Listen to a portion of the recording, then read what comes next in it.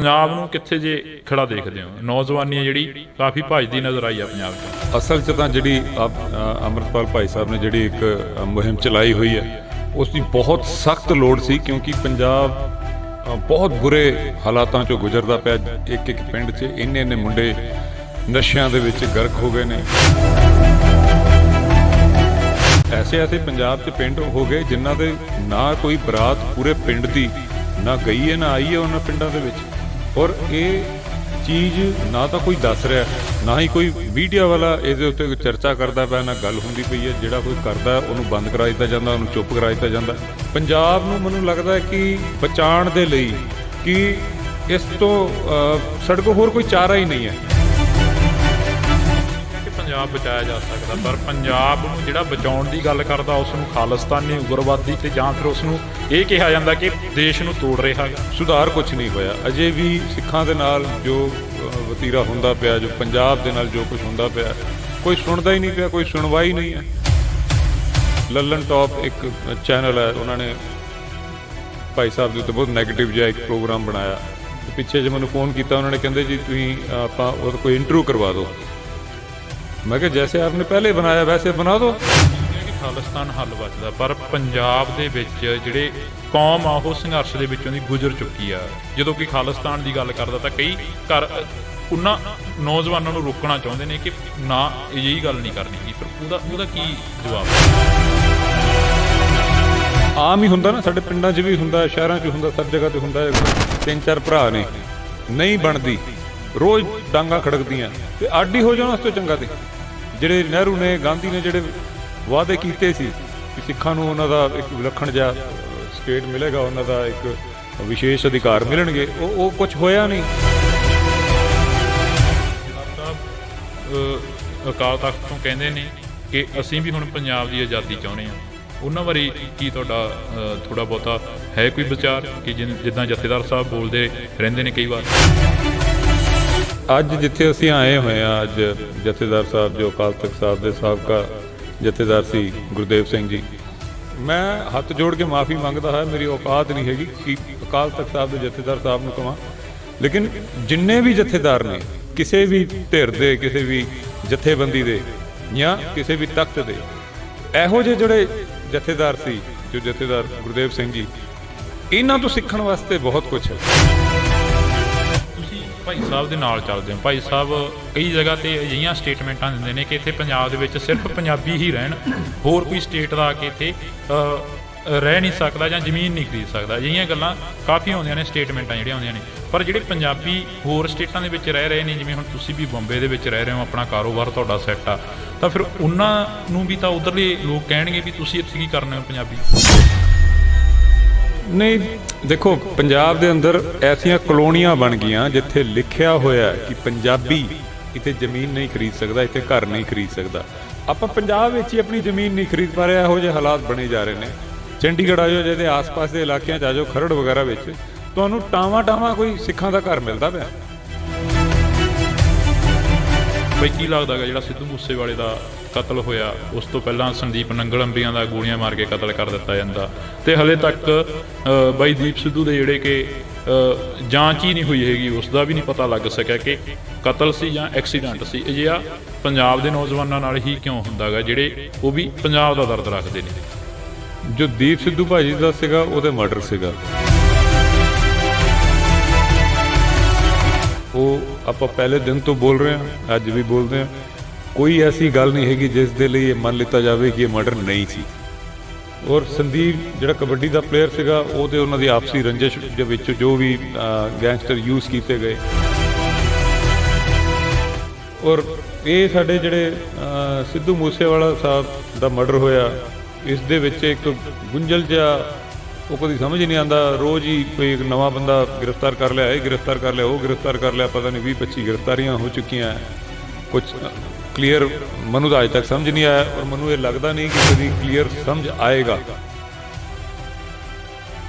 ਤੇ ਉਹ ਬਹੁਤ ਵੱਡਾ ਬੰਦਾ ਸੀ, ਬਹੁਤ ਮਾੜਾ ਉਸ ਦੇ ਨਾਲ ਹੋਇਆ। ਇਹ ਪੰਜਾਬ ਦੇ ਨਾਲ ਬਹੁਤ ਮਾੜਾ ਹੋਇਆ।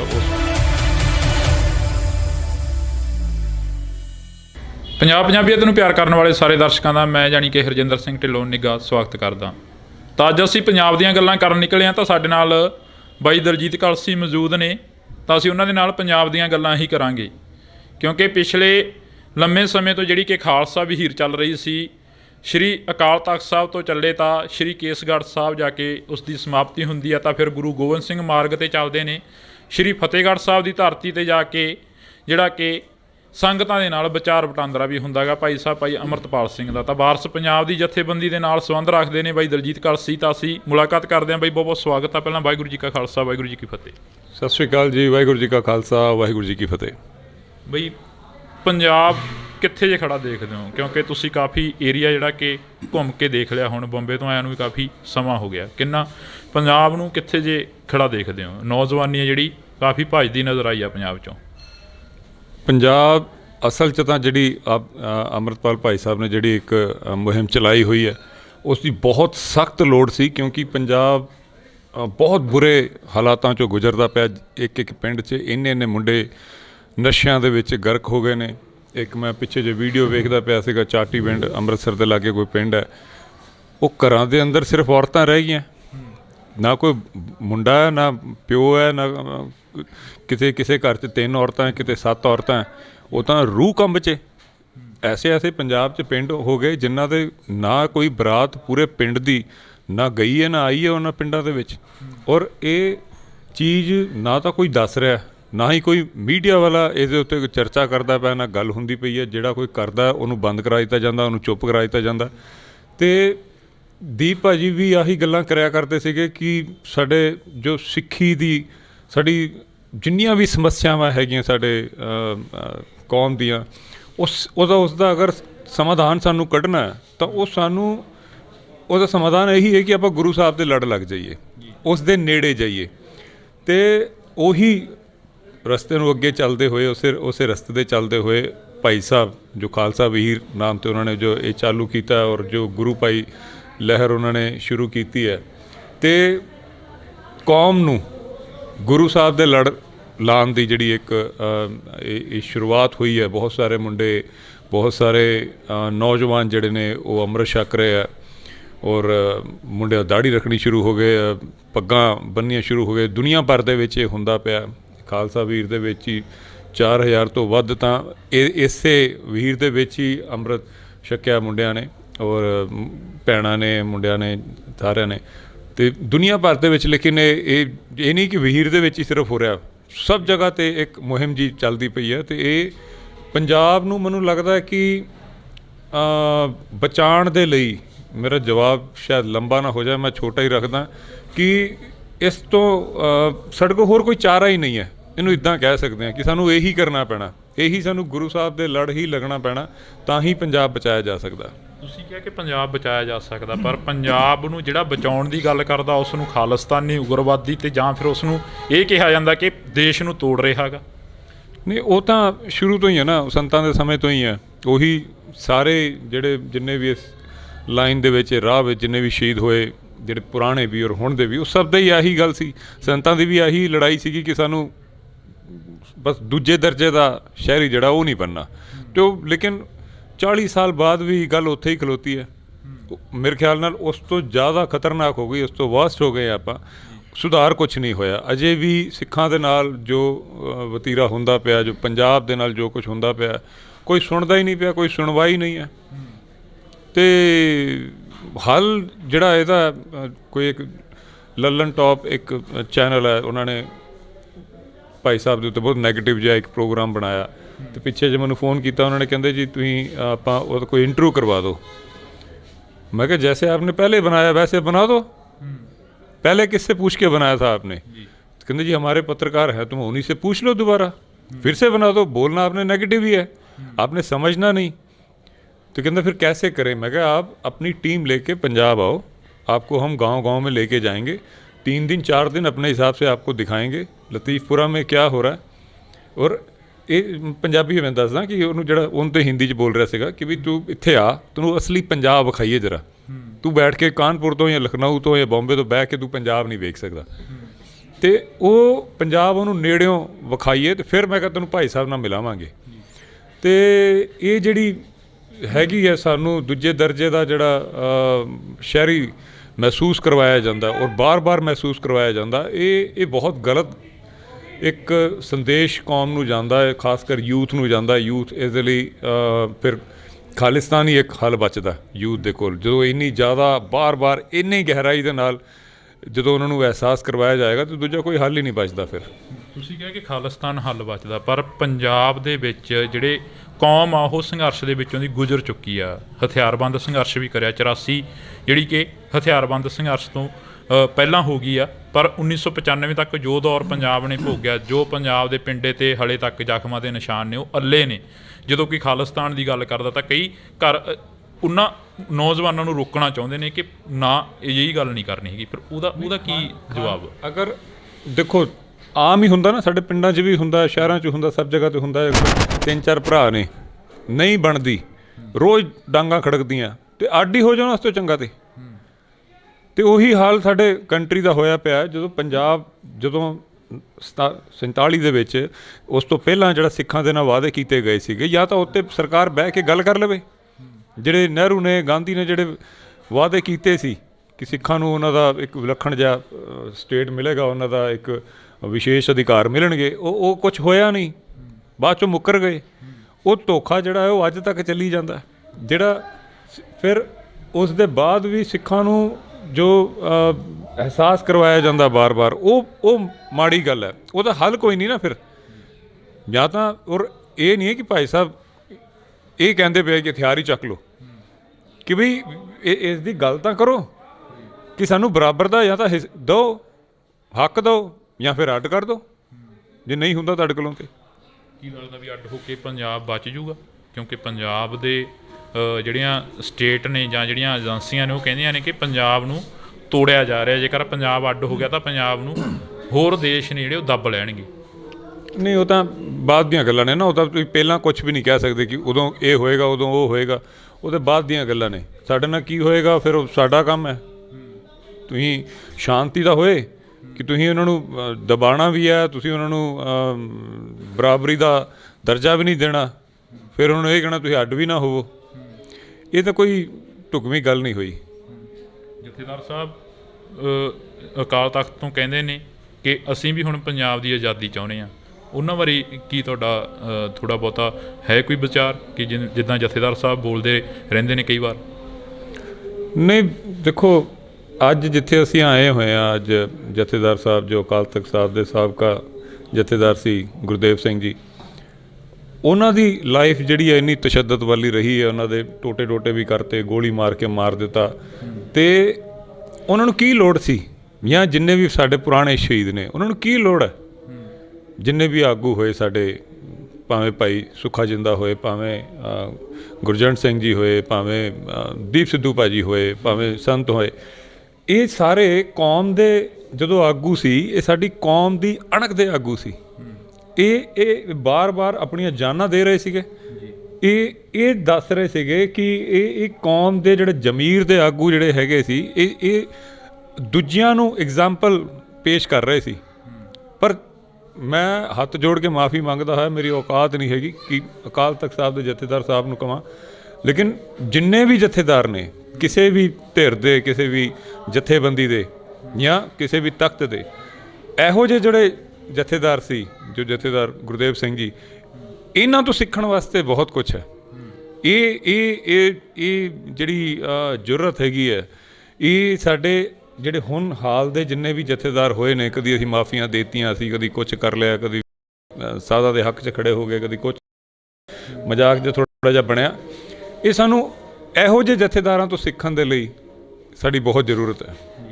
ਤੁਸੀਂ ਭਾਈ ਸਾਹਿਬ ਦੇ ਨਾਲ ਚੱਲਦੇ ਹੋ। ਭਾਈ ਸਾਹਿਬ ਕਈ ਜਗ੍ਹਾ 'ਤੇ ਅਜਿਹੀਆਂ ਸਟੇਟਮੈਂਟਾਂ ਦਿੰਦੇ ਨੇ ਕਿ ਇੱਥੇ ਪੰਜਾਬ ਦੇ ਵਿੱਚ ਸਿਰਫ ਪੰਜਾਬੀ ਹੀ ਰਹਿਣ, ਹੋਰ ਕੋਈ ਸਟੇਟ ਦਾ ਆ ਕੇ ਇੱਥੇ ਰਹਿ ਨਹੀਂ ਸਕਦਾ ਜਾਂ ਜ਼ਮੀਨ ਨਹੀਂ ਖਰੀਦ ਸਕਦਾ। ਅਜਿਹੀਆਂ ਗੱਲਾਂ ਕਾਫੀ ਆਉਂਦੀਆਂ ਨੇ, ਸਟੇਟਮੈਂਟਾਂ ਜਿਹੜੀਆਂ ਆਉਂਦੀਆਂ ਨੇ। ਪਰ ਜਿਹੜੇ ਪੰਜਾਬੀ ਹੋਰ ਸਟੇਟਾਂ ਦੇ ਵਿੱਚ ਰਹਿ ਰਹੇ ਨੇ, ਜਿਵੇਂ ਹੁਣ ਤੁਸੀਂ ਵੀ ਬੰਬੇ ਦੇ ਵਿੱਚ ਰਹਿ ਰਹੇ ਹੋ, ਆਪਣਾ ਕਾਰੋਬਾਰ ਤੁਹਾਡਾ ਸੈੱਟ ਆ, ਤਾਂ ਫਿਰ ਉਹਨਾਂ ਨੂੰ ਵੀ ਤਾਂ ਉੱਧਰਲੇ ਲੋਕ ਕਹਿਣਗੇ ਵੀ ਤੁਸੀਂ ਇੱਥੇ ਕੀ ਕਰਨਾ ਹੋ ਪੰਜਾਬੀ? ਨਹੀਂ, ਦੇਖੋ ਪੰਜਾਬ ਦੇ ਅੰਦਰ ਐਸੀਆਂ ਕਲੋਨੀਆਂ ਬਣ ਗਈਆਂ ਜਿੱਥੇ ਲਿਖਿਆ ਹੋਇਆ ਕਿ ਪੰਜਾਬੀ ਇੱਥੇ ਜ਼ਮੀਨ ਨਹੀਂ ਖਰੀਦ ਸਕਦਾ, ਇੱਥੇ ਘਰ ਨਹੀਂ ਖਰੀਦ ਸਕਦਾ। ਮੋਹਾਲੀ ਦੇ ਵਿੱਚ ਇਹੋ ਜਿਹੀਆਂ ਕਲੋਨੀਆਂ ਬਣ ਗਈਆਂ। ਜਦੋਂ ਬਾਹਰੋਂ ਆਪਾਂ ਪੰਜਾਬ ਵਿੱਚ ਹੀ ਆਪਣੀ ਜ਼ਮੀਨ ਨਹੀਂ ਖਰੀਦ ਪਾ ਰਹੇ, ਇਹੋ ਜਿਹੇ ਹਾਲਾਤ ਬਣੇ ਜਾ ਰਹੇ ਨੇ। ਆਪਾਂ ਤੁਸੀਂ ਇੱਥੇ ਆ ਜਾਓ, ਬਿਹਾਰ ਤੋਂ ਆ ਜਾਓ, ਕਿਤੋਂ ਆ ਜਾਓ, ਚੌਥੇ ਦਿਨ ਤੁਹਾਡੇ ਸਾਰੇ ਕਾਗਜ਼ ਬਣ ਜਾਣਗੇ, ਆਧਾਰ ਕਾਰਡ ਤੋਂ ਲੈ ਕੇ ਸਾਰਾ ਕੁਝ। ਤੁਸੀਂ ਹਿਮਾਚਲ ਜਾ ਕੇ ਕੁਝ ਨਹੀਂ ਕਰ ਸਕਦੇ। ਕਿਉਂ ਨਹੀਂ ਕਰ ਸਕਦੇ? ਹਿਮਾਚਲ ਜਿਹੜਾ ਪੰਜਾਬ ਤੋਂ ਹੀ ਨਿਕਲਿਆ, ਪੰਜਾਬੀ ਉੱਥੇ ਕੁਝ ਨਹੀਂ ਕਰ ਸਕਦਾ। ਅੱਜ ਹਿਮਾਚਲ ਆ ਜਾਓ, ਚੰਡੀਗੜ੍ਹ ਆ ਜਾਓ, ਜਾਂ ਹਿਮਾਚਲ ਕਹਿ ਰਿਹਾ ਮੋਹਾਲੀ ਆ ਜਾਓ, ਚੰਡੀਗੜ੍ਹ ਆ ਜਾਓ, ਜਿਹਦੇ ਆਸ-ਪਾਸ ਦੇ ਇਲਾਕਿਆਂ 'ਚ ਆ ਜਾਓ, ਖਰੜ ਵਗੈਰਾ ਵਿੱਚ ਟਾਵਾਂ ਕੋਈ ਸਿੱਖਾਂ ਦਾ ਘਰ ਮਿਲਦਾ ਪਿਆ, ਪੰਜਾਬੀ ਨਹੀਂ ਹੈਗੀ ਇੱਥੇ। ਮੈਂ ਮੋਹਾਲੀ 'ਚ ਰਹਿਣਾ ਵਾਂ, ਮੇਰੀ ਸੁਸਾਇਟੀ ਦੇ ਵਿੱਚ ਪੰਜਾਬੀ ਸੁਣੇ ਨੂੰ ਕਈ ਦਿਨ ਹੋ ਜਾਂਦੇ। ਪੰਜਾਬ ਦੇ ਅੰਦਰ ਇਹ ਹਾਲਾਤ ਹੋ ਗਏ। ਇਹ ਔਰ ਮੈਂ ਜਿਹੜੀ ਨਵੀਂ ਜਨਰੇਸ਼ਨ ਆਉਂਦੀ ਪਈ ਹੈ, ਜਿਹੜੇ ਬੱਚੇ ਹੈਗੇ, ਉਹ ਤਾਂ ਇੱਕ ਵੀ ਨਜ਼ਰ ਨਹੀਂ ਆਉਂਦਾ ਪੰਜਾਬੀ ਬੋਲਦਾ ਹੋਇਆ। ਉਹ ਪਿੰਡਾਂ ਵਿੱਚ ਫਿਰ ਥੋੜ੍ਹੇ ਜਿਹੇ ਹੈਗੇ ਆ। ਈਵਨ ਮੈਂ ਅੰਮ੍ਰਿਤਸਰ ਵਗੈਰਾ 'ਚ ਜਾਣਾ ਜਾਂ ਲੁਧਿਆਣੇ, ਜਲੰਧਰ, ਇੱਥੇ ਪੰਜਾਬੀ ਮੁੱਕੀ ਜਾਂਦੀ ਪਈ ਹੈ। ਸਾਡਾ ਉਹਨਾਂ 'ਤੇ ਜਿਹੜਾ ਕਲਚਰਲ ਪ੍ਰਭਾਵ ਹੈਗਾ ਉਹ ਬਹੁਤ ਜ਼ਿਆਦਾ ਹੁੰਦਾ ਪਿਆ। ਸਾਡੀ ਕਲਚਰਲ ਬਾਊਂਡਰੀਜ਼ ਜਿਹੜੀਆਂ ਹੈਗੀਆਂ ਉਹ ਖਤਮ ਹੁੰਦੀਆਂ ਜਾ ਰਹੀਆਂ। ਅਤੇ ਭਾਈ ਸਾਹਿਬ ਦਾ ਕਹਿਣਾ ਬਿਲਕੁਲ ਸਹੀ ਹੈ ਕਿ ਪੰਜਾਬ ਪੰਜਾਬੀਆਂ ਦਾ, ਹਾਂ ਇਹਦੇ ਵਿੱਚ ਭਾਈ ਸਾਹਿਬ ਧਰਮ ਦੀ ਗੱਲ ਨਹੀਂ ਕਰ ਰਹੇ। ਪੰਜਾਬ ਪੰਜਾਬੀਆਂ ਦਾ, ਜਿਹੜੇ ਇੱਥੇ ਹਿੰਦੂ ਹੈ, ਜਿਹੜੇ ਇੱਥੇ ਸਿੱਖ ਹੈ, ਜਿਹੜੇ ਇੱਥੇ ਮੁਸਲਮਾਨ ਹੈ, ਜਾਂ ਕਿਸੇ ਵੀ ਧਰਮ ਦਾ, ਭਾਵੇਂ ਜੈਨ ਹੈ, ਭਾਵੇਂ ਕੋਈ ਵੀ ਹੈ, ਉਹ ਜੋ ਇੱਥੇ ਸ਼ੁਰੂ ਤੋਂ ਜਿਹੜੀਆਂ ਪੂਰਵਜ ਇੱਥੇ ਹੀ ਸੀਗੇ, ਉਹ ਉਹਨਾਂ ਦਾ ਇਹ ਹੱਕ ਬਣਦਾ ਵੀ ਇੱਥੇ ਜ਼ਮੀਨਾਂ ਲੈਣ, ਅਤੇ ਬਾਕੀਆਂ ਨੂੰ ਇੱਥੇ ਇਹ ਇਹੋ ਜਿਹਾ ਕਾਨੂੰਨ ਬਣ ਜਾਣਾ ਚਾਹੀਦਾ ਮੇਰੇ ਹਿਸਾਬ ਨਾਲ। ਤਾਂ ਕਿਉਂਕਿ ਨੌਜਵਾਨੀ ਕਾਫੀ ਪਤਤ ਹੋ ਗਿਆ, ਉਸ ਦੇ ਲਈ ਕੀ ਤਹਈਆ ਕਰ ਰਹੇ ਹੋ ਜਿਹੜਾ ਕਿ ਨੌਜਵਾਨੀ ਨੂੰ ਵਾਪਸ ਮੋੜਿਆ ਜਾਵੇ? ਖਾਲਸਾ ਵੀਰ ਇੱਕ ਅਲੱਗ ਚੱਲ ਰਹੀ ਹੈ, ਇੱਕ ਪ੍ਰਚਾਰ ਹੈ ਜਿਹੜਾ ਉਹ ਅਲੱਗ ਚੱਲ ਰਿਹਾ। ਇੱਦਾਂ ਦੇ ਪ੍ਰਚਾਰ ਨੇ ਜਿਹੜੇ ਪਹਿਲਾਂ ਵੀ ਬਹੁਤ ਵਾਰੀ ਹੋਏ ਨੇ, ਕਿਉਂਕਿ ਕੌਮ ਦੇ ਜਥੇਦਾਰ ਬਣ ਕੇ ਬਹੁਤ ਆਏ ਨੇ, ਪਰ ਤੁਸੀਂ ਇੱਕ ਅਲੱਗ ਤੋਂ ਕੀ ਤਹਈਆ ਕਰ ਰਹੇ ਹੋ ਜਿਹੜਾ ਧਰਮ ਵੀ ਪਰਿਵਰਤਨ ਕੀਤਾ ਜਾ ਰਿਹਾ? ਕੁਝ ਕੁ ਸਿੱਖਾਂ ਦੇ ਘਰ ਜਿਹੜੇ ਕਿ ਈਸਾਈ ਬਣ ਰਹੇ ਨੇ, ਕੁਝ ਕੁ ਸਿੱਖਾਂ ਦੇ ਘਰ ਨੇ ਜਿਹੜੇ ਕਿ ਡੇਰਾ ਸੌਦਾ ਸਾਹਿਬ ਦੇ ਕੋਲ ਜਾਂਦੇ ਨੇ, ਕੁਝ ਕੁ ਸਿੱਖਾਂ ਦੇ ਘਰ ਨੇ ਜਿਹੜੇ ਬਿਆਸ ਜਾਂਦੇ ਨੇ। ਜਿਹੜੇ ਡੇਰਿਆਂ ਦੇ ਵਿੱਚ ਵੜਦੇ ਨਜ਼ਰ ਆਉਂਦੇ ਨੇ, ਉਹਨਾਂ ਲਈ ਕੀ ਤਹਈਆ ਕਰ ਰਹੇ ਹੋਗੇ? ਜਿੱਦਾਂ ਖਾਲਸਾ ਵੀ ਆਪਾਂ ਚੱਲ ਰਹੀ ਹੈ ਨਾ, ਇਸ ਦੇ ਵਿੱਚ ਬਹੁਤ ਸਜਾਵਟ ਹੁੰਦੀ। ਤੁਸੀਂ ਆਪ ਵੀ ਵੇਖਿਆ ਹੋਣਾ, ਤੁਸੀਂ ਫੋਟੋਆਂ ਵੇਖੀਆਂ ਹੋਣੀਆਂ, ਬਹੁਤ ਸਜਾਵਟ ਨਹੀਂ ਹੁੰਦੀ, ਬਹੁਤ ਫੈਂਸੀ ਲਾਈਟਿੰਗ ਨਹੀਂ ਹੁੰਦੀ। ਆਪਾਂ ਕਿਸ ਲਈ ਉੱਥੇ ਜਾ ਰਹੇ ਹਾਂ? ਗੁਰੂ ਸਾਹਿਬ ਦੇ ਲਈ, ਗੁਰੂ ਸਾਹਿਬ ਦਾ ਸ਼ਬਦ ਸੁਣਨ ਲਈ, ਗੁਰਬਾਣੀ ਸੁਣਨ ਦੇ ਲਈ।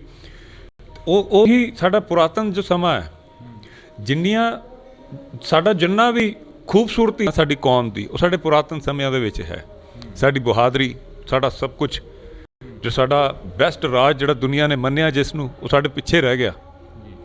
150 ਸਾਲ ਪਿੱਛੇ ਰਹਿ ਗਿਆ। ਮਹਾਰਾਜਾ ਰਣਜੀਤ ਸਿੰਘ ਦਾ ਜਿਹੜਾ ਰਾਜ ਸੀਗਾ, ਦੁਨੀਆ 'ਚ ਐਸਾ ਕੋਈ ਦੂਜਾ ਬੰਦਾ ਰਾਜ ਨਹੀਂ ਕਰ ਸਕਿਆ। ਮਾਈਨੋਰਿਟੀਜ਼ ਨੇ ਰਾਜ ਕੀਤਾ, ਲੇਕਿਨ ਉਹਨੇ ਕੋਈ ਧਰਮ ਪਰਿਵਰਤਨ ਨਹੀਂ ਕੀਤਾ। ਉਹ ਸਾਡਾ ਰਾਜ ਪਿੱਛੇ ਹੈ। ਸਾਡੇ ਜਿੰਨੇ ਯੋਧੇ ਆ, ਬਹਾਦਰੀ ਹੈ, ਸਭ ਕੁਝ ਹੈ, ਸਾਡਾ ਪਿੱਛੇ ਹੈ। ਸਾਨੂੰ ਪਿੱਛੇ ਨੂੰ ਮੁੜਨਾ ਜ਼ਿਆਦਾ ਜ਼ਰੂਰੀ ਹੈ। ਅਸੀਂ ਅੱਗੇ ਨੂੰ ਜਦੋਂ ਵੈਸਟ ਵੱਲ ਨੂੰ ਦੌੜਦੇ ਪਏ ਹਾਂ, ਉਹ ਆਪਾਂ ਗਲਤੀ ਕਰਦੇ ਪਏ ਹਾਂ। ਜਿਹੜੀਆਂ ਬਾਕੀ ਜਿਹੜਾ ਹੈਗਾ ਭਾਰਤ ਹੈ, ਉਸ ਨੂੰ ਅੱਗੇ ਨੂੰ ਜਾਣਾ ਚਾਹੀਦਾ, ਕਿਉਂਕਿ ਉਹਦੇ ਪਿੱਛੇ ਜਿਹੜਾ ਉਹਦਾ ਇਤਿਹਾਸ ਆ ਉਹ ਮਾੜਾ ਹੈ। ਕਦੀ ਸਤੀ ਪ੍ਰਥਾ ਹੋ ਰਹੀ ਹੈ, ਕਦੀ ਛੂਆ ਛਾਤ ਹੋ ਰਿਹਾ, ਕੋਈ ਇੱਕ ਦੂਜੇ ਨੂੰ ਗੱਲ ਨਹੀਂ ਕਰ ਰਿਹਾ, ਇੱਕ ਦੂਜੇ ਨੂੰ ਮਾਰ ਰਿਹਾ। ਉਹਨਾਂ ਦਾ ਜਿਹੜਾ ਪਿਛੋਕੜ ਹੈ, ਉਹਨਾਂ ਦਾ ਇਤਿਹਾਸ ਜਿਹੜਾ ਹੈਗਾ, ਉਹ ਹਾਰਾਂ ਦਾ, ਔਰ ਜਾਂ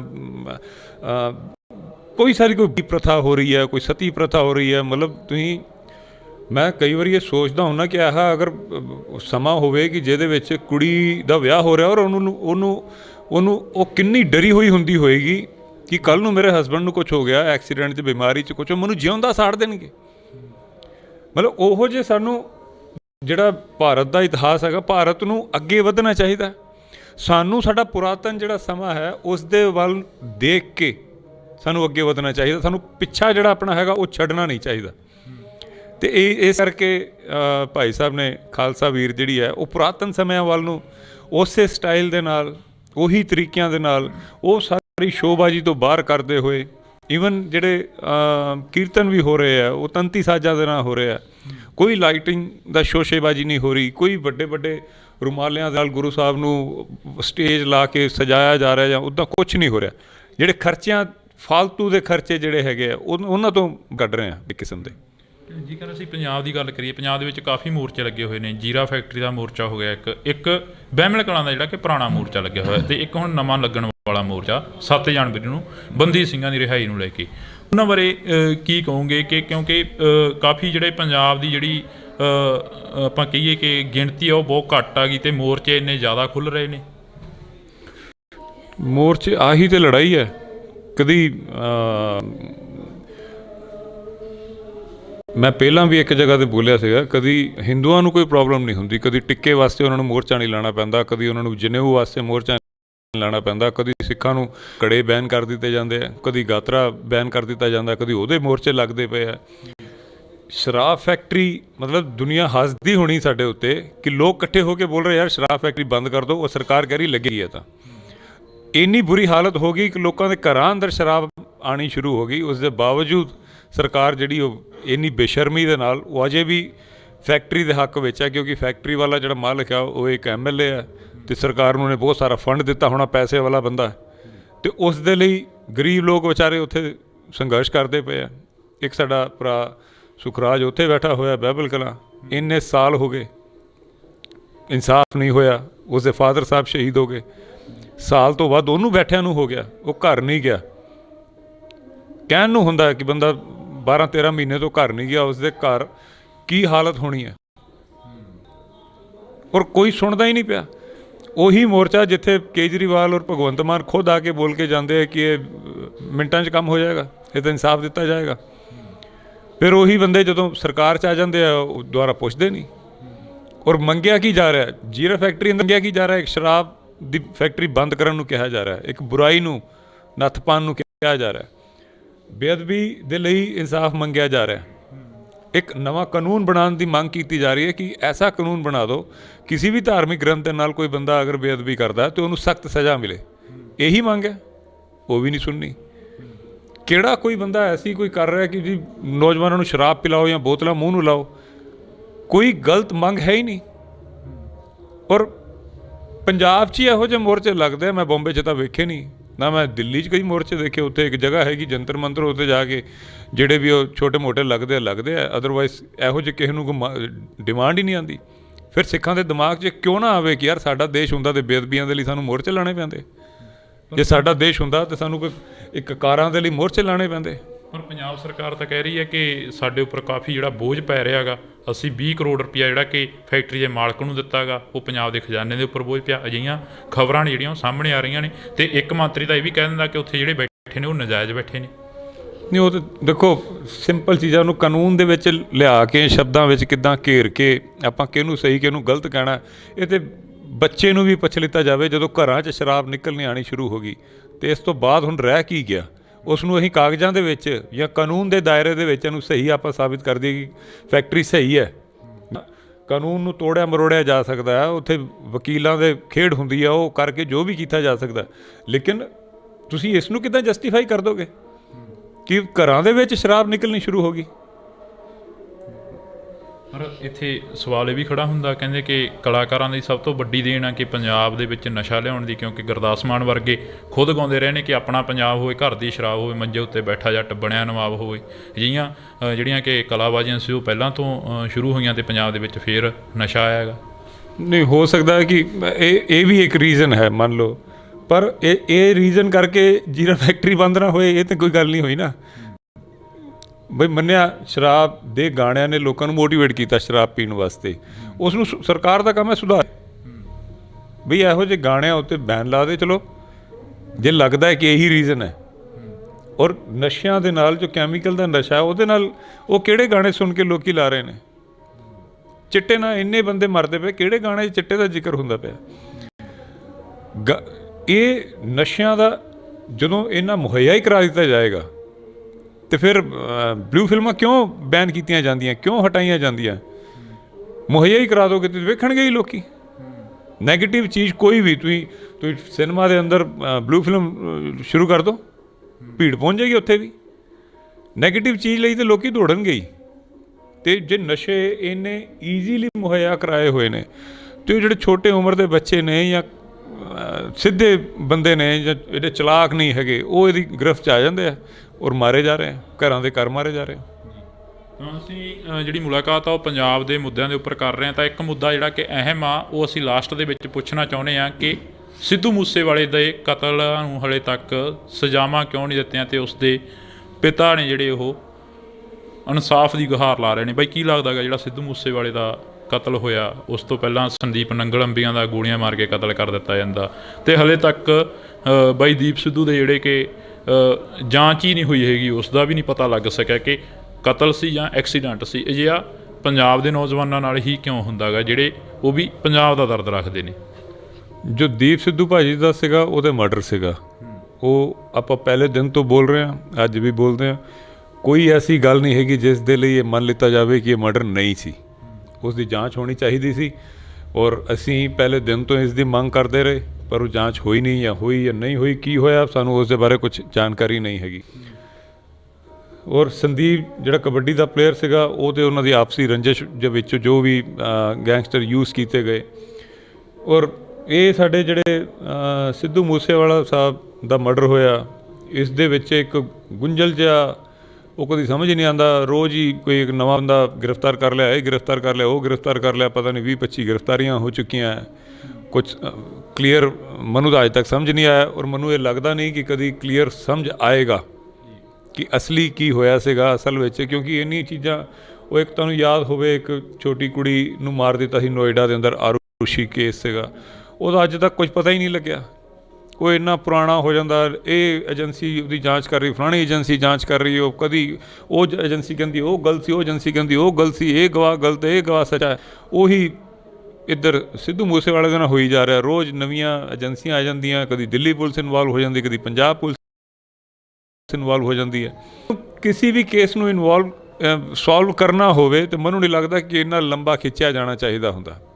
ਪੁਲਿਸ ਤੋਂ ਵੱਡਾ ਬਦਮਾਸ਼ ਕੋਈ ਨਹੀਂ, ਪੁਲਿਸ ਤੋਂ ਜ਼ਿਆਦਾ ਤਾਕਤ ਕਿਸੇ ਕੋ ਨਹੀਂ ਹੁੰਦੀ, ਉਹ ਪੁਲਿਸ ਤੋਂ ਜ਼ਿਆਦਾ ਹਥਿਆਰ ਕਿਸੇ ਕੋ ਨਹੀਂ। ਹਥਿਆਰ ਮਤਲਬ ਜਿਹੜੇ ਲੱਭਣ ਦੇ, ਭਾਵੇਂ ਉਹ ਸਾਈਬਰ ਦੇ ਤਰੀਕੇ ਨਾਲ ਲੱਭਣਾ ਹੋਵੇ ਜਾਂ ਕਿਸੇ ਵੀ ਤਰੀਕੇ ਨਾਲ ਲੱਭਣਾ ਹੋਵੇ, ਸਾਰੀਆਂ ਏਜੰਸੀਆਂ ਸਭ ਕੁਝ ਹੋਣ ਦੇ ਬਾਅਦ ਵੀ ਨਹੀਂ ਲੱਭਿਆ ਜਾ ਰਿਹਾ। ਮੈਨੂੰ ਲੱਗਦਾ ਨਹੀਂ ਕਿ ਅੱਗੇ ਇਸ ਦਾ ਕੁਝ ਠੋਸ ਨਤੀਜਾ ਇਹਦਾ ਨਿਕਲੇਗਾ। ਪੰਜਾਬ ਦਾ ਬਹੁਤ ਵੱਡਾ ਇੱਕ ਲੈਜੈਂਡ ਕਲਾਕਾਰ ਸੀ ਜਿਹਨੂੰ ਦੁਨੀਆ ਸੁਣਦੀ ਪਈ ਸੀਗੀ, ਔਰ ਉਹਨੇ ਪੰਜਾਬ ਦਾ ਅਜੇ ਬਹੁਤ ਵੱਡਾ ਨਾਮ ਕਰਨਾ ਸੀਗਾ। ਔਰ ਹੁਣ ਉਹ ਪੰਥਕ ਵੱਲ ਨੂੰ ਹੋਇਆ ਸੀ। 2 ਗਾਣੇ ਜਿੱਦਾਂ SYL ਆਇਆ ਸੀ, ਫਿਰ ਬਲਵਿੰਦਰ ਜਟਾਣਾ ਉਹਨੇ ਦੁਨੀਆ ਦੇ ਸਾਹਮਣੇ ਲੈ ਆਂਦਾ, ਲੋਕੀ ਉਹ ਸਰਚ ਕਰਨ 'ਤੇ ਲੱਗ ਗਏ ਕਿ ਬਲਵਿੰਦਰ ਜਟਾਣਾ ਕੌਣ ਸੀਗਾ। ਫਿਰ ਵਾਰ ਉਹਨੇ ਕੱਢਿਆ। ਹਾਲੇ ਇਹੋ ਜਿਹੇ ਕਈ ਸਾਰੇ ਗਾਣੇ ਮੈਂ ਸੁਣਿਆ ਕਿ ਹੈਗੇ ਹੋਰ ਜਿਹੜੇ ਪੰਥਕ ਟਾਈਪ ਦੇ ਗਾਣੇ, ਉਹ ਹੁਣ ਉਹਨੇ ਇੱਧਰ ਨੂੰ ਹੀ ਹੋ ਜਾਣਾ ਸੀਗਾ, ਜਿਹੜਾ ਉਹਦਾ ਆਖਰੀ ਇੰਟਰਵਿਊ ਵੀ ਸੀ। ਅਤੇ ਉਹ ਬਹੁਤ ਵੱਡਾ ਬੰਦਾ ਸੀ ਔਰ ਬਹੁਤ ਮਾੜਾ ਉਸ ਦੇ ਨਾਲ ਹੋਇਆ। ਇਹ ਪੰਜਾਬ ਦੇ ਨਾਲ ਬਹੁਤ ਮਾੜਾ ਹੋਇਆ। ਉਸ ਪਰਿਵਾਰ ਦੇ ਨਾਲ ਤਾਂ ਉਹ ਵੇਖ ਕੇ ਅਜੇ ਵੀ ਗਲ ਭਰ ਆਉਂਦਾ ਉਸ ਦੇ ਮਾਪਿਆਂ ਨੂੰ ਵੇਖ ਕੇ, ਕਿ ਅੱਜ ਵੀ ਵਿਚਾਰੇ ਕਦੀ ਦੁਨੀਆ ਭਰ ਦੇ ਵਿੱਚ ਆਪਣੇ ਬੱਚੇ ਦੇ ਲਈ ਇਨਸਾਫ ਦੀ ਉਹ ਉਮੀਦ ਦੇ ਨਾਲ ਲੜਦੇ ਪਏ ਨੇ ਜੀ। ਅਤੇ ਰੱਬ ਉਹਨਾਂ ਨੂੰ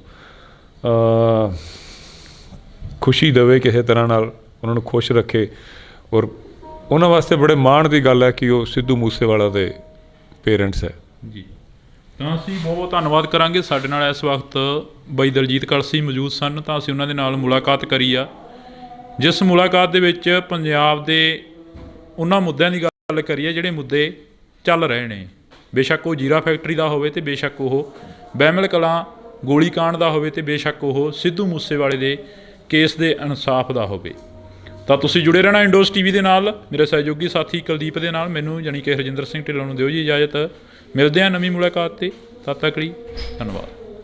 ਪੰਜਾਬ ਨੂੰ ਕਿੱਥੇ ਜੇ ਨੌਜਵਾਨੀ ਹੈ ਜਿਹੜੀ ਕਾਫੀ ਭੱਜਦੀ ਨਜ਼ਰ ਆਈ ਆ ਪੰਜਾਬ 'ਚ। ਅਸਲ 'ਚ ਤਾਂ ਜਿਹੜੀ ਅੰਮ੍ਰਿਤਪਾਲ ਭਾਈ ਸਾਹਿਬ ਨੇ ਜਿਹੜੀ ਇੱਕ ਮੁਹਿੰਮ ਚਲਾਈ ਹੋਈ ਹੈ, ਉਸ ਦੀ ਬਹੁਤ ਸਖਤ ਲੋੜ ਸੀ, ਕਿਉਂਕਿ ਪੰਜਾਬ ਬਹੁਤ ਬੁਰੇ ਹਾਲਾਤਾਂ 'ਚੋਂ ਗੁਜ਼ਰਦਾ ਪਿਆ। ਇੱਕ ਪਿੰਡ 'ਚ ਇੰਨੇ ਮੁੰਡੇ ਨਸ਼ਿਆਂ ਦੇ ਵਿੱਚ ਗਰਕ ਹੋ ਗਏ ਨੇ।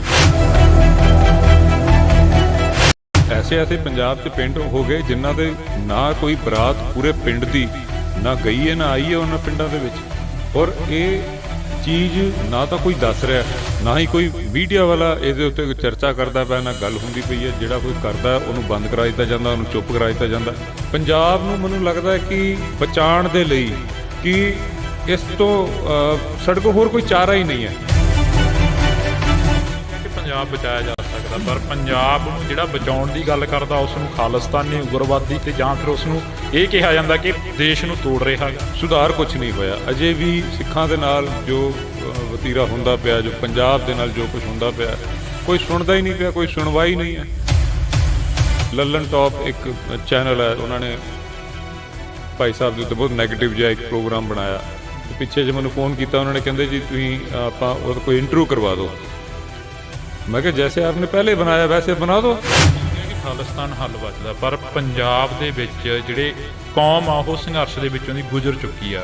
ਜਦੋਂ ਕਿ ਖਾਲਿਸਤਾਨ ਦੀ ਗੱਲ ਕਰਦਾ ਤਾਂ ਕਈ ਘਰ ਉਹਨਾਂ ਨੌਜਵਾਨਾਂ ਨੂੰ ਰੋਕਣਾ ਚਾਹੁੰਦੇ ਨੇ ਕਿ ਨਾ ਅਜਿਹੀ ਗੱਲ ਨਹੀਂ ਕਰਨੀ ਜੀ, ਪਰ ਉਹਦਾ ਕੀ ਜਵਾਬ?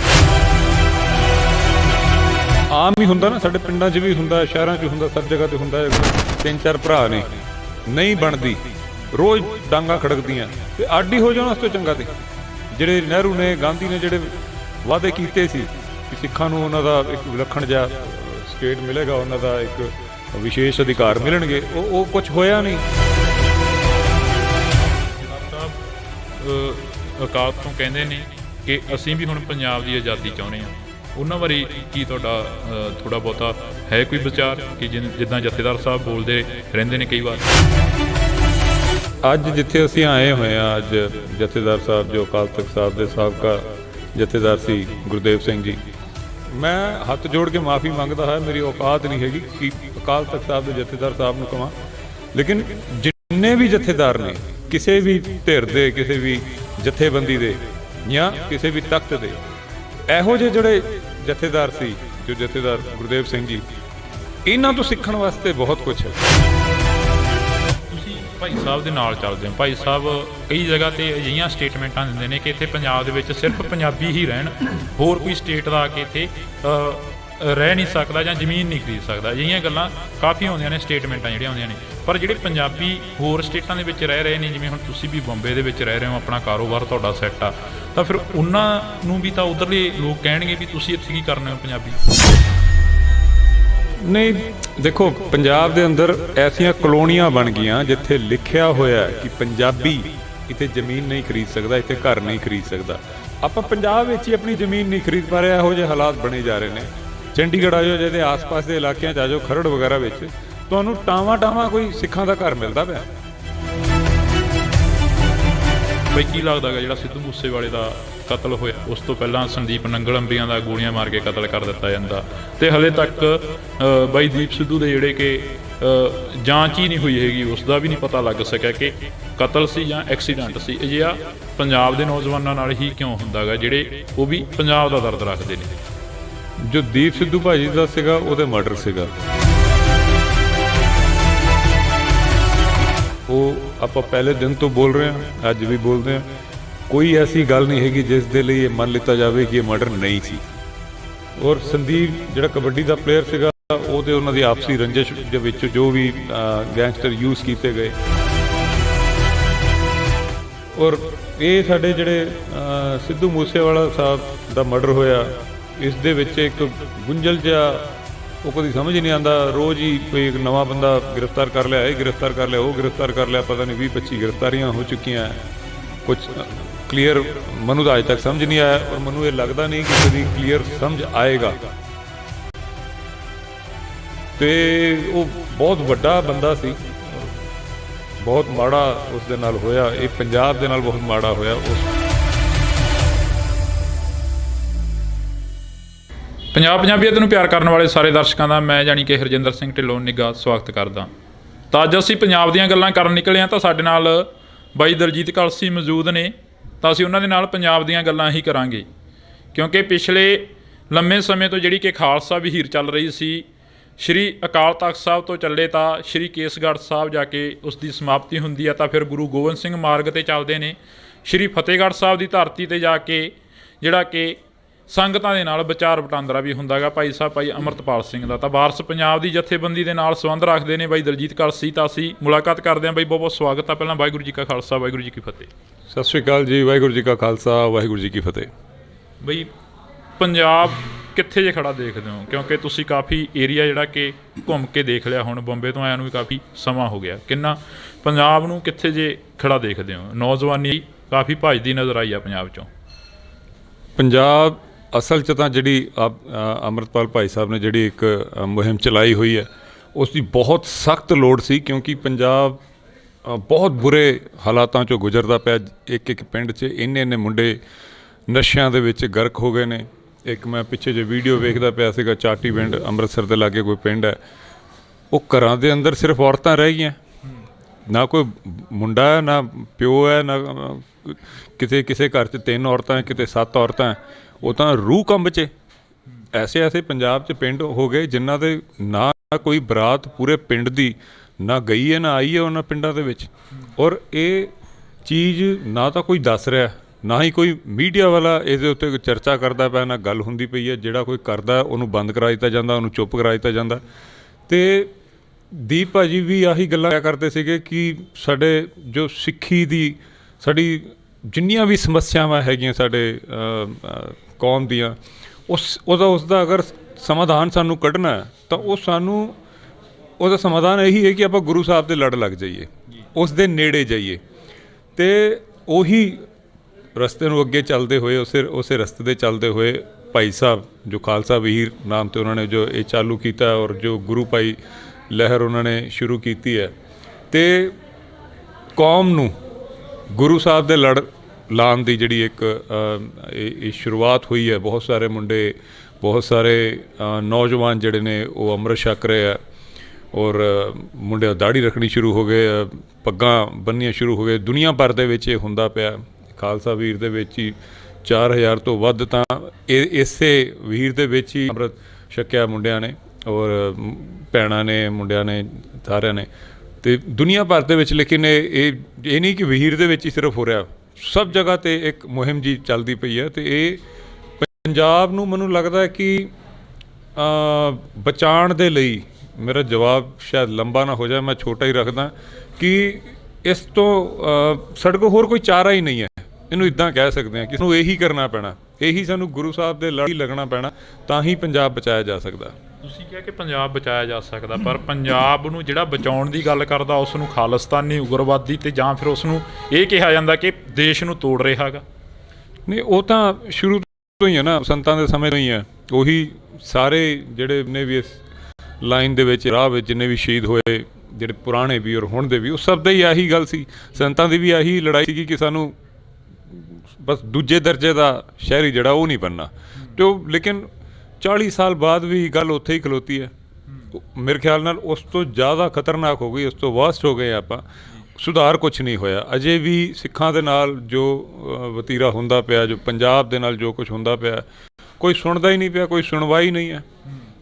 ਅਤੇ ਹੱਲ ਜਿਹੜਾ ਇਹਦਾ ਕੋਈ ਇੱਕ ਲੱਲਨ ਟੌਪ ਇੱਕ ਚੈਨਲ ਹੈ, ਉਹਨਾਂ ਨੇ ਭਾਈ ਸਾਹਿਬ ਦੇ ਉੱਤੇ ਬਹੁਤ ਨੈਗੇਟਿਵ ਜਿਹਾ ਇੱਕ ਪ੍ਰੋਗਰਾਮ ਬਣਾਇਆ।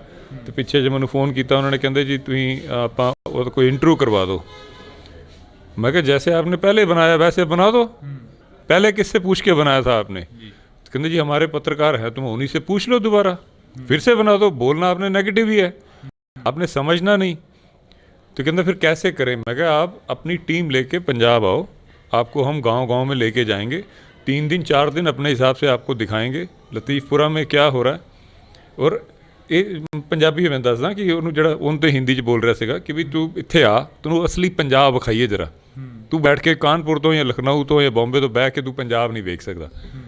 ਅਤੇ ਉਹ ਪੰਜਾਬ ਉਹਨੂੰ ਨੇੜਿਓਂ ਵਿਖਾਈਏ ਅਤੇ ਫਿਰ ਮੈਂ ਕਿਹਾ ਤੈਨੂੰ ਭਾਈ ਸਾਹਿਬ ਨਾਲ ਮਿਲਾਵਾਂਗੇ। ਅਤੇ ਇਹ ਜਿਹੜੀ ਹੈਗੀ ਹੈ ਸਾਨੂੰ ਦੂਜੇ ਦਰਜੇ ਦਾ ਜਿਹੜਾ ਸ਼ਹਿਰੀ ਮਹਿਸੂਸ ਕਰਵਾਇਆ ਜਾਂਦਾ ਔਰ ਬਾਰ-ਬਾਰ ਮਹਿਸੂਸ ਕਰਵਾਇਆ ਜਾਂਦਾ, ਇਹ ਬਹੁਤ ਗਲਤ ਇੱਕ ਸੰਦੇਸ਼ ਕੌਮ ਨੂੰ ਜਾਂਦਾ ਹੈ, ਖਾਸ ਕਰ ਯੂਥ ਨੂੰ ਜਾਂਦਾ। ਯੂਥ ਇਸ ਦੇ ਲਈ ਫਿਰ ਖਾਲਿਸਤਾਨ ਹੀ ਇੱਕ ਹੱਲ ਬਚਦਾ ਯੂਥ ਦੇ ਕੋਲ, ਜਦੋਂ ਇੰਨੀ ਜ਼ਿਆਦਾ ਬਾਰ-ਬਾਰ ਇੰਨੀ ਗਹਿਰਾਈ ਦੇ ਨਾਲ ਜਦੋਂ ਉਹਨਾਂ ਨੂੰ ਅਹਿਸਾਸ ਕਰਵਾਇਆ ਜਾਏਗਾ ਤਾਂ ਦੂਜਾ ਕੋਈ ਹੱਲ ਹੀ ਨਹੀਂ ਬਚਦਾ। ਫਿਰ ਤੁਸੀਂ ਕਿਹਾ ਕਿ ਖਾਲਿਸਤਾਨ ਹੱਲ ਬਚਦਾ, ਪਰ ਪੰਜਾਬ ਦੇ ਵਿੱਚ ਜਿਹੜੇ ਕੌਮ ਆ ਉਹ ਸੰਘਰਸ਼ ਦੇ ਵਿੱਚੋਂ ਦੀ ਗੁਜ਼ਰ ਚੁੱਕੀ ਆ। ਹਥਿਆਰਬੰਦ ਸੰਘਰਸ਼ ਵੀ ਕਰਿਆ 84, ਜਿਹੜੀ ਕਿ ਹਥਿਆਰਬੰਦ ਸੰਘਰਸ਼ ਤੋਂ ਪਹਿਲਾਂ ਹੋ ਗਈ ਆ, ਪਰ 1995 ਤੱਕ ਜੋ ਦੌਰ ਪੰਜਾਬ ਨੇ ਭੋਗਿਆ, ਜੋ ਪੰਜਾਬ ਦੇ ਪਿੰਡੇ 'ਤੇ ਹਲੇ ਤੱਕ ਜ਼ਖਮਾਂ ਦੇ ਨਿਸ਼ਾਨ ਨੇ, ਉਹ ਅੱਲੇ ਨੇ। ਜਦੋਂ ਕਿ ਖਾਲਿਸਤਾਨ ਦੀ ਗੱਲ ਕਰਦਾ ਤਾਂ ਕਈ ਘਰ ਉਹਨਾਂ ਨੌਜਵਾਨਾਂ ਨੂੰ ਰੋਕਣਾ ਚਾਹੁੰਦੇ ਨੇ ਕਿ ਨਾ ਅਜਿਹੀ ਗੱਲ ਨਹੀਂ ਕਰਨੀ ਹੈਗੀ, ਫਿਰ ਉਹਦਾ ਕੀ ਜਵਾਬ? ਅਗਰ ਦੇਖੋ ਆਮ ਹੀ ਹੁੰਦਾ ਨਾ, ਸਾਡੇ ਪਿੰਡਾਂ 'ਚ ਵੀ ਹੁੰਦਾ, ਸ਼ਹਿਰਾਂ 'ਚ ਹੁੰਦਾ, ਸਭ ਜਗ੍ਹਾ 'ਤੇ ਹੁੰਦਾ। 3-4 ਭਰਾ ਨੇ, ਨਹੀਂ ਬਣਦੀ, ਰੋਜ਼ ਡਾਂਗਾਂ ਖੜਕਦੀਆਂ, ਅਤੇ ਅੱਡ ਹੀ ਹੋ ਜਾਣਾ ਉਸ ਤੋਂ ਚੰਗਾ। ਅਤੇ ਉਹੀ ਹਾਲ ਸਾਡੇ ਕੰਟਰੀ ਦਾ ਹੋਇਆ ਪਿਆ। ਜਦੋਂ ਪੰਜਾਬ 47 ਦੇ ਵਿੱਚ, ਉਸ ਤੋਂ ਪਹਿਲਾਂ ਜਿਹੜਾ ਸਿੱਖਾਂ ਦੇ ਨਾਲ ਵਾਅਦੇ ਕੀਤੇ ਗਏ ਸੀਗੇ, ਜਾਂ ਤਾਂ ਉੱਤੇ ਸਰਕਾਰ ਬਹਿ ਕੇ ਗੱਲ ਕਰ ਲਵੇ। ਜਿਹੜੇ ਨਹਿਰੂ ਨੇ, ਗਾਂਧੀ ਨੇ ਜਿਹੜੇ ਵਾਅਦੇ ਕੀਤੇ ਸੀ ਕਿ ਸਿੱਖਾਂ ਨੂੰ ਉਹਨਾਂ ਦਾ ਇੱਕ ਵਿਲੱਖਣ ਜਿਹਾ ਸਟੇਟ ਮਿਲੇਗਾ, ਉਹਨਾਂ ਦਾ ਇੱਕ ਵਿਸ਼ੇਸ਼ ਅਧਿਕਾਰ ਮਿਲਣਗੇ, ਉਹ ਕੁਛ ਹੋਇਆ ਨਹੀਂ, ਬਾਅਦ 'ਚੋਂ ਮੁੱਕਰ ਗਏ। ਉਹ ਧੋਖਾ ਜਿਹੜਾ ਹੈ ਉਹ ਅੱਜ ਤੱਕ ਚੱਲੀ ਜਾਂਦਾ, ਜਿਹੜਾ ਫਿਰ ਉਸ ਦੇ ਬਾਅਦ ਵੀ ਸਿੱਖਾਂ ਨੂੰ ਜੋ ਅਹਿਸਾਸ ਕਰਵਾਇਆ ਜਾਂਦਾ ਬਾਰ-ਬਾਰ, ਉਹ ਮਾੜੀ ਗੱਲ ਹੈ। ਉਹਦਾ ਹੱਲ ਕੋਈ ਨਹੀਂ ਨਾ ਫਿਰ, ਜਾਂ ਤਾਂ ਔਰ ਇਹ ਨਹੀਂ ਹੈ ਕਿ ਭਾਈ ਸਾਹਿਬ ਇਹ ਕਹਿੰਦੇ ਪਏ ਕਿ ਹਥਿਆਰ ਹੀ ਚੱਕ ਲਓ, ਕਿ ਬਈ ਇਸ ਦੀ ਗੱਲ ਤਾਂ ਕਰੋ ਕਿ ਸਾਨੂੰ ਬਰਾਬਰ ਦਾ ਜਾਂ ਤਾਂ ਦਿਓ, ਹੱਕ ਦਿਓ, ਜਾਂ ਫਿਰ ਅੱਡ ਕਰ ਦਿਓ ਜੇ ਨਹੀਂ ਹੁੰਦਾ ਤੁਹਾਡੇ ਕੋਲੋਂ। ਤੇ ਕੀ ਲੱਗਦਾ ਵੀ ਅੱਡ ਹੋ ਕੇ ਪੰਜਾਬ ਬਚ ਜੂਗਾ? ਕਿਉਂਕਿ ਪੰਜਾਬ ਦੇ ਜਿਹੜੀਆਂ ਸਟੇਟ ਨੇ ਜਾਂ ਜਿਹੜੀਆਂ ਏਜੰਸੀਆਂ ਨੇ ਉਹ ਕਹਿੰਦੀਆਂ ਨੇ ਕਿ ਪੰਜਾਬ ਨੂੰ ਤੋੜਿਆ ਜਾ ਰਿਹਾ, ਜੇਕਰ ਪੰਜਾਬ ਅੱਡ ਹੋ ਗਿਆ ਤਾਂ ਪੰਜਾਬ ਨੂੰ ਹੋਰ ਦੇਸ਼ ਨੇ ਜਿਹੜੇ ਉਹ ਦੱਬ ਲੈਣਗੇ। ਨਹੀਂ, ਉਹ ਤਾਂ ਬਾਅਦ ਦੀਆਂ ਗੱਲਾਂ ਨੇ ਨਾ, ਉਹ ਤਾਂ ਤੁਸੀਂ ਪਹਿਲਾਂ ਕੁਛ ਵੀ ਨਹੀਂ ਕਹਿ ਸਕਦੇ ਕਿ ਉਦੋਂ ਇਹ ਹੋਏਗਾ ਉਦੋਂ ਉਹ ਹੋਏਗਾ, ਉਹਦੇ ਬਾਅਦ ਦੀਆਂ ਗੱਲਾਂ ਨੇ। ਸਾਡੇ ਨਾਲ ਕੀ ਹੋਏਗਾ ਫਿਰ ਉਹ ਸਾਡਾ ਕੰਮ ਹੈ। ਤੁਸੀਂ ਸ਼ਾਂਤੀ ਦਾ ਹੋਏ ਕਿ ਤੁਸੀਂ ਉਹਨਾਂ ਨੂੰ ਦਬਾਉਣਾ ਵੀ ਹੈ, ਤੁਸੀਂ ਉਹਨਾਂ ਨੂੰ ਬਰਾਬਰੀ ਦਾ ਦਰਜਾ ਵੀ ਨਹੀਂ ਦੇਣਾ, ਫਿਰ ਉਹਨਾਂ ਨੂੰ ਇਹ ਕਹਿਣਾ ਤੁਸੀਂ ਅੱਡ ਵੀ ਨਾ ਹੋਵੋ। ਇਹ ਤਾਂ ਕੋਈ ਢੁਕਵੀਂ ਗੱਲ ਨਹੀਂ ਹੋਈ। ਜਥੇਦਾਰ ਸਾਹਿਬ ਅਕਾਲ ਤਖਤ ਤੋਂ ਕਹਿੰਦੇ ਨੇ ਕਿ ਅਸੀਂ ਵੀ ਹੁਣ ਪੰਜਾਬ ਦੀ ਆਜ਼ਾਦੀ ਚਾਹੁੰਦੇ ਹਾਂ, ਉਹਨਾਂ ਬਾਰੇ ਕੀ ਤੁਹਾਡਾ ਥੋੜ੍ਹਾ ਬਹੁਤਾ ਹੈ ਕੋਈ ਵਿਚਾਰ ਕਿ ਜਿੱਦਾਂ ਜਥੇਦਾਰ ਸਾਹਿਬ ਬੋਲਦੇ ਰਹਿੰਦੇ ਨੇ ਕਈ ਵਾਰ? ਨਹੀਂ, ਦੇਖੋ ਅੱਜ ਜਿੱਥੇ ਅਸੀਂ ਆਏ ਹੋਏ ਹਾਂ, ਅੱਜ ਜਥੇਦਾਰ ਸਾਹਿਬ ਜੋ ਅਕਾਲ ਤਖਤ ਸਾਹਿਬ ਦੇ ਸਾਬਕਾ ਜਥੇਦਾਰ ਸੀ ਗੁਰਦੇਵ ਸਿੰਘ ਜੀ, ਉਹਨਾਂ ਦੀ ਲਾਈਫ ਜਿਹੜੀ ਹੈ ਇੰਨੀ ਤਸ਼ੱਦਦ ਵਾਲੀ ਰਹੀ ਹੈ, ਉਹਨਾਂ ਦੇ ਟੋਟੇ ਵੀ ਕਰਤੇ, ਗੋਲੀ ਮਾਰ ਕੇ ਮਾਰ ਦਿੱਤਾ। ਤੇ ਉਹਨਾਂ ਨੂੰ ਕੀ ਲੋੜ ਸੀ, ਜਾਂ ਜਿੰਨੇ ਵੀ ਸਾਡੇ ਪੁਰਾਣੇ ਸ਼ਹੀਦ ਨੇ ਉਹਨਾਂ ਨੂੰ ਕੀ ਲੋੜ ਹੈ, ਜਿੰਨੇ ਵੀ ਆਗੂ ਹੋਏ ਸਾਡੇ, ਭਾਵੇਂ ਭਾਈ ਸੁੱਖਾ ਜਿੰਦਾ ਹੋਏ, ਭਾਵੇਂ ਗੁਰਜੰਟ ਸਿੰਘ ਜੀ ਹੋਏ, ਭਾਵੇਂ ਦੀਪ ਸਿੱਧੂ ਭਾਜੀ ਹੋਏ, ਭਾਵੇਂ ਸੰਤ ਹੋਏ, ਇਹ ਸਾਰੇ ਕੌਮ ਦੇ ਜਦੋਂ ਆਗੂ ਸੀ, ਇਹ ਸਾਡੀ ਕੌਮ ਦੀ ਅਣਖ ਦੇ ਆਗੂ ਸੀ। ਇਹ ਬਾਰ-ਬਾਰ ਆਪਣੀਆਂ ਜਾਨਾਂ ਦੇ ਰਹੇ ਸੀਗੇ, ਇਹ ਦੱਸ ਰਹੇ ਸੀਗੇ ਕਿ ਇਹ ਕੌਮ ਦੇ ਜਿਹੜੇ ਜ਼ਮੀਰ ਦੇ ਆਗੂ ਜਿਹੜੇ ਹੈਗੇ ਸੀ, ਇਹ ਦੂਜਿਆਂ ਨੂੰ ਐਗਜ਼ਾਮਪਲ ਪੇਸ਼ ਕਰ ਰਹੇ ਸੀ। ਪਰ ਮੈਂ ਹੱਥ ਜੋੜ ਕੇ ਮਾफ़ੀ ਮੰਗਦਾ ਹਾਂ, ਮੇਰੀ ਔਕਾਤ ਨਹੀਂ ਹੈਗੀ ਕਿ ਅਕਾਲ ਤਖਤ ਸਾਹਿਬ ਦੇ ਜਥੇਦਾਰ ਸਾਹਿਬ ਨੂੰ ਕਹਾਂ, ਲੇਕਿਨ ਜਿੰਨੇ ਵੀ ਜਥੇਦਾਰ ਨੇ ਕਿਸੇ ਵੀ ਧਿਰ ਦੇ, ਕਿਸੇ ਵੀ ਜਥੇਬੰਦੀ ਦੇ ਜਾਂ ਕਿਸੇ ਵੀ ਤਖਤ ਦੇ, ਇਹੋ ਜਿਹੇ ਜਿਹੜੇ ਜਥੇਦਾਰ ਸੀ, ਜੋ ਜਥੇਦਾਰ ਗੁਰਦੇਵ ਸਿੰਘ ਜੀ, ਇਹਨਾਂ ਤੋਂ ਸਿੱਖਣ ਵਾਸਤੇ ਬਹੁਤ ਕੁਛ ਹੈ। ਇਹ ਜਿਹੜੀ ਜ਼ਰੂਰਤ ਹੈਗੀ ਹੈ, ਇਹ ਸਾਡੇ ਜਿਹੜੇ ਹੁਣ ਹਾਲ ਦੇ ਜਿੰਨੇ ਵੀ ਜਥੇਦਾਰ ਹੋਏ ਨੇ, ਕਦੀ ਅਸੀਂ ਮਾਫੀਆਂ ਦੇਤੀਆਂ, ਅਸੀਂ ਕਦੀ ਕੁਛ ਕਰ ਲਿਆ, ਕਦੀ ਸਾਦਾ ਦੇ ਹੱਕ 'ਚ ਖੜੇ ਹੋ ਗਏ, ਕਦੀ ਕੁਛ ਮਜ਼ਾਕ ਜਿਹਾ ਥੋੜ੍ਹਾ ਜਿਹਾ ਬਣਿਆ, ਇਹ ਸਾਨੂੰ ਇਹੋ ਜਿਹੇ ਜਥੇਦਾਰਾਂ ਤੋਂ ਸਿੱਖਣ ਦੇ ਲਈ ਸਾਡੀ ਬਹੁਤ ਜ਼ਰੂਰਤ ਹੈ। ਤੁਸੀਂ ਭਾਈ ਸਾਹਿਬ ਦੇ ਨਾਲ ਚੱਲਦੇ ਹੋ। ਭਾਈ ਸਾਹਿਬ ਕਈ ਜਗ੍ਹਾ 'ਤੇ ਅਜਿਹੀਆਂ ਸਟੇਟਮੈਂਟਾਂ ਦਿੰਦੇ ਨੇ ਕਿ ਇੱਥੇ ਪੰਜਾਬ ਦੇ ਵਿੱਚ ਸਿਰਫ ਪੰਜਾਬੀ ਹੀ ਰਹਿਣ, ਹੋਰ ਕੋਈ ਸਟੇਟ ਦਾ ਆ ਕੇ ਇੱਥੇ ਰਹਿ ਨਹੀਂ ਸਕਦਾ ਜਾਂ ਜ਼ਮੀਨ ਨਹੀਂ ਖਰੀਦ ਸਕਦਾ। ਅਜਿਹੀਆਂ ਗੱਲਾਂ ਕਾਫੀ ਆਉਂਦੀਆਂ ਨੇ, ਸਟੇਟਮੈਂਟਾਂ ਜਿਹੜੀਆਂ ਆਉਂਦੀਆਂ ਨੇ। ਪਰ ਜਿਹੜੇ ਪੰਜਾਬੀ ਹੋਰ ਸਟੇਟਾਂ ਦੇ ਵਿੱਚ ਰਹਿ ਰਹੇ ਨੇ, ਜਿਵੇਂ ਹੁਣ ਤੁਸੀਂ ਵੀ ਬੰਬੇ ਦੇ ਵਿੱਚ ਰਹਿ ਰਹੇ ਹੋ, ਆਪਣਾ ਕਾਰੋਬਾਰ ਤੁਹਾਡਾ ਸੈੱਟ ਆ, ਤਾਂ ਫਿਰ ਉਹਨਾਂ ਵੀ ਉੱਧਰਲੇ ਲੋਕ ਕਹਿਣਗੇ ਵੀ ਤੁਸੀਂ ਇੱਥੇ ਕੀ ਕਰਨੇ ਹੋ ਪੰਜਾਬੀ? ਨਹੀਂ, ਦੇਖੋ ਪੰਜਾਬ ਦੇ ਅੰਦਰ ਐਸੀਆਂ ਕਲੋਨੀਆਂ ਬਣ ਗਈਆਂ ਜਿੱਥੇ ਲਿਖਿਆ ਹੋਇਆ ਕਿ ਪੰਜਾਬੀ ਇੱਥੇ ਜ਼ਮੀਨ ਨਹੀਂ ਖਰੀਦ ਸਕਦਾ, ਇੱਥੇ ਘਰ ਨਹੀਂ ਖਰੀਦ ਸਕਦਾ। ਮੋਹਾਲੀ ਦੇ ਵਿੱਚ ਇਹੋ ਜਿਹੀਆਂ ਕਲੋਨੀਆਂ ਬਣ ਗਈਆਂ। ਜਦੋਂ ਬਾਹਰੋਂ ਆਪਾਂ ਪੰਜਾਬ ਵਿੱਚ ਹੀ ਆਪਣੀ ਜ਼ਮੀਨ ਨਹੀਂ ਖਰੀਦ ਪਾ ਰਹੇ, ਇਹੋ ਜਿਹੇ ਹਾਲਾਤ ਬਣੇ ਜਾ ਰਹੇ ਨੇ। ਤੁਸੀਂ ਇੱਥੇ ਆ ਜਾਓ, ਬਿਹਾਰ ਤੋਂ ਆ ਜਾਓ, ਕਿਤੋਂ ਆ ਜਾਓ, ਚੌਥੇ ਦਿਨ ਤੁਹਾਡੇ ਸਾਰੇ ਕਾਗਜ਼ ਬਣ ਜਾਣਗੇ, ਆਧਾਰ ਕਾਰਡ ਤੋਂ ਲੈ ਕੇ ਸਾਰਾ ਕੁਝ। ਤੁਸੀਂ ਹਿਮਾਚਲ ਜਾ ਕੇ ਕੁਝ ਨਹੀਂ ਕਰ ਸਕਦੇ। ਕਿਉਂ ਨਹੀਂ ਕਰ ਸਕਦੇ? ਹਿਮਾਚਲ ਜਿਹੜਾ ਪੰਜਾਬ ਤੋਂ ਹੀ ਨਿਕਲਿਆ, ਪੰਜਾਬੀ ਉੱਥੇ ਕੁਛ ਨਹੀਂ ਕਰ ਸਕਦਾ। ਅੱਜ ਹਿਮਾਚਲ ਆ ਜਾਓ, ਚੰਡੀਗੜ੍ਹ ਆ ਜਾਓ, ਜਾਂ ਹਿਮਾਚਲ ਕਹਿ ਰਿਹਾ ਮੋਹਾਲੀ ਆ ਜਾਓ, ਚੰਡੀਗੜ੍ਹ ਆ ਜਾਓ, ਜਿਹਦੇ ਆਸ-ਪਾਸ ਦੇ ਇਲਾਕਿਆਂ 'ਚ ਆ ਜਾਓ, ਖਰੜ ਵਗੈਰਾ ਵਿੱਚ, ਤੁਹਾਨੂੰ ਟਾਵਾਂ ਕੋਈ ਸਿੱਖਾਂ ਦਾ ਘਰ ਮਿਲਦਾ ਪਿਆ। ਪੰਜਾਬੀ ਨਹੀਂ ਹੈਗੀ ਇੱਥੇ। ਮੈਂ ਮੋਹਾਲੀ 'ਚ ਰਹਿਣਾ ਵਾਂ, ਮੇਰੀ ਸੁਸਾਇਟੀ ਦੇ ਵਿੱਚ ਪੰਜਾਬੀ ਸੁਣੇ ਨੂੰ ਕਈ ਦਿਨ ਹੋ ਜਾਂਦੇ। ਪੰਜਾਬ ਦੇ ਅੰਦਰ ਇਹ ਹਾਲਾਤ ਹੋ ਗਏ। ਔਰ ਮੈਂ ਜਿਹੜੀ ਨਵੀਂ ਜਨਰੇਸ਼ਨ ਆਉਂਦੀ ਪਈ ਹੈ, ਜਿਹੜੇ ਬੱਚੇ ਹੈਗੇ, ਉਹ ਤਾਂ ਇੱਕ ਵੀ ਨਜ਼ਰ ਨਹੀਂ ਆਉਂਦਾ ਪੰਜਾਬੀ ਬੋਲਦਾ ਹੋਇਆ। ਉਹ ਪਿੰਡਾਂ ਵਿੱਚ ਫਿਰ ਥੋੜ੍ਹੇ ਜਿਹੇ ਹੈਗੇ ਆ। ਈਵਨ ਮੈਂ ਅੰਮ੍ਰਿਤਸਰ ਵਗੈਰਾ 'ਚ ਜਾਣਾ ਜਾਂ ਲੁਧਿਆਣੇ, ਜਲੰਧਰ, ਇੱਥੇ ਪੰਜਾਬੀ ਮੁੱਕੀ ਜਾਂਦੀ ਪਈ ਹੈ। ਸਾਡਾ ਉਹਨਾਂ 'ਤੇ ਜਿਹੜਾ ਕਲਚਰਲ ਪ੍ਰਭਾਵ ਹੈਗਾ ਉਹ ਬਹੁਤ ਜ਼ਿਆਦਾ ਹੁੰਦਾ ਪਿਆ। ਸਾਡੀ ਕਲਚਰਲ ਬਾਊਂਡਰੀਜ਼ ਜਿਹੜੀਆਂ ਹੈਗੀਆਂ ਉਹ ਖਤਮ ਹੁੰਦੀਆਂ ਜਾ ਰਹੀਆਂ। ਅਤੇ ਭਾਈ ਸਾਹਿਬ ਦਾ ਕਹਿਣਾ ਬਿਲਕੁਲ ਸਹੀ ਹੈ ਕਿ ਪੰਜਾਬ ਪੰਜਾਬੀਆਂ ਦਾ। ਹਾਂ, ਇਹਦੇ ਵਿੱਚ ਭਾਈ ਸਾਹਿਬ ਧਰਮ ਦੀ ਗੱਲ ਨਹੀਂ ਕਰ ਰਹੇ। ਪੰਜਾਬ ਪੰਜਾਬੀਆਂ ਦਾ, ਜਿਹੜੇ ਇੱਥੇ ਹਿੰਦੂ ਹੈ, ਜਿਹੜੇ ਇੱਥੇ ਸਿੱਖ ਹੈ, ਜਿਹੜੇ ਇੱਥੇ ਮੁਸਲਮਾਨ ਹੈ, ਜਾਂ ਕਿਸੇ ਵੀ ਧਰਮ ਦਾ, ਭਾਵੇਂ ਜੈਨ ਹੈ, ਭਾਵੇਂ ਕੋਈ ਵੀ ਹੈ, ਉਹ ਜੋ ਇੱਥੇ ਸ਼ੁਰੂ ਤੋਂ ਜਿਹਦੀਆਂ ਪੂਰਵਜ ਇੱਥੇ ਹੀ ਸੀਗੇ, ਉਹਨਾਂ ਦਾ ਇਹ ਹੱਕ ਬਣਦਾ ਉਹੀ ਇੱਥੇ ਜ਼ਮੀਨਾਂ ਲੈਣ, ਅਤੇ ਬਾਕੀਆਂ ਨੂੰ ਇੱਥੇ ਇਹ ਇਹੋ ਜਿਹਾ ਕਾਨੂੰਨ ਬਣ ਜਾਣਾ ਚਾਹੀਦਾ ਮੇਰੇ ਹਿਸਾਬ ਨਾਲ ਤਾਂ। ਕਿਉਂਕਿ ਨੌਜਵਾਨੀ ਕਾਫੀ ਪਤਤ ਹੋ ਗਿਆ, ਉਸ ਦੇ ਲਈ ਕੀ ਤਹਈਆ ਕਰ ਰਹੇ ਹੋ ਜਿਹੜਾ ਕਿ ਨੌਜਵਾਨੀ ਨੂੰ ਵਾਪਸ ਮੋੜਿਆ ਜਾਵੇ? ਖਾਲਸਾ ਵਹੀਰ ਇੱਕ ਅਲੱਗ ਚੱਲ ਰਹੀ ਹੈ, ਇੱਕ ਪ੍ਰਚਾਰ ਹੈ ਜਿਹੜਾ ਉਹ ਅਲੱਗ ਚੱਲ ਰਿਹਾ। ਇਦਾਂ ਦੇ ਪ੍ਰਚਾਰ ਨੇ ਜਿਹੜੇ ਪਹਿਲਾਂ ਵੀ ਬਹੁਤ ਵਾਰੀ ਹੋਏ ਨੇ, ਕਿਉਂਕਿ ਕੌਮ ਦੇ ਜਥੇਦਾਰ ਬਣ ਕੇ ਬਹੁਤ ਆਏ ਨੇ, ਪਰ ਤੁਸੀਂ ਇੱਕ ਅਲੱਗ ਤੋਂ ਕੀ ਤਹਈਆ ਕਰ ਰਹੇ ਹੋ ਜਿਹੜਾ ਧਰਮ ਵੀ ਪਰਿਵਰਤਨ ਕੀਤਾ ਜਾ ਰਿਹਾ? ਕੁਝ ਕੁ ਸਿੱਖਾਂ ਦੇ ਘਰ ਜਿਹੜੇ ਕਿ ਈਸਾਈ ਬਣ ਰਹੇ ਨੇ, ਕੁਝ ਕੁ ਸਿੱਖਾਂ ਦੇ ਘਰ ਨੇ ਜਿਹੜੇ ਕਿ ਡੇਰਾ ਸੌਦਾ ਸਾਹਿਬ ਦੇ ਕੋਲ ਜਾਂਦੇ ਨੇ, ਕੁਝ ਕੁ ਸਿੱਖਾਂ ਦੇ ਘਰ ਨੇ ਜਿਹੜੇ ਬਿਆਸ ਜਾਂਦੇ ਨੇ। ਜਿਹੜੇ ਡੇਰਿਆਂ ਦੇ ਵਿੱਚ ਵੜਦੇ ਨਜ਼ਰ ਆਉਂਦੇ ਨੇ, ਉਹਨਾਂ ਲਈ ਕੀ ਤਹਈਆ ਕਰ ਰਹੇ ਹੋਗੇ? ਜਿੱਦਾਂ ਖਾਲਸਾ ਵੀਰ ਆਪਾਂ ਚੱਲ ਰਹੀ ਹੈ ਨਾ, ਇਸ ਦੇ ਵਿੱਚ ਬਹੁਤ ਸਜਾਵਟ ਨਹੀਂ ਹੁੰਦੀ। ਤੁਸੀਂ ਆਪ ਵੀ ਵੇਖਿਆ ਹੋਣਾ, ਤੁਸੀਂ ਫੋਟੋਆਂ ਵੇਖੀਆਂ ਹੋਣੀਆਂ, ਬਹੁਤ ਸਜਾਵਟ ਨਹੀਂ ਹੁੰਦੀ, ਬਹੁਤ ਫੈਂਸੀ ਲਾਈਟਿੰਗ ਨਹੀਂ ਹੁੰਦੀ। ਆਪਾਂ ਕਿਸ ਲਈ ਉੱਥੇ ਜਾ ਰਹੇ ਹਾਂ? ਗੁਰੂ ਸਾਹਿਬ ਦੇ ਲਈ, ਗੁਰੂ ਸਾਹਿਬ ਦਾ ਸ਼ਬਦ ਸੁਣਨ ਲਈ, ਗੁਰਬਾਣੀ ਸੁਣਨ ਦੇ ਲਈ। ਉਹੀ ਸਾਡਾ ਪੁਰਾਤਨ ਜੋ ਸਮਾਂ ਹੈ, ਜਿੰਨਾ ਵੀ ਖੂਬਸੂਰਤੀ ਹੈ ਨਾ ਸਾਡੀ ਕੌਮ ਦੀ, ਉਹ ਸਾਡੇ ਪੁਰਾਤਨ ਸਮਿਆਂ ਦੇ ਵਿੱਚ ਹੈ। ਸਾਡੀ ਬਹਾਦਰੀ, ਸਾਡਾ ਸਭ ਕੁਝ, ਜੋ ਸਾਡਾ ਬੈਸਟ ਰਾਜ ਜਿਹੜਾ ਦੁਨੀਆ ਨੇ ਮੰਨਿਆ ਜਿਸ ਨੂੰ, ਉਹ ਸਾਡੇ ਪਿੱਛੇ ਰਹਿ ਗਿਆ। 150 ਸਾਲ ਪਿੱਛੇ ਰਹਿ ਗਿਆ। ਮਹਾਰਾਜਾ ਰਣਜੀਤ ਸਿੰਘ ਦਾ ਜਿਹੜਾ ਰਾਜ ਸੀਗਾ, ਦੁਨੀਆ 'ਚ ਐਸਾ ਕੋਈ ਦੂਜਾ ਬੰਦਾ ਰਾਜ ਨਹੀਂ ਕਰ ਸਕਿਆ। ਮਾਈਨੋਰਿਟੀਜ਼ ਨੇ ਰਾਜ ਕੀਤਾ, ਲੇਕਿਨ ਉਹਨੇ ਕੋਈ ਧਰਮ ਪਰਿਵਰਤਨ ਨਹੀਂ ਕੀਤਾ। ਉਹ ਸਾਡਾ ਰਾਜ ਪਿੱਛੇ ਹੈ।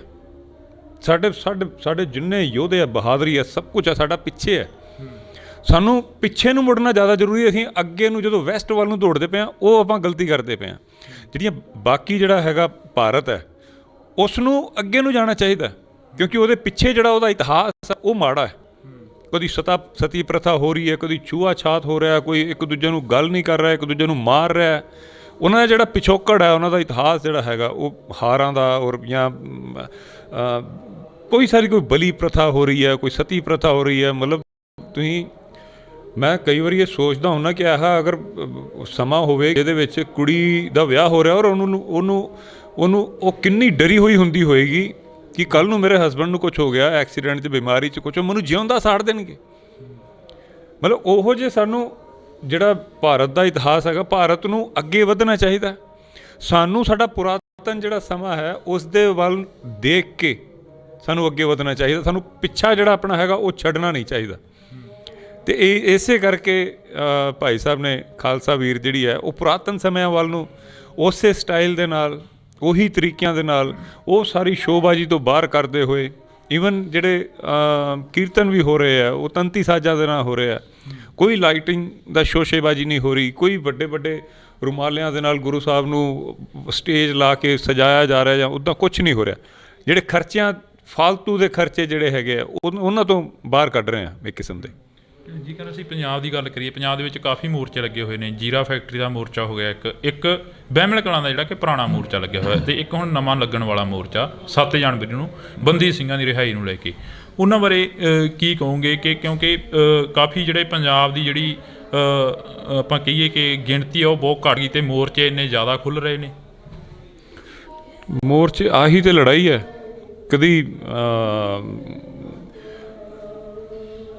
ਮੈਂ ਪਹਿਲਾਂ ਵੀ ਇੱਕ ਜਗ੍ਹਾ 'ਤੇ ਬੋਲਿਆ ਸੀਗਾ, ਕਦੀ ਹਿੰਦੂਆਂ ਨੂੰ ਕੋਈ ਪ੍ਰੋਬਲਮ ਨਹੀਂ ਹੁੰਦੀ, ਕਦੀ ਟਿੱਕੇ ਵਾਸਤੇ ਉਹਨਾਂ ਨੂੰ ਮੋਰਚਾ ਨਹੀਂ ਲਾਉਣਾ ਪੈਂਦਾ, ਕਦੀ ਉਹਨਾਂ ਨੂੰ ਜਨੇਊ ਵਾਸਤੇ ਮੋਰਚਾ ਨਹੀਂ ਲਾਉਣਾ ਪੈਂਦਾ, ਕਦੀ ਸਿੱਖਾਂ ਨੂੰ ਉਹਨਾਂ ਦੇ ਕੜੇ ਬੈਨ ਕਰ ਦਿੱਤੇ ਜਾਂਦੇ ਆ, ਕਦੀ ਗਾਤਰਾ ਬੈਨ ਕਰ ਦਿੱਤਾ ਜਾਂਦਾ, ਕਦੀ ਉਹਦੇ ਮੋਰਚੇ ਲੱਗਦੇ ਪਏ ਆ।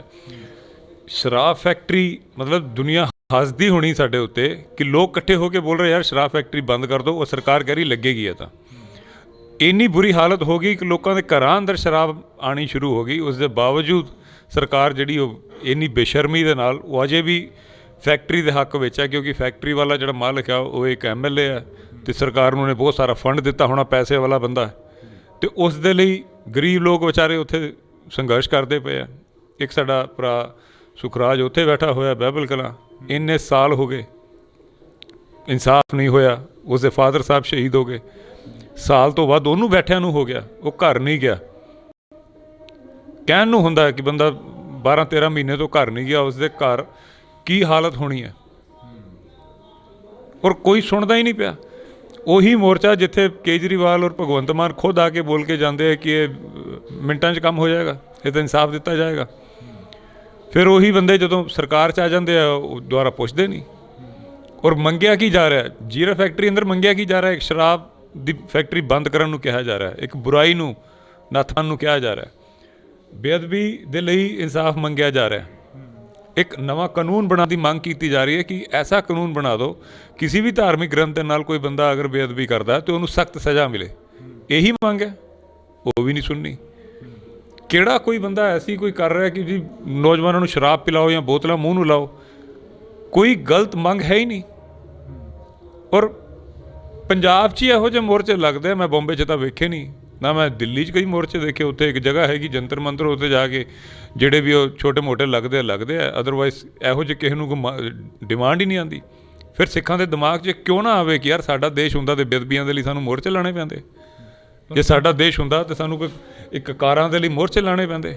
ਪਰ ਪੰਜਾਬ ਸਰਕਾਰ ਤਾਂ ਕਹਿ ਰਹੀ ਹੈ ਕਿ ਸਾਡੇ ਉੱਪਰ ਕਾਫੀ ਜਿਹੜਾ ਬੋਝ ਪੈ ਰਿਹਾ ਗਾ, ਅਸੀਂ 20 ਕਰੋੜ ਰੁਪਈਆ ਜਿਹੜਾ ਕਿ ਫੈਕਟਰੀ ਦੇ ਮਾਲਕ ਨੂੰ ਦਿੱਤਾ ਗਾ, ਉਹ ਪੰਜਾਬ ਦੇ ਖਜ਼ਾਨੇ ਦੇ ਉੱਪਰ ਬੋਝ ਪਿਆ। ਅਜਿਹੀਆਂ ਖਬਰਾਂ ਨੇ ਜਿਹੜੀਆਂ ਉਹ ਸਾਹਮਣੇ ਆ ਰਹੀਆਂ ਨੇ, ਤੇ ਇੱਕ ਮੰਤਰੀ ਤਾਂ ਇਹ ਵੀ ਕਹਿ ਦਿੰਦਾ ਕਿ ਉੱਥੇ ਜਿਹੜੇ ਬੈਠੇ ਨੇ ਉਹ ਨਜਾਇਜ਼ ਬੈਠੇ ਨੇ।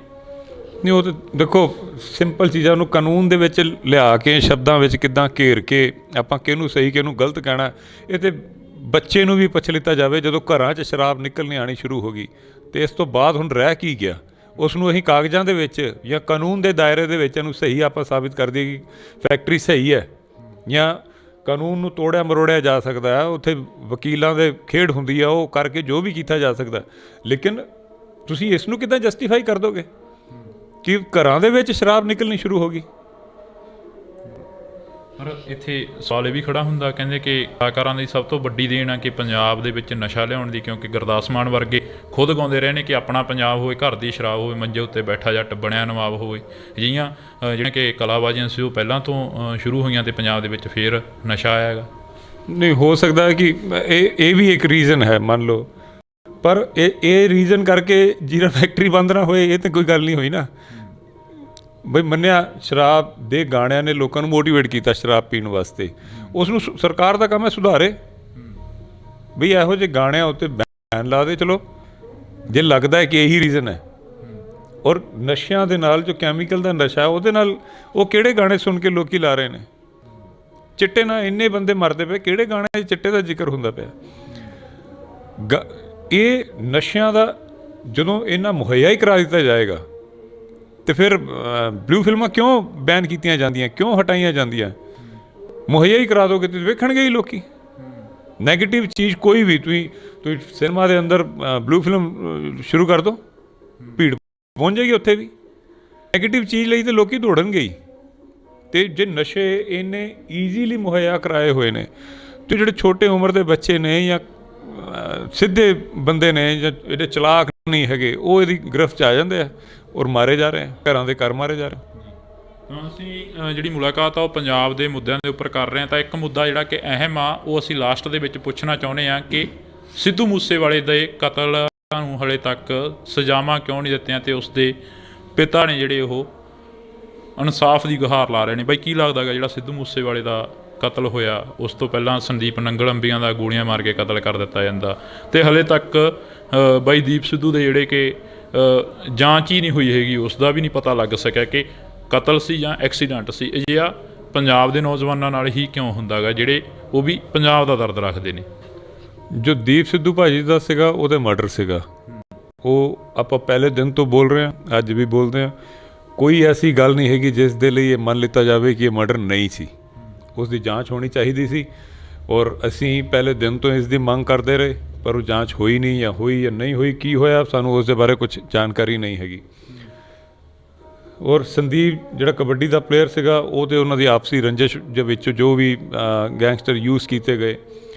ਔਰ ਇਹ ਸਾਡੇ ਜਿਹੜੇ ਸਿੱਧੂ ਮੂਸੇਵਾਲਾ ਸਾਹਿਬ ਦਾ ਮਰਡਰ ਹੋਇਆ, ਇਸ ਦੇ ਵਿੱਚ ਇੱਕ ਗੁੰਝਲ ਜਿਹਾ ਉਹ ਕਦੀ ਸਮਝ ਨਹੀਂ ਆਉਂਦਾ। ਰੋਜ਼ ਹੀ ਕੋਈ ਇੱਕ ਨਵਾਂ ਬੰਦਾ ਗ੍ਰਿਫਤਾਰ ਕਰ ਲਿਆ, ਇਹ ਗ੍ਰਿਫਤਾਰ ਕਰ ਲਿਆ, ਉਹ ਗ੍ਰਿਫਤਾਰ ਕਰ ਲਿਆ, ਪਤਾ ਨਹੀਂ 20-25 ਗ੍ਰਿਫਤਾਰੀਆਂ ਹੋ ਚੁੱਕੀਆਂ ਹੈ।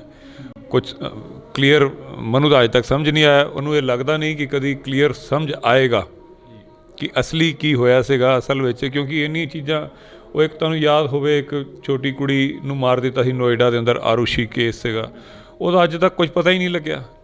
ਉਹ ਇੰਨਾ ਪੁਰਾਣਾ ਹੋ ਜਾਂਦਾ, ਇਹ ਏਜੰਸੀ ਉਹਦੀ ਜਾਂਚ ਕਰ ਰਹੀ, ਫਲਾਣੀ ਏਜੰਸੀ ਜਾਂਚ ਕਰ ਰਹੀ, ਉਹ ਕਦੀ ਉਹ ਏਜੰਸੀ ਕਹਿੰਦੀ ਉਹ ਗਲਤ ਸੀ, ਏਜੰਸੀ ਕਹਿੰਦੀ ਉਹ ਗਲਤ ਸੀ, ਇਹ ਗਵਾਹ ਗਲਤ, ਇਹ ਗਵਾਹ ਸੱਚਾ ਹੈ। ਉਹੀ ਇੱਧਰ ਸਿੱਧੂ ਮੂਸੇਵਾਲੇ ਦੇ ਨਾਲ ਹੋਈ ਜਾ ਰਿਹਾ। ਰੋਜ਼ ਨਵੀਆਂ ਏਜੰਸੀਆਂ ਆ ਜਾਂਦੀਆਂ, ਕਦੀ ਦਿੱਲੀ ਪੁਲਿਸ ਇਨਵੋਲਵ ਹੋ ਜਾਂਦੀ, ਕਦੀ ਪੰਜਾਬ ਪੁਲਿਸ ਇਨਵੋਲਵ ਹੋ ਜਾਂਦੀ ਹੈ। ਇਹਨੂੰ ਕਿਸੇ ਵੀ ਕੇਸ ਨੂੰ ਇਨਵੋਲਵ ਸੋਲਵ ਕਰਨਾ ਹੋਵੇ ਤਾਂ ਮੈਨੂੰ ਨਹੀਂ ਲੱਗਦਾ ਕਿ ਇੰਨਾ ਲੰਬਾ ਖਿੱਚਿਆ ਜਾਣਾ ਚਾਹੀਦਾ ਹੁੰਦਾ। ਪੁਲਿਸ ਤੋਂ ਵੱਡਾ ਬਦਮਾਸ਼ ਕੋਈ ਨਹੀਂ, ਪੁਲਿਸ ਤੋਂ ਜ਼ਿਆਦਾ ਤਾਕਤ ਕਿਸੇ ਕੋ ਨਹੀਂ ਹੁੰਦੀ, ਉਹ ਪੁਲਿਸ ਤੋਂ ਜ਼ਿਆਦਾ ਹਥਿਆਰ ਕਿਸੇ ਕੋ ਨਹੀਂ। ਹਥਿਆਰ ਮਤਲਬ ਜਿਹੜੇ ਲੱਭਣ ਦੇ, ਭਾਵੇਂ ਉਹ ਸਾਈਬਰ ਦੇ ਤਰੀਕੇ ਨਾਲ ਲੱਭਣਾ ਹੋਵੇ ਜਾਂ ਕਿਸੇ ਵੀ ਤਰੀਕੇ ਨਾਲ ਲੱਭਣਾ ਹੋਵੇ, ਸਾਰੀਆਂ ਏਜੰਸੀਆਂ ਸਭ ਕੁਝ ਹੋਣ ਦੇ ਬਾਅਦ ਵੀ ਨਹੀਂ ਲੱਭਿਆ ਜਾ ਰਿਹਾ। ਮੈਨੂੰ ਲੱਗਦਾ ਨਹੀਂ ਕਿ ਅੱਗੇ ਇਸ ਦਾ ਕੁਝ ਠੋਸ ਨਤੀਜਾ ਇਹਦਾ ਨਿਕਲੇਗਾ। ਪੰਜਾਬ ਦਾ ਬਹੁਤ ਵੱਡਾ ਇੱਕ ਲੈਜੈਂਡ ਕਲਾਕਾਰ ਸੀ ਜਿਹਨੂੰ ਦੁਨੀਆ ਸੁਣਦੀ ਪਈ ਸੀਗੀ, ਔਰ ਉਹਨੇ ਪੰਜਾਬ ਦਾ ਅਜੇ ਬਹੁਤ ਵੱਡਾ ਨਾਮ ਕਰਨਾ ਸੀਗਾ। ਔਰ ਹੁਣ ਉਹ ਪੰਥਕ ਵੱਲ ਨੂੰ ਹੋਇਆ ਸੀ। ਉਹ 2 ਗਾਣੇ ਜਿੱਦਾਂ SYL ਆਇਆ ਸੀ, ਫਿਰ ਬਲਵਿੰਦਰ ਜਟਾਣਾ ਉਹਨੇ ਦੁਨੀਆ ਦੇ ਸਾਹਮਣੇ ਲੈ ਆਂਦਾ, ਲੋਕੀ ਉਹ ਸਰਚ ਕਰਨ 'ਤੇ ਲੱਗ ਗਏ ਬਲਵਿੰਦਰ ਜਟਾਣਾ ਕੌਣ ਸੀਗਾ। ਫਿਰ ਵਾਰ ਉਹਨੇ ਕੱਢਿਆ। ਹਾਲੇ ਇਹੋ ਜਿਹੇ ਕਈ ਸਾਰੇ ਗਾਣੇ ਮੈਂ ਸੁਣਿਆ ਕਿ ਹੈਗੇ ਹੋਰ ਜਿਹੜੇ ਪੰਥਕ ਟਾਈਪ ਦੇ ਗਾਣੇ, ਉਹ ਹੁਣ ਉਹਨੇ ਇੱਧਰ ਨੂੰ ਹੀ ਹੋ ਜਾਣਾ ਸੀਗਾ, ਜਿਹੜਾ ਉਹਦਾ ਆਖਰੀ ਇੰਟਰਵਿਊ ਵੀ ਸੀ। ਅਤੇ ਉਹ ਬਹੁਤ ਵੱਡਾ ਬੰਦਾ ਸੀ ਔਰ ਬਹੁਤ ਮਾੜਾ ਉਸ ਦੇ ਨਾਲ ਹੋਇਆ। ਇਹ ਪੰਜਾਬ ਦੇ ਨਾਲ ਬਹੁਤ ਮਾੜਾ ਹੋਇਆ। ਉਸ ਪਰਿਵਾਰ ਦੇ ਨਾਲ ਤਾਂ ਉਹ ਵੇਖ ਕੇ ਅਜੇ ਵੀ ਗਲ ਭਰ ਆਉਂਦਾ ਉਸ ਦੇ ਮਾਪਿਆਂ ਨੂੰ ਵੇਖ ਕੇ, ਕਿ ਅੱਜ ਵੀ ਉਹ ਵਿਚਾਰੇ ਕਦੀ ਦੁਨੀਆ ਭਰ ਦੇ ਵਿੱਚ ਆਪਣੇ ਬੱਚੇ ਦੇ ਲਈ ਇਨਸਾਫ ਦੀ ਉਹ ਉਮੀਦ ਦੇ ਨਾਲ ਲੜਦੇ ਪਏ ਨੇ ਜੀ। ਅਤੇ ਰੱਬ ਉਹਨਾਂ ਨੂੰ ਖੁਸ਼ੀ ਦੇਵੇ, ਕਿਸੇ ਤਰ੍ਹਾਂ ਨਾਲ ਉਹਨਾਂ ਨੂੰ ਖੁਸ਼ ਰੱਖੇ। ਔਰ ਉਹਨਾਂ ਵਾਸਤੇ ਬੜੇ ਮਾਣ ਦੀ ਗੱਲ ਹੈ ਕਿ ਉਹ ਸਿੱਧੂ ਮੂਸੇਵਾਲਾ ਦੇ ਪੇਰੈਂਟਸ ਹੈ ਜੀ। ਤਾਂ ਅਸੀਂ ਬਹੁਤ ਬਹੁਤ ਧੰਨਵਾਦ ਕਰਾਂਗੇ। ਸਾਡੇ ਨਾਲ ਇਸ ਵਕਤ ਬਾਈ ਦਲਜੀਤ ਕਲਸੀ ਮੌਜੂਦ ਸਨ, ਤਾਂ ਅਸੀਂ ਉਹਨਾਂ ਦੇ ਨਾਲ ਮੁਲਾਕਾਤ ਕਰੀ ਆ, ਜਿਸ ਮੁਲਾਕਾਤ ਦੇ ਵਿੱਚ ਪੰਜਾਬ ਦੇ ਉਹਨਾਂ ਮੁੱਦਿਆਂ ਦੀ ਗੱਲ ਕਰੀ ਆ ਜਿਹੜੇ ਮੁੱਦੇ ਚੱਲ ਰਹੇ ਨੇ। ਬੇਸ਼ੱਕ ਉਹ ਜੀਰਾ ਫੈਕਟਰੀ ਦਾ ਹੋਵੇ ਅਤੇ ਬੇਸ਼ੱਕ ਉਹ ਬਹਿਮਲ ਕਲਾਂ ਗੋਲੀ ਕਾਂਡ ਦਾ ਹੋਵੇ ਅਤੇ ਬੇਸ਼ੱਕ ਉਹ ਸਿੱਧੂ ਮੂਸੇਵਾਲੇ ਦੇ ਕੇਸ ਦੇ ਇਨਸਾਫ ਦਾ ਹੋਵੇ। ਤਾਂ ਤੁਸੀਂ ਜੁੜੇ ਰਹਿਣਾ ਇੰਡੋਜ਼ TV ਦੇ ਨਾਲ, ਮੇਰੇ ਸਹਿਯੋਗੀ ਸਾਥੀ ਕੁਲਦੀਪ ਦੇ ਨਾਲ। ਮੈਨੂੰ ਯਾਨੀ ਕਿ ਹਰਜਿੰਦਰ ਸਿੰਘ ਢਿੱਲੋਂ ਨੂੰ ਦਿਓ ਜੀ ਇਜਾਜ਼ਤ। ਮਿਲਦੇ ਹਾਂ ਨਵੀਂ ਮੁਲਾਕਾਤ 'ਤੇ, ਤਦ ਤੱਕ ਲਈ ਧੰਨਵਾਦ। ਪੰਜਾਬ ਨੂੰ ਕਿੱਥੇ ਜੇ ਖੜਾ ਦੇਖਦੇ ਹੋ? ਨੌਜਵਾਨੀ ਜਿਹੜੀ ਕਾਫੀ ਭੱਜਦੀ ਨਜ਼ਰ ਆਈ ਆ ਪੰਜਾਬ 'ਚ। ਅਸਲ 'ਚ ਤਾਂ ਜਿਹੜੀ ਅੰਮ੍ਰਿਤਪਾਲ ਭਾਈ ਸਾਹਿਬ ਨੇ ਜਿਹੜੀ ਇੱਕ ਮੁਹਿੰਮ ਚਲਾਈ ਹੋਈ ਹੈ, ਉਸ ਦੀ ਬਹੁਤ ਸਖਤ ਲੋੜ ਸੀ, ਕਿਉਂਕਿ ਪੰਜਾਬ ਬਹੁਤ ਬੁਰੇ ਹਾਲਾਤਾਂ 'ਚੋਂ ਗੁਜ਼ਰਦਾ ਪਿਆ। ਇੱਕ ਪਿੰਡ 'ਚ ਇੰਨੇ ਮੁੰਡੇ ਨਸ਼ਿਆਂ ਦੇ ਵਿੱਚ ਗਰਕ ਹੋ ਗਏ ਨੇ। ਐਸੇ ਪੰਜਾਬ 'ਚ ਪਿੰਡ ਹੋ ਗਏ ਜਿਨ੍ਹਾਂ ਦੇ ਨਾ ਕੋਈ ਬਰਾਤ ਪੂਰੇ ਪਿੰਡ ਦੀ ਨਾ ਗਈ ਹੈ ਨਾ ਆਈ ਹੈ ਉਹਨਾਂ ਪਿੰਡਾਂ ਦੇ ਵਿੱਚ। ਔਰ ਇਹ ਚੀਜ਼ ਨਾ ਤਾਂ ਕੋਈ ਦੱਸ ਰਿਹਾ, ਨਾ ਹੀ ਕੋਈ ਮੀਡੀਆ ਵਾਲਾ ਇਹਦੇ ਉੱਤੇ ਚਰਚਾ ਕਰਦਾ ਪਿਆ, ਨਾ ਗੱਲ ਹੁੰਦੀ ਪਈ ਹੈ। ਜਿਹੜਾ ਕੋਈ ਕਰਦਾ ਉਹਨੂੰ ਬੰਦ ਕਰਾ ਦਿੱਤਾ ਜਾਂਦਾ, ਉਹਨੂੰ ਚੁੱਪ ਕਰਾ ਦਿੱਤਾ ਜਾਂਦਾ। ਪੰਜਾਬ ਨੂੰ ਮੈਨੂੰ ਲੱਗਦਾ ਕਿ ਬਚਾਉਣ ਦੇ ਲਈ ਕਿ ਇਸ ਤੋਂ ਸਾਡੇ ਕੋਲ ਹੋਰ ਕੋਈ ਚਾਰਾ ਹੀ ਨਹੀਂ ਹੈ। ਪੰਜਾਬ ਬਚਾਇਆ ਜਾ ਸਕਦਾ। ਪੰਜਾਬ ਨੂੰ ਜਿਹੜਾ ਬਚਾਉਣ ਦੀ ਗੱਲ ਕਰਦਾ ਉਸ ਨੂੰ ਖਾਲਿਸਤਾਨੀ, ਉਗਰਵਾਦੀ ਅਤੇ ਜਾਂ ਫਿਰ ਉਸ ਨੂੰ ਇਹ ਕਿਹਾ ਜਾਂਦਾ ਕਿ ਦੇਸ਼ ਨੂੰ ਤੋੜ ਰਿਹਾ ਹੈ। ਸੁਧਾਰ ਕੁਛ ਨਹੀਂ ਹੋਇਆ ਅਜੇ ਵੀ। ਸਿੱਖਾਂ ਦੇ ਨਾਲ ਜੋ ਵਤੀਰਾ ਹੁੰਦਾ ਪਿਆ, ਜੋ ਪੰਜਾਬ ਦੇ ਨਾਲ ਜੋ ਕੁਛ ਹੁੰਦਾ ਪਿਆ, ਕੋਈ ਸੁਣਦਾ ਹੀ ਨਹੀਂ ਪਿਆ, ਕੋਈ ਸੁਣਵਾਈ ਨਹੀਂ ਹੈ। ਲੱਲਨ ਟੌਪ ਇੱਕ ਚੈਨਲ ਹੈ, ਉਹਨਾਂ ਨੇ ਭਾਈ ਸਾਹਿਬ ਦੇ ਉੱਤੇ ਬਹੁਤ ਨੈਗੇਟਿਵ ਜਿਹਾ ਇੱਕ ਪ੍ਰੋਗਰਾਮ ਬਣਾਇਆ। ਪਿੱਛੇ ਜੇ ਮੈਨੂੰ ਫੋਨ ਕੀਤਾ, ਉਹਨਾਂ ਨੇ ਕਹਿੰਦੇ ਜੀ ਤੁਸੀਂ ਆਪਾਂ ਉਹਦਾ ਕੋਈ ਇੰਟਰਵਿਊ ਕਰਵਾ ਦਿਓ। ਮੈਂ ਕਿਹਾ ਜੈਸੇ ਆਪਨੇ ਪਹਿਲੇ ਬਣਾਇਆ ਵੈਸੇ ਬਣਾ ਦਿਓ। ਖਾਲਿਸਤਾਨ ਹੱਲ ਬਚਦਾ, ਪਰ ਪੰਜਾਬ ਦੇ ਵਿੱਚ ਜਿਹੜੇ ਕੌਮ ਆ ਉਹ ਸੰਘਰਸ਼ ਦੇ ਵਿੱਚੋਂ ਦੀ ਗੁਜ਼ਰ ਚੁੱਕੀ ਆ।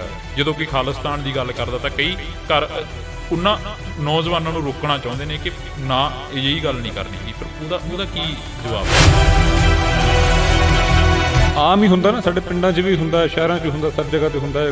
3-4 ਭਰਾ ਨੇ, ਨਹੀਂ ਬਣਦੀ, ਰੋਜ਼ ਡਾਂਗਾ ਖੜਕਦੀਆਂ, ਤੇ ਅੱਡ ਹੀ ਹੋ ਜਾਣਾ ਉਸ ਤੋਂ ਚੰਗਾ। ਤੇ ਜਿਹੜੇ ਨਹਿਰੂ ਨੇ, ਗਾਂਧੀ ਨੇ ਜਿਹੜੇ ਵਾਅਦੇ ਕੀਤੇ ਸੀ ਕਿ ਸਿੱਖਾਂ ਨੂੰ ਉਹਨਾਂ ਦਾ ਇੱਕ ਵਿਲੱਖਣ ਜਿਹਾ ਸਟੇਟ ਮਿਲੇਗਾ, ਉਹਨਾਂ ਦਾ ਇੱਕ ਵਿਸ਼ੇਸ਼ ਅਧਿਕਾਰ ਮਿਲਣਗੇ, ਉਹ ਕੁਝ ਹੋਇਆ ਨਹੀਂ।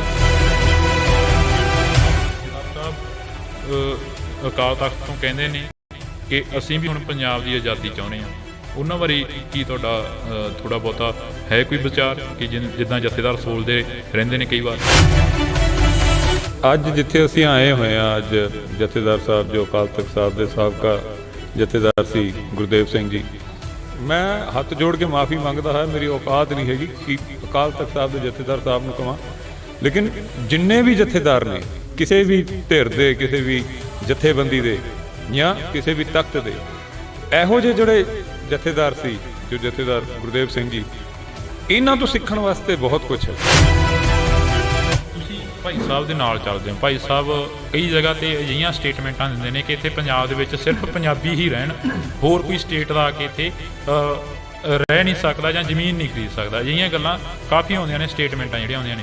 ਪਰ ਜਿਹੜੇ ਪੰਜਾਬੀ ਹੋਰ ਸਟੇਟਾਂ ਦੇ ਵਿੱਚ ਰਹਿ ਰਹੇ ਨੇ, ਜਿਵੇਂ ਹੁਣ ਤੁਸੀਂ ਵੀ ਬੰਬੇ ਦੇ ਵਿੱਚ ਰਹਿ ਰਹੇ ਹੋ, ਆਪਣਾ ਕਾਰੋਬਾਰ ਤੁਹਾਡਾ ਸੈੱਟ ਆ, ਤਾਂ ਫਿਰ ਉਹਨਾਂ ਨੂੰ ਵੀ ਤਾਂ ਉੱਧਰਲੇ ਲੋਕ ਕਹਿਣਗੇ ਵੀ ਤੁਸੀਂ ਇੱਥੇ ਕੀ ਕਰਨੇ ਹੋ ਪੰਜਾਬੀ। ਨਹੀਂ, ਦੇਖੋ, ਪੰਜਾਬ ਦੇ ਅੰਦਰ ਐਸੀਆਂ ਕਲੋਨੀਆਂ ਬਣ ਗਈਆਂ ਜਿੱਥੇ ਲਿਖਿਆ ਹੋਇਆ ਹੈ ਕਿ ਪੰਜਾਬੀ ਇੱਥੇ ਜ਼ਮੀਨ ਨਹੀਂ ਖਰੀਦ ਸਕਦਾ, ਇੱਥੇ ਘਰ ਨਹੀਂ ਖਰੀਦ ਸਕਦਾ। ਆਪਾਂ ਪੰਜਾਬ ਵਿੱਚ ਹੀ ਆਪਣੀ ਜ਼ਮੀਨ ਨਹੀਂ ਖਰੀਦ ਪਾ ਰਹੇ। ਇਹੋ ਜਿਹੇ ਹਾਲਾਤ ਬਣੇ ਜਾ ਰਹੇ ਨੇ। ਚੰਡੀਗੜ੍ਹ ਆ ਜਾਓ, ਜਿਹਦੇ ਆਸ-ਪਾਸ ਦੇ ਇਲਾਕਿਆਂ 'ਚ ਆ ਜਾਓ, ਖਰੜ ਵਗੈਰਾ ਵਿੱਚ ਤੁਹਾਨੂੰ ਟਾਵਾਂ ਕੋਈ ਸਿੱਖਾਂ ਦਾ ਘਰ ਮਿਲਦਾ ਪਿਆ। ਬਈ ਕੀ ਲੱਗਦਾ ਹੈਗਾ ਜਿਹੜਾ ਸਿੱਧੂ ਮੂਸੇਵਾਲੇ ਦਾ ਕਤਲ ਹੋਇਆ, ਉਸ ਤੋਂ ਪਹਿਲਾਂ ਸੰਦੀਪ ਨੰਗਲ ਅੰਬੀਆਂ ਦਾ ਗੋਲੀਆਂ ਮਾਰ ਕੇ ਕਤਲ ਕਰ ਦਿੱਤਾ ਜਾਂਦਾ, ਤੇ ਹਲੇ ਤੱਕ ਬਾਈ ਦੀਪ ਸਿੱਧੂ ਦੇ ਜਿਹੜੇ ਕਿ ਜਾਂਚ ਹੀ ਨਹੀਂ ਹੋਈ ਹੈਗੀ, ਉਸ ਦਾ ਵੀ ਨਹੀਂ ਪਤਾ ਲੱਗ ਸਕਿਆ ਕਿ ਕਤਲ ਸੀ ਜਾਂ ਐਕਸੀਡੈਂਟ ਸੀ। ਅਜਿਹਾ ਪੰਜਾਬ ਦੇ ਨੌਜਵਾਨਾਂ ਨਾਲ ਹੀ ਕਿਉਂ ਹੁੰਦਾ ਹੈਗਾ, ਜਿਹੜੇ ਉਹ ਵੀ ਪੰਜਾਬ ਦਾ ਦਰਦ ਰੱਖਦੇ ਨੇ। ਜੋ ਦੀਪ ਸਿੱਧੂ ਭਾਜੀ ਦਾ ਸੀਗਾ, ਉਹਦੇ ਮਰਡਰ ਸੀਗਾ। ਉਹ ਆਪਾਂ ਪਹਿਲੇ ਦਿਨ ਤੋਂ ਬੋਲ ਰਹੇ ਹਾਂ, ਅੱਜ ਵੀ ਬੋਲਦੇ ਹਾਂ। ਕੋਈ ਐਸੀ ਗੱਲ ਨਹੀਂ ਹੈਗੀ ਜਿਸ ਦੇ ਲਈ ਇਹ ਮੰਨ ਲਿੱਤਾ ਜਾਵੇ ਕਿ ਇਹ ਮਰਡਰ ਨਹੀਂ ਸੀ। ਔਰ ਸੰਦੀਪ ਜਿਹੜਾ ਕਬੱਡੀ ਦਾ ਪਲੇਅਰ ਸੀਗਾ, ਉਹ ਤੇ ਉਹਨਾਂ ਦੀ ਆਪਸੀ ਰੰਜਿਸ਼ ਦੇ ਵਿੱਚ ਜੋ ਵੀ ਯੂਜ਼ ਕੀਤੇ ਗਏ।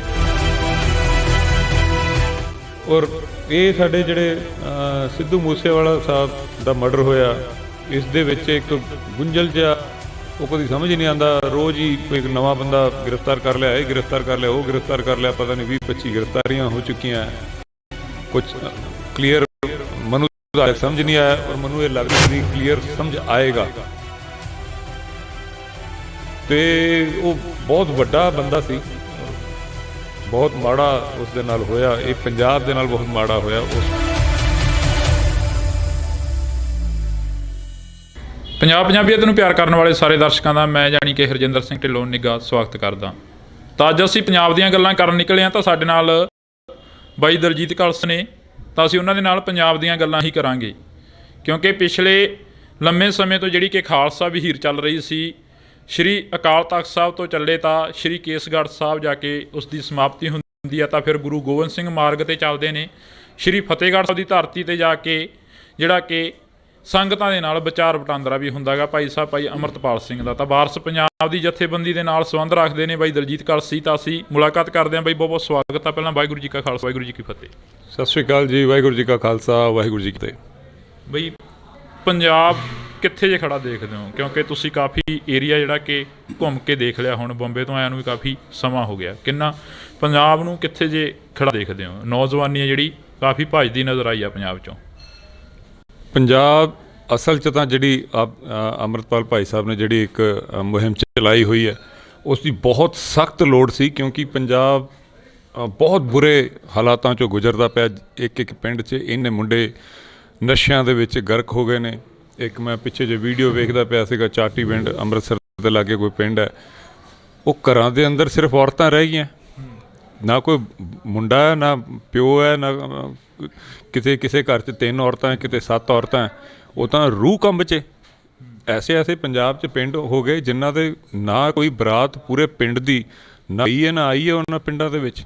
ਔਰ ਇਹ ਚੀਜ਼ ਨਾ ਤਾਂ ਕੋਈ ਦੱਸ ਰਿਹਾ, ਨਾ ਹੀ ਕੋਈ ਮੀਡੀਆ ਵਾਲਾ ਇਹਦੇ ਉੱਤੇ ਚਰਚਾ ਕਰਦਾ ਪਿਆ, ਨਾ ਗੱਲ ਹੁੰਦੀ ਪਈ ਹੈ। ਜਿਹੜਾ ਕੋਈ ਕਰਦਾ ਉਹਨੂੰ ਬੰਦ ਕਰਾ ਦਿੱਤਾ ਜਾਂਦਾ, ਉਹਨੂੰ ਚੁੱਪ ਕਰਾ ਦਿੱਤਾ ਜਾਂਦਾ। ਅਤੇ ਦੀਪ ਭਾਜੀ ਵੀ ਆਹੀ ਗੱਲਾਂ ਕਰਿਆ ਕਰਦੇ ਸੀਗੇ ਕਿ ਸਾਡੇ ਜੋ ਸਿੱਖੀ ਦੀ, ਸਾਡੀ ਜਿੰਨੀਆਂ ਵੀ ਸਮੱਸਿਆਵਾਂ ਹੈਗੀਆਂ ਸਾਡੇ ਕੌਮ ਦੀਆਂ, ਉਸਦਾ ਅਗਰ ਸਮਾਧਾਨ ਸਾਨੂੰ ਕੱਢਣਾ ਹੈ ਤਾਂ ਉਹਦਾ ਸਮਾਧਾਨ ਇਹੀ ਹੈ ਕਿ ਆਪਾਂ ਗੁਰੂ ਸਾਹਿਬ ਦੇ ਲੜ ਲੱਗ ਜਾਈਏ, ਉਸ ਦੇ ਨੇੜੇ ਜਾਈਏ। ਅਤੇ ਉਹੀ ਰਸਤੇ ਨੂੰ ਅੱਗੇ ਚੱਲਦੇ ਹੋਏ, ਉਸੇ ਰਸਤੇ 'ਤੇ ਚੱਲਦੇ ਹੋਏ ਭਾਈ ਸਾਹਿਬ ਜੋ ਖਾਲਸਾ ਵਹੀਰ ਨਾਮ 'ਤੇ ਉਹਨਾਂ ਨੇ ਜੋ ਇਹ ਚਾਲੂ ਕੀਤਾ, ਔਰ ਜੋ ਗੁਰੂ ਭਾਈ ਲਹਿਰ ਉਹਨਾਂ ਨੇ ਸ਼ੁਰੂ ਕੀਤੀ ਹੈ, ਅਤੇ ਕੌਮ ਨੂੰ ਗੁਰੂ ਸਾਹਿਬ ਦੇ ਲੜ ਲਾਉਣ ਦੀ ਜਿਹੜੀ ਇੱਕ ਇਹ ਸ਼ੁਰੂਆਤ ਹੋਈ ਹੈ। ਬਹੁਤ ਸਾਰੇ ਮੁੰਡੇ, ਬਹੁਤ ਸਾਰੇ ਨੌਜਵਾਨ ਜਿਹੜੇ ਨੇ ਉਹ ਅੰਮ੍ਰਿਤ ਛਕ ਰਿਹਾ, ਔਰ ਮੁੰਡੇ ਦਾੜੀ ਰੱਖਣੀ ਸ਼ੁਰੂ ਹੋ ਗਏ, ਪੱਗਾਂ ਬੰਨ੍ਹਣੀਆਂ ਸ਼ੁਰੂ ਹੋ ਗਏ। ਦੁਨੀਆ ਭਰ ਦੇ 'ਚ ਹੁੰਦਾ ਪਿਆ। ਖਾਲਸਾ ਵੀਰ ਦੇ ਵਿੱਚ ਹੀ 4000 ਤੋਂ ਵੱਧ ਤਾਂ ਇਸੇ ਵੀਰ ਦੇ ਵਿੱਚ ਹੀ ਅੰਮ੍ਰਿਤ ਛਕਿਆ ਮੁੰਡਿਆਂ ਨੇ, ਔਰ ਭੈਣਾਂ ਨੇ, ਮੁੰਡਿਆਂ ਨੇ, ਸਾਰਿਆਂ ਨੇ। ਤੇ ਦੁਨੀਆ ਭਰ ਦੇ ਵਿੱਚ। ਲੇਕਿਨ ਇਹ ਨਹੀਂ ਕਿ ਵਹੀਰ ਦੇ ਵਿੱਚ ਹੀ ਸਿਰਫ ਹੋ ਰਿਹਾ, ਸਭ ਜਗ੍ਹਾ ਤੇ ਇੱਕ ਮੁਹਿੰਮ ਜੀ ਚੱਲਦੀ ਪਈ ਹੈ। ਤੇ ਇਹ ਪੰਜਾਬ ਨੂੰ ਮੈਨੂੰ ਲੱਗਦਾ ਹੈ ਕਿ ਬਚਾਉਣ ਦੇ ਲਈ, ਮੇਰਾ ਜਵਾਬ ਸ਼ਾਇਦ ਲੰਬਾ ਨਾ ਹੋ ਜਾਏ, ਮੈਂ ਛੋਟਾ ਹੀ ਰੱਖਦਾ, ਕਿ ਇਸ ਤੋਂ ਸਾਡੇ ਕੋਲ ਹੋਰ ਕੋਈ ਚਾਰਾ ਹੀ ਨਹੀਂ ਹੈ। ਇਹਨੂੰ ਕਹਿ ਸਕਦੇ ਹਾਂ ਕਿ ਸਾਨੂੰ ਇਹੀ ਕਰਨਾ ਪੈਣਾ, ਇਹੀ ਸਾਨੂੰ ਗੁਰੂ ਸਾਹਿਬ ਦੇ ਲੜ ਹੀ ਲੱਗਣਾ ਪੈਣਾ, ਤਾਂ ਹੀ ਪੰਜਾਬ ਬਚਾਇਆ ਜਾ ਸਕਦਾ। ਤੁਸੀਂ ਕਿਹਾ ਕਿ ਪੰਜਾਬ ਬਚਾਇਆ ਜਾ ਸਕਦਾ, ਪਰ ਪੰਜਾਬ ਨੂੰ ਜਿਹੜਾ ਬਚਾਉਣ ਦੀ ਗੱਲ ਕਰਦਾ ਉਸ ਨੂੰ ਖਾਲਿਸਤਾਨੀ, ਉਗਰਵਾਦੀ ਤੇ ਜਾਂ ਫਿਰ ਉਸ ਨੂੰ ਇਹ ਕਿਹਾ ਜਾਂਦਾ ਕਿ ਦੇਸ਼ ਨੂੰ ਤੋੜ ਰਿਹਾ ਹੈਗਾ। ਨਹੀਂ, ਉਹ ਤਾਂ ਸ਼ੁਰੂ ਤੋਂ ਹੀ ਹੈ ਨਾ, ਸੰਤਾਂ ਦੇ ਸਮੇਂ ਤੋਂ ਹੀ ਹੈ। ਉਹੀ ਸਾਰੇ ਜਿਹੜੇ ਜਿੰਨੇ ਵੀ ਇਸ ਲਾਈਨ ਦੇ ਵਿੱਚ, ਰਾਹ ਵਿੱਚ ਜਿੰਨੇ ਵੀ ਸ਼ਹੀਦ ਹੋਏ, ਜਿਹੜੇ ਪੁਰਾਣੇ ਵੀ ਔਰ ਹੁਣ ਦੇ ਵੀ, ਉਹ ਸਭ ਦਾ ਹੀ ਆਹੀ ਗੱਲ ਸੀ। ਸੰਤਾਂ ਦੀ ਵੀ ਆਹੀ ਲੜਾਈ ਸੀਗੀ ਕਿ ਸਾਨੂੰ ਬਸ ਦੂਜੇ ਦਰਜੇ ਦਾ ਸ਼ਹਿਰੀ ਜਿਹੜਾ ਉਹ ਨਹੀਂ ਬਣਨਾ। ਅਤੇ ਉਹ ਲੇਕਿਨ 40 ਸਾਲ ਬਾਅਦ ਵੀ ਗੱਲ ਉੱਥੇ ਹੀ ਖਲੋਤੀ ਹੈ। ਮੇਰੇ ਖਿਆਲ ਨਾਲ ਉਸ ਤੋਂ ਜ਼ਿਆਦਾ ਖਤਰਨਾਕ ਹੋ ਗਈ, ਉਸ ਤੋਂ ਵਾਸਟ ਹੋ ਗਏ ਆਪਾਂ। ਸੁਧਾਰ ਕੁਛ ਨਹੀਂ ਹੋਇਆ ਅਜੇ ਵੀ। ਸਿੱਖਾਂ ਦੇ ਨਾਲ ਜੋ ਵਤੀਰਾ ਹੁੰਦਾ ਪਿਆ, ਜੋ ਪੰਜਾਬ ਦੇ ਨਾਲ ਜੋ ਕੁਛ ਹੁੰਦਾ ਪਿਆ, ਕੋਈ ਸੁਣਦਾ ਹੀ ਨਹੀਂ ਪਿਆ, ਕੋਈ ਸੁਣਦਾ ਹੀ ਨਹੀਂ ਹੈ।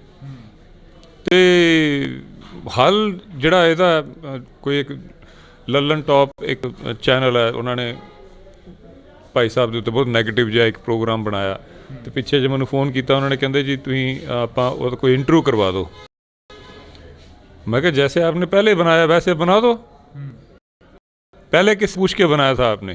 कहते हमारे पत्रकार है तो उन्हीं से पढ़ा, फिर से बना दो। बोलना आपने नेगेटिव ही है, समझना नहीं। तो कहते फिर कैसे करें? मैं कहा आप अपनी टीम लेके पंजाब आओ, आपको हम गांव गांव में लेके जाएंगे, 3 दिन 4 दिन अपने हिसाब से आपको दिखाएंगे लतीफपुरा में क्या हुआ।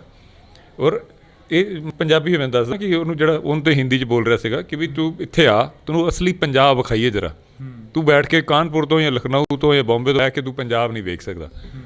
ਅਤੇ ਉਹ ਪੰਜਾਬ ਉਹਨੂੰ ਨੇੜਿਓਂ ਵਿਖਾਈਏ, ਅਤੇ ਫਿਰ ਮੈਂ ਕਿਹਾ ਤੈਨੂੰ ਭਾਈ ਸਾਹਿਬ ਨਾਲ ਮਿਲਾਵਾਂਗੇ। ਅਤੇ ਇਹ ਜਿਹੜੀ ਹੈਗੀ ਹੈ ਸਾਨੂੰ ਦੂਜੇ ਦਰਜੇ ਦਾ ਜਿਹੜਾ ਸ਼ਹਿਰੀ ਮਹਿਸੂਸ ਕਰਵਾਇਆ ਜਾਂਦਾ ਔਰ ਬਾਰ-ਬਾਰ ਮਹਿਸੂਸ ਕਰਵਾਇਆ ਜਾਂਦਾ, ਇਹ ਬਹੁਤ ਗਲਤ ਇੱਕ ਸੰਦੇਸ਼ ਕੌਮ ਨੂੰ ਜਾਂਦਾ ਹੈ, ਖਾਸ ਕਰ ਯੂਥ ਨੂੰ ਜਾਂਦਾ। ਯੂਥ ਇਸ ਦੇ ਲਈ ਫਿਰ ਖਾਲਿਸਤਾਨ ਹੀ ਇੱਕ ਹੱਲ ਬਚਦਾ ਯੂਥ ਦੇ ਕੋਲ, ਜਦੋਂ ਇੰਨੀ ਜ਼ਿਆਦਾ ਬਾਰ-ਬਾਰ ਇੰਨੀ ਗਹਿਰਾਈ ਦੇ ਨਾਲ ਜਦੋਂ ਉਹਨਾਂ ਨੂੰ ਅਹਿਸਾਸ ਕਰਵਾਇਆ ਜਾਏਗਾ ਤਾਂ ਦੂਜਾ ਕੋਈ ਹੱਲ ਹੀ ਨਹੀਂ ਬਚਦਾ। ਫਿਰ ਤੁਸੀਂ ਕਿਹਾ ਕਿ ਖਾਲਿਸਤਾਨ ਹੱਲ ਬਚਦਾ, ਪਰ ਪੰਜਾਬ ਦੇ ਵਿੱਚ ਜਿਹੜੇ ਕੌਮ ਆ ਉਹ ਸੰਘਰਸ਼ ਦੇ ਵਿੱਚੋਂ ਦੀ ਗੁਜ਼ਰ ਚੁੱਕੀ ਆ। ਹਥਿਆਰਬੰਦ ਸੰਘਰਸ਼ ਵੀ ਕਰਿਆ, 84 ਜਿਹੜੀ ਕਿ ਹਥਿਆਰਬੰਦ ਸੰਘਰਸ਼ ਤੋਂ ਪਹਿਲਾਂ ਹੋ ਗਈ ਆ, ਪਰ 1995 ਤੱਕ ਜੋ ਦੌਰ ਪੰਜਾਬ ਨੇ ਭੋਗਿਆ, ਜੋ ਪੰਜਾਬ ਦੇ ਪਿੰਡੇ 'ਤੇ ਹਲੇ ਤੱਕ ਜ਼ਖਮਾਂ ਦੇ ਨਿਸ਼ਾਨ ਨੇ, ਉਹ ਅੱਲੇ ਨੇ। ਜਦੋਂ ਕੋਈ ਖਾਲਿਸਤਾਨ ਦੀ ਗੱਲ ਕਰਦਾ ਤਾਂ ਕਈ ਘਰ ਉਹਨਾਂ ਨੌਜਵਾਨਾਂ ਨੂੰ ਰੋਕਣਾ ਚਾਹੁੰਦੇ ਨੇ ਕਿ ਨਾ ਅਜਿਹੀ ਗੱਲ ਨਹੀਂ ਕਰਨੀ ਹੈਗੀ। ਫਿਰ ਉਹਦਾ ਕੀ ਜਵਾਬ? ਅਗਰ ਦੇਖੋ ਆਮ ਹੀ ਹੁੰਦਾ ਨਾ, ਸਾਡੇ ਪਿੰਡਾਂ 'ਚ ਵੀ ਹੁੰਦਾ, ਚਰਪਾ ਨਹੀਂ ਬਣਦੀ, ਰੋਜ਼ ਡਾਂਗਾਂ ਖੜਕਦੀਆਂ, ਅਤੇ ਅੱਡ ਹੀ ਹੋ ਜਾਣਾ ਉਸ ਤੋਂ ਚੰਗਾ।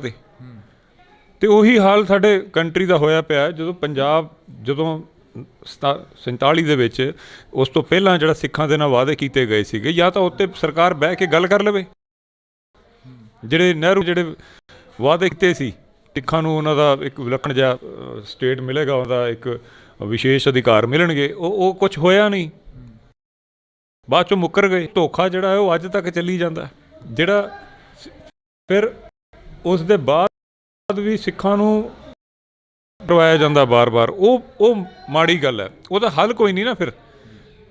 ਜਾਂ ਤਾਂ ਔਰ ਇਹ ਨਹੀਂ ਹੈ ਕਿ ਇਹ ਕਹਿੰਦੇ ਪਏ ਕਿ ਹਥਿਆਰ ਹੀ ਚੱਕ ਲਓ, ਕਿ ਬਈ ਇਸ ਦੀ ਗੱਲ ਨੂੰ ਬਰਦਾ, ਜਾਂ ਤਾਂ ਦਿਓ, ਹੱਕ ਦਿਓ, ਜਾਂ ਫਿਰ ਅੱਡ ਕਰ ਦਿਓ ਜੇ ਨਹੀਂ ਹੁੰਦਾ ਤੁਹਾਡੇ ਕੋਲੋਂ। ਤੇ ਕੀ ਲੱਗਦਾ ਵੀ ਅੱਡ ਹੋ ਕੇ ਪੰਜਾਬ ਬਚ ਜੂਗਾ? ਕਿਉਂਕਿ ਪੰਜਾਬ ਦੇ ਏਜੰਸੀਆਂ ਨੂੰ ਕਹਿੰਦੀਆਂ ਨੇ ਕਿ ਪੰਜਾਬ ਨੂੰ ਤੋੜਿਆ ਜਾ ਰਿਹਾ, ਜੇਕਰ ਪੰਜਾਬ ਅੱਡ ਹੋ ਗਿਆ ਤਾਂ ਪੰਜਾਬ ਨੂੰ ਹੋਰ ਦੇਸ਼ ਨੇ ਜਿਹੜੇ ਉਹ ਦੱਬ ਲੈਣਗੇ।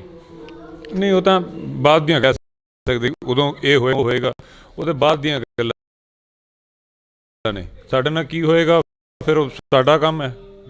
ਤੁਸੀਂ ਸ਼ਾਂਤੀ ਦਾ ਹੋਏ ਆਉਣਾ ਵੀ ਹੈ, ਤੁਸੀਂ ਉਹਨਾਂ ਨੂੰ ਬਰਾਬਰੀ ਦਾ ਦਰਜਾ ਵੀ ਨਹੀਂ ਦੇਣਾ, ਫਿਰ ਉਹਨਾਂ ਨੂੰ ਇਹ ਕਹਿਣਾ ਤੁਸੀਂ ਅੱਡ ਵੀ ਨਾ ਹੋਵੋ। ਇਹ ਤਾਂ ਕੋਈ ਢੁਕਵੀਂ ਗੱਲ। ਜਥੇਦਾਰ ਸਾਹਿਬ ਅਕਾਲ ਤਖਤ ਤੋਂ ਕਹਿੰਦੇ ਨੇ ਕਿ ਅਸੀਂ ਵੀ ਹੁਣ ਪੰਜਾਬ ਦੀ ਆਜ਼ਾਦੀ ਚਾਹੁੰਦੇ ਹਾਂ, ਉਹਨਾਂ ਬਾਰੇ ਕੀ ਤੁਹਾਡਾ ਥੋੜ੍ਹਾ ਬਹੁਤਾ ਹੈ ਕੋਈ ਵਿਚਾਰ? ਕਿ ਜਿੱਦਾਂ ਜਥੇਦਾਰ ਸਾਹਿਬ ਬੋਲ ਰਹਿੰਦੇ ਨੇ ਕਈ ਵਾਰ। ਨਹੀਂ, ਦੇਖੋ ਅੱਜ ਜਿੱਥੇ ਅਸੀਂ ਆਏ ਹੋਏ ਆ, ਅੱਜ ਜਥੇਦਾਰ ਸਾਹਿਬ ਜੋ ਅਕਾਲ ਤਖਤ ਸਾਹਿਬ ਦੇ ਸਾਬਕਾ ਜਥੇਦਾਰ ਸੀ ਦੇਵ ਸਿੰਘ ਜੀ, ਉਹਨਾਂ ਦੀ ਲਾਈਫ ਜਿਹੜੀ ਹੈ ਇੰਨੀ ਤਸ਼ੱਦਦ ਵਾਲੀ ਰਹੀ ਹੈ। ਉਹਨਾਂ ਦੇ ਟੋਟੇ ਟੋਟੇ ਵੀ ਕਰਤੇ, ਗੋਲੀ ਮਾਰ ਕੇ ਮਾਰ ਦਿੱਤਾ। ਤੇ ਉਹਨਾਂ ਨੂੰ ਕੀ ਲੋੜ ਸੀ, ਜਾਂ ਜਿੰਨੇ ਵੀ ਸਾਡੇ ਪੁਰਾਣੇ ਸ਼ਹੀਦ ਨੇ ਉਹਨਾਂ ਨੂੰ ਕੀ ਲੋੜ ਹੈ, ਜਿੰਨੇ ਵੀ ਆਗੂ ਹੋਏ ਸਾਡੇ, ਭਾਵੇਂ ਭਾਈ ਸੁੱਖਾ ਜਿੰਦਾ ਹੋਏ, ਭਾਵੇਂ ਗੁਰਜੰਟ ਸਿੰਘ ਜੀ ਹੋਏ, ਭਾਵੇਂ ਦੀਪ ਸਿੱਧੂ ਭਾਜੀ ਹੋਏ, ਭਾਵੇਂ ਸੰਤ ਹੋਏ, ਇਹ ਸਾਰੇ ਕੌਮ ਦੇ ਜਦੋਂ ਆਗੂ ਸੀ, ਇਹ ਸਾਡੀ ਕੌਮ ਦੀ ਅਣਖ ਦੇ ਆਗੂ ਸੀ। ਇਹ ਬਾਰ-ਬਾਰ ਆਪਣੀਆਂ ਜਾਨਾਂ ਦੇ ਰਹੇ ਸੀਗੇ। ਇਹ ਦੱਸ ਰਹੇ ਸੀਗੇ ਕਿ ਇਹ ਕੌਮ ਦੇ ਜਿਹੜੇ ਜ਼ਮੀਰ ਦੇ ਆਗੂ ਜਿਹੜੇ ਹੈਗੇ ਸੀ, ਇਹ ਦੂਜਿਆਂ ਨੂੰ ਐਗਜ਼ਾਮਪਲ ਪੇਸ਼ ਕਰ ਰਹੇ ਸੀ। ਪਰ ਮੈਂ ਹੱਥ ਜੋੜ ਕੇ ਮਾਫੀ ਮੰਗਦਾ ਹਾਂ, ਮੇਰੀ ਔਕਾਤ ਨਹੀਂ ਹੈਗੀ ਕਿ ਅਕਾਲ ਤਖਤ ਸਾਹਿਬ ਦੇ ਜਥੇਦਾਰ ਸਾਹਿਬ ਨੂੰ ਕਹਾਂ, ਲੇਕਿਨ ਜਿੰਨੇ ਵੀ ਜਥੇ ਨੇ, ਕਿਸੇ ਵੀ ਧਿਰ ਦੇ, ਕਿਸੇ ਵੀ ਜਥੇਬੰਦੀ ਦੇ, ਜਾਂ ਕਿਸੇ ਵੀ ਤਖਤ ਦੇ, ਇਹੋ ਜਿਹੇ ਜਥੇਦਾਰ ਸੀ ਜੋ ਜਥੇਦਾਰ ਗੁਰਦੇਵ ਸਿੰਘ ਜੀ, ਇਹਨਾਂ ਤੋਂ ਸਿੱਖਣ ਵਾਸਤੇ ਬਹੁਤ ਕੁਛ ਹੈ। ਇਹ ਜਿਹੜੀ ਜੁਰਤ ਹੈਗੀ ਹੈ, ਇਹ ਸਾਡੇ ਜਿਹੜੇ ਹੁਣ ਹਾਲ ਦੇ ਜਿੰਨੇ ਵੀ ਜਥੇਦਾਰ ਹੋਏ ਨੇ, ਕਦੀ ਅਸੀਂ ਮਾਫੀਆਂ ਦੇਤੀਆਂ, ਅਸੀਂ ਕਦੀ ਕੁਛ ਕਰ ਲਿਆ, ਕਦੀ ਸਾਧਾ ਦੇ ਹੱਕ 'ਚ ਖੜੇ ਹੋ ਗਏ, ਕਦੀ ਕੁਛ ਮਜ਼ਾਕ ਜਿਹਾ ਥੋੜ੍ਹਾ ਜਿਹਾ ਬਣਿਆ। ਇਹ ਸਾਨੂੰ ਇਹੋ ਜਿਹੇ ਜਥੇਦਾਰਾਂ ਤੋਂ ਸਿੱਖਣ ਦੇ ਲਈ ਸਾਡੀ ਬਹੁਤ ਜ਼ਰੂਰਤ ਹੈ। ਤੁਸੀਂ ਭਾਈ ਸਾਹਿਬ ਦੇ ਨਾਲ ਚੱਲਦੇ ਹੋ। ਭਾਈ ਸਾਹਿਬ ਕਈ ਜਗ੍ਹਾ 'ਤੇ ਅਜਿਹੀਆਂ ਸਟੇਟਮੈਂਟਾਂ ਦਿੰਦੇ ਨੇ ਕਿ ਇੱਥੇ ਪੰਜਾਬ ਦੇ ਵਿੱਚ ਸਿਰਫ ਪੰਜਾਬੀ ਹੀ ਰਹਿਣ, ਹੋਰ ਕੋਈ ਸਟੇਟ ਦਾ ਆ ਕੇ ਇੱਥੇ ਰਹਿ ਨਹੀਂ ਸਕਦਾ ਜਾਂ ਜ਼ਮੀਨ ਨਹੀਂ ਖਰੀਦ ਸਕਦਾ। ਅਜਿਹੀਆਂ ਗੱਲਾਂ ਕਾਫੀ ਆਉਂਦੀਆਂ ਨੇ, ਸਟੇਟਮੈਂਟਾਂ ਜਿਹੜੀਆਂ ਆਉਂਦੀਆਂ ਨੇ। ਪਰ ਜਿਹੜੇ ਪੰਜਾਬੀ ਹੋਰ ਸਟੇਟਾਂ ਦੇ ਵਿੱਚ ਰਹਿ ਰਹੇ ਨੇ, ਜਿਵੇਂ ਹੁਣ ਤੁਸੀਂ ਵੀ ਬੰਬੇ ਦੇ ਵਿੱਚ ਰਹਿ ਰਹੇ ਹੋ, ਆਪਣਾ ਕਾਰੋਬਾਰ ਤੁਹਾਡਾ ਸੈੱਟ ਆ, ਤਾਂ ਫਿਰ ਉਹਨਾਂ ਨੂੰ ਵੀ ਤਾਂ ਉੱਧਰਲੇ ਲੋਕ ਕਹਿਣਗੇ ਵੀ ਤੁਸੀਂ ਇੱਥੇ ਕੀ ਕਰਨੇ ਹੋ ਪੰਜਾਬੀ। ਨਹੀਂ, ਦੇਖੋ, ਪੰਜਾਬ ਦੇ ਅੰਦਰ ਐਸੀਆਂ ਕਲੋਨੀਆਂ ਬਣ ਗਈਆਂ ਜਿੱਥੇ ਲਿਖਿਆ ਹੋਇਆ ਕਿ ਪੰਜਾਬੀ ਇੱਥੇ ਜ਼ਮੀਨ ਨਹੀਂ ਖਰੀਦ ਸਕਦਾ, ਇੱਥੇ ਘਰ ਨਹੀਂ ਖਰੀਦ ਸਕਦਾ। ਮੋਹਾਲੀ ਦੇ ਵਿੱਚ ਇਹੋ ਜਿਹੀ ਕਲੋਨੀਆਂ ਬਣ ਗਈਆਂ। ਜਦੋਂ ਬਾਹਰੋਂ ਆਪਾਂ ਪੰਜਾਬ ਵਿੱਚ ਹੀ ਆਪਣੀ ਜ਼ਮੀਨ ਨਹੀਂ ਖਰੀਦ ਪਾ ਰਹੇ, ਇਹੋ ਜਿਹੇ ਹਾਲਾਤ ਬਣੇ ਜਾ ਰਹੇ ਨੇ। ਤੁਸੀਂ ਇੱਥੇ ਆ ਜਾਓ, ਬਿਹਾਰ ਤੋਂ ਆ ਜਾਓ, ਕਿਤੋਂ ਆ ਜਾਓ, ਚੌਥੇ ਦਿਨ ਤੁਹਾਡੇ ਸਾਰੇ ਕਾਗਜ਼ ਬਣ ਜਾਣਗੇ, ਆਧਾਰ ਕਾਰਡ ਤੋਂ ਲੈ ਕੇ ਸਾਰਾ ਕੁਝ। ਤੁਸੀਂ ਹਿਮਾਚਲ ਜਾ ਕੇ ਕੁਝ ਨਹੀਂ ਕਰ ਸਕਦੇ। ਕਿਉਂ ਨਹੀਂ ਕਰ ਸਕਦੇ? ਹਿਮਾਚਲ ਜਿਹੜਾ ਪੰਜਾਬ ਤੋਂ ਹੀ ਨਿਕਲਿਆ, ਪੰਜਾਬੀ ਉੱਥੇ ਕੁਝ ਨਹੀਂ ਕਰ ਸਕਦਾ। ਅੱਜ ਹਿਮਾਚਲ ਅਲੀਗੜ੍ਹ ਆ ਜਾਓ, ਜਾਂ ਹਿਮਾਚਲ ਕਹਿ ਰਿਹਾ ਮੋਹਾਲੀ ਆ ਜਾਓ, ਚੰਡੀਗੜ੍ਹ ਆ ਜਾਓ, ਜੇ ਇਲਾਕਿਆਂ 'ਚ ਆ ਜਾਓ, ਖਰੜ ਵਿੱਚ, ਤੁਹਾਨੂੰ ਟਾਵਾਂ ਕੋਈ ਸਿੱਖਾਂ ਦਾ ਘਰ ਮਿਲਦਾ ਪਿਆ। ਪੰਜਾਬੀ ਨਹੀਂ ਹੈਗੀ ਇੱਥੇ।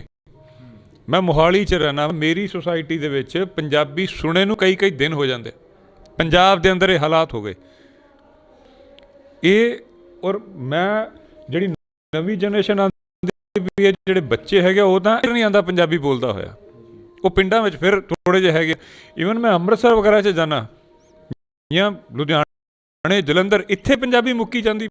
ਸਾਡਾ ਉਹਨਾਂ 'ਤੇ ਜਿਹੜਾ ਪ੍ਰਭਾਵ ਹੈਗਾ ਉਹ ਬਹੁਤ ਜ਼ਿਆਦਾ ਹੁੰਦਾ। ਸਾਡੀ ਕਲਚਰਲ ਬਾਊਂਡਰੀਜ਼ ਜਿਹੜੀਆਂ ਹੈਗੀਆਂ ਉਹ ਖਤਮ ਹੁੰਦੀਆਂ ਜਾ ਰਹੀਆਂ। ਅਤੇ ਭਾਈ ਸਾਹਿਬ ਬਿਲਕੁਲ ਸਹੀ ਹੈ ਕਿ ਪੰਜਾਬ ਪੰਜਾਬੀਆਂ ਦਾ, ਹਾਂ, ਇਹਦੇ ਵਿੱਚ ਭਾਈ ਸਾਹਿਬ ਧਰਮ ਦੀ ਗੱਲ ਨਹੀਂ ਕਰ ਰਹੇ। ਪੰਜਾਬ ਪੰਜਾਬੀਆਂ ਦਾ, ਜਿਹੜੇ ਇੱਥੇ ਹਿੰਦੂ ਹੈ, ਜਿਹੜੇ ਇੱਥੇ ਸਿੱਖ ਹੈ, ਜਿਹੜੇ ਇੱਥੇ ਮੁਸਲਮਾਨ ਹੈ, ਕਿਸੇ ਵੀ ਧਰਮ ਦਾ, ਭਾਵੇਂ ਜੈਨ ਹੈ, ਭਾਵੇਂ ਕੋਈ ਵੀ ਹੈ, ਉਹ ਜੋ ਇੱਥੇ ਸ਼ੁਰੂ ਤੋਂ ਜਿਹਦੀਆਂ ਪੂਰਵਜ ਇੱਥੇ ਹੀ ਸੀਗੇ, ਉਹਨਾਂ ਦਾ ਇਹ ਹੱਕ ਬਣਦਾ ਉਹੀ ਇੱਥੇ ਜ਼ਮੀਨਾਂ ਲੈਣ, ਅਤੇ ਬਾਕੀਆਂ ਨੂੰ ਇੱਥੇ ਇਹ ਇਹੋ ਜਿਹਾ ਕਾਨੂੰਨ ਬਣ ਜਾਣਾ ਚਾਹੀਦਾ ਮੇਰੇ ਹਿਸਾਬ ਨਾਲ। ਤਾਂ ਕਿਉਂਕਿ ਨੌਜਵਾਨੀ ਕਾਫੀ ਪਤਤ ਹੋ ਗਿਆ, ਉਸ ਦੇ ਲਈ ਕੀ ਤਹਈਆ ਕਰ ਰਹੇ ਹੋ ਜਿਹੜਾ ਕਿ ਨੌਜਵਾਨੀ ਨੂੰ ਵਾਪਸ ਮੋੜਿਆ ਜਾਵੇ? ਖਾਲਸਾ ਵੀਰ ਇੱਕ ਅਲੱਗ ਚੱਲ ਰਹੀ ਹੈ, ਇੱਕ ਪ੍ਰਚਾਰ ਹੈ ਜਿਹੜਾ ਉਹ ਅਲੱਗ ਚੱਲ ਰਿਹਾ। ਇੱਦਾਂ ਦੇ ਪ੍ਰਚਾਰ ਨੇ ਜਿਹੜੇ ਪਹਿਲਾਂ ਵੀ ਬਹੁਤ ਵਾਰੀ ਹੋਏ ਨੇ, ਕਿਉਂਕਿ ਕੌਮ ਦੇ ਜਥੇਦਾਰ ਬਣ ਕੇ ਬਹੁਤ ਆਏ ਨੇ। ਪਰ ਤੁਸੀਂ ਇੱਕ ਅਲੱਗ ਤੋਂ ਕੀ ਤਹਈਆ ਕਰ ਰਹੇ ਹੋ ਜਿਹੜਾ ਧਰਮ ਵੀ ਪਰਿਵਰਤਨ ਕੀਤਾ ਜਾ ਰਿਹਾ? ਕੁਝ ਸਿੱਖਾਂ ਦੇ ਘਰ ਜਿਹੜੇ ਕਿ ਈਸਾਈ ਬਣ ਰਹੇ, ਕੁਝ ਕੁ ਸਿੱਖਾਂ ਦੇ ਘਰ ਨੇ ਜਿਹੜੇ ਕਿ ਡੇਰਾ ਸੌਦਾ ਸਾਹਿਬ ਦੇ ਕੋਲ ਸਿੱਖਾਂ ਦੇ ਘਰ ਨੇ ਜਿਹੜੇ ਬਿਆਸ ਜਾਂਦੇ ਨੇ, ਜਿਹੜੇ ਡੇਰਿਆਂ ਦੇ ਵਿੱਚ ਵੜਦੇ ਨੇ, ਵਾਲੀ ਕੀ ਤਹਈਆ ਕਰ ਰਹੇ ਹੋਗੇ? ਜਿੱਦਾਂ ਖਾਲਸਾ ਵੀਰ ਆਪਾਂ ਚੱਲ ਰਹੀ ਹੈ ਨਾ, ਇਸ ਦੇ ਵਿੱਚ ਬਹੁਤ ਸਜਾਵਟ ਨਹੀਂ ਹੁੰਦੀ। ਤੁਸੀਂ ਆਪ ਵੀ ਵੇਖਿਆ ਹੋਣਾ, ਤੁਸੀਂ ਫੋਟੋਆਂ ਵੇਖੀਆਂ ਹੋਣੀਆਂ, ਬਹੁਤ ਸਜਾਵਟ ਨਹੀਂ ਹੁੰਦੀ, ਬਹੁਤ ਫੈਂਸੀ ਲਾਈਟਿੰਗ ਨਹੀਂ ਹੁੰਦੀ। ਆਪਾਂ ਕਿਸ ਲਈ ਉੱਥੇ ਜਾ ਰਹੇ ਹਾਂ? ਗੁਰੂ ਸਾਹਿਬ ਦੇ ਲਈ, ਗੁਰੂ ਸਾਹਿਬ ਦਾ ਸ਼ਬਦ ਸੁਣਨ ਲਈ, ਗੁਰਬਾਣੀ ਸੁਣਨ ਦੇ ਲਈ। ਉਹੀ ਸਾਡਾ ਪੁਰਾਤਨ ਜੋ ਸਮਾਂ ਹੈ, ਜਿੰਨਾ ਵੀ ਖੂਬਸੂਰਤੀ ਹੈ ਨਾ ਸਾਡੀ ਕੌਮ ਦੀ, ਉਹ ਸਾਡੇ ਪੁਰਾਤਨ ਸਮਿਆਂ ਦੇ ਵਿੱਚ ਹੈ। ਸਾਡੀ ਬਹਾਦਰੀ, ਸਾਡਾ ਸਭ ਕੁਝ, ਜੋ ਸਾਡਾ ਬੈਸਟ ਰਾਜ ਜਿਹੜਾ ਦੁਨੀਆ ਨੇ ਮੰਨਿਆ ਜਿਸ ਨੂੰ, ਉਹ ਸਾਡੇ ਪਿੱਛੇ ਰਹਿ ਗਿਆ। 150 ਸਾਲ ਪਿੱਛੇ ਰਹਿ ਗਿਆ। ਮਹਾਰਾਜਾ ਰਣਜੀਤ ਸਿੰਘ ਦਾ ਜਿਹੜਾ ਰਾਜ ਸੀਗਾ, ਦੁਨੀਆ 'ਚ ਐਸਾ ਕੋਈ ਦੂਜਾ ਬੰਦਾ ਰਾਜ ਨਹੀਂ ਕਰ ਸਕਿਆ। ਮਾਈਨੋਰਟੀਜ਼ ਨੇ ਰਾਜ ਕੀਤਾ, ਲੇਕਿਨ ਉਹਨੇ ਕੋਈ ਧਰਮ ਪਰਿਵਰਤਨ ਨਹੀਂ ਕੀਤਾ। ਉਹ ਸਾਡਾ ਰਾਜ ਪਿੱਛੇ ਹੈ। ਸਾਡੇ ਸਾਡੇ ਸਾਡੇ ਜਿੰਨੇ ਯੋਧੇ ਆ, ਬਹਾਦਰੀ ਹੈ, ਸਭ ਕੁਝ ਹੈ, ਸਾਡਾ ਪਿੱਛੇ ਹੈ। ਸਾਨੂੰ ਪਿੱਛੇ ਨੂੰ ਮੁੜਨਾ ਜ਼ਿਆਦਾ ਜ਼ਰੂਰੀ ਹੈ। ਅਸੀਂ ਅੱਗੇ ਨੂੰ ਜਦੋਂ ਵੈਸਟ ਵੱਲ ਨੂੰ ਦੌੜਦੇ ਪਏ ਹਾਂ, ਉਹ ਆਪਾਂ ਗਲਤੀ ਕਰਦੇ ਪਏ ਹਾਂ। ਜਿਹੜੀਆਂ ਬਾਕੀ ਜਿਹੜਾ ਹੈਗਾ ਭਾਰਤ ਹੈ, ਉਸ ਨੂੰ ਅੱਗੇ ਨੂੰ ਜਾਣਾ ਚਾਹੀਦਾ, ਕਿਉਂਕਿ ਉਹਦੇ ਪਿੱਛੇ ਜਿਹੜਾ ਉਹਦਾ ਇਤਿਹਾਸ ਆ ਉਹ ਮਾੜਾ ਹੈ। ਕਦੀ ਸਤੀ ਪ੍ਰਥਾ ਹੋ ਰਹੀ ਹੈ, ਕਦੀ ਛੂਆ ਛਾਤ ਹੋ ਰਿਹਾ, ਕੋਈ ਇੱਕ ਦੂਜੇ ਨੂੰ ਗੱਲ ਨਹੀਂ ਕਰ ਰਿਹਾ, ਇੱਕ ਦੂਜੇ ਨੂੰ ਮਾਰ ਰਿਹਾ। ਉਹਨਾਂ ਦਾ ਜਿਹੜਾ ਪਿਛੋਕੜ ਹੈ, ਉਹਨਾਂ ਦਾ ਇਤਿਹਾਸ ਜਿਹੜਾ ਹੈਗਾ ਉਹ ਹਾਰਾਂ ਦਾ, ਔਰ ਜਾਂ ਕੋਈ ਬਲੀ ਪ੍ਰਥਾ ਹੋ ਰਹੀ ਹੈ, ਕੋਈ ਸਤੀ ਪ੍ਰਥਾ ਹੋ ਰਹੀ ਹੈ। ਮਤਲਬ ਤੁਸੀਂ, ਮੈਂ ਕਈ ਵਾਰੀ ਇਹ ਸੋਚਦਾ ਹੁੰਦਾ ਕਿ ਆਹ ਅਗਰ ਸਮਾਂ ਹੋਵੇ ਕਿ ਜਿਹਦੇ ਵਿੱਚ ਕੁੜੀ ਦਾ ਵਿਆਹ ਹੋ ਰਿਹਾ ਔਰ ਉਹਨੂੰ ਉਹ ਕਿੰਨੀ ਡਰੀ ਹੋਈ ਹੁੰਦੀ ਹੋਏਗੀ ਕਿ ਕੱਲ੍ਹ ਨੂੰ ਮੇਰੇ ਹਸਬੈਂਡ ਨੂੰ ਕੁਛ ਹੋ ਗਿਆ, ਐਕਸੀਡੈਂਟ 'ਚ, ਬਿਮਾਰੀ 'ਚ ਕੁਛ, ਮੈਨੂੰ ਜਿਉਂਦਾ ਸਾੜ ਦੇਣਗੇ। ਮਤਲਬ ਉਹੋ ਜਿਹੇ ਸਾਨੂੰ ਜਿਹੜਾ ਭਾਰਤ ਦਾ ਇਤਿਹਾਸ ਹੈਗਾ, ਭਾਰਤ ਨੂੰ ਅੱਗੇ ਵਧਣਾ ਚਾਹੀਦਾ। ਸਾਨੂੰ ਸਾਡਾ ਪੁਰਾਤਨ ਜਿਹੜਾ ਉਸ ਦੇ ਵੱਲ ਦੇਖ ਕੇ ਸਾਨੂੰ ਅੱਗੇ ਵਧਣਾ ਚਾਹੀਦਾ। ਸਾਨੂੰ ਪਿੱਛਾ ਜਿਹੜਾ ਹੈਗਾ ਉਹ ਛੱਡਣਾ ਨਹੀਂ ਚਾਹੀਦਾ। ਅਤੇ ਇਸੇ ਕਰਕੇ ਭਾਈ ਸਾਹਿਬ ਨੇ ਖਾਲਸਾ ਵੀਰ ਜਿਹੜੀ ਹੈ ਉਹ ਪੁਰਾਤਨ ਸਮਿਆਂ ਵੱਲ ਨੂੰ ਉਸੇ ਸਟਾਈਲ ਦੇ ਨਾਲ, ਉਹੀ ਤਰੀਕਿਆਂ ਦੇ ਨਾਲ, ਉਹ ਸਾਰੀ ਸ਼ੋਅਬਾਜ਼ੀ ਤੋਂ ਬਾਹਰ ਕਰਦੇ ਹੋਏ, ਈਵਨ ਜਿਹੜੇ ਕੀਰਤਨ ਵੀ ਹੋ ਰਹੇ ਆ ਉਹ ਤੰਤੀ ਸਾਜ਼ਾਂ ਦੇ ਨਾਲ ਹੋ ਰਹੇ ਆ। ਕੋਈ ਲਾਈਟਿੰਗ ਦਾ ਸ਼ੋਸ਼ੇਬਾਜ਼ੀ ਨਹੀਂ ਹੋ, ਵੱਡੇ ਵੱਡੇ ਰੁਮਾਲਿਆਂ ਦੇ ਨਾਲ ਗੁਰੂ ਸਾਹਿਬ ਨੂੰ ਸਟੇਜ ਲਾ ਕੇ ਸਜਾਇਆ ਜਾ ਰਿਹਾ ਜਾਂ ਉੱਦਾਂ ਕੁਛ ਨਹੀਂ ਹੋ ਰਿਹਾ।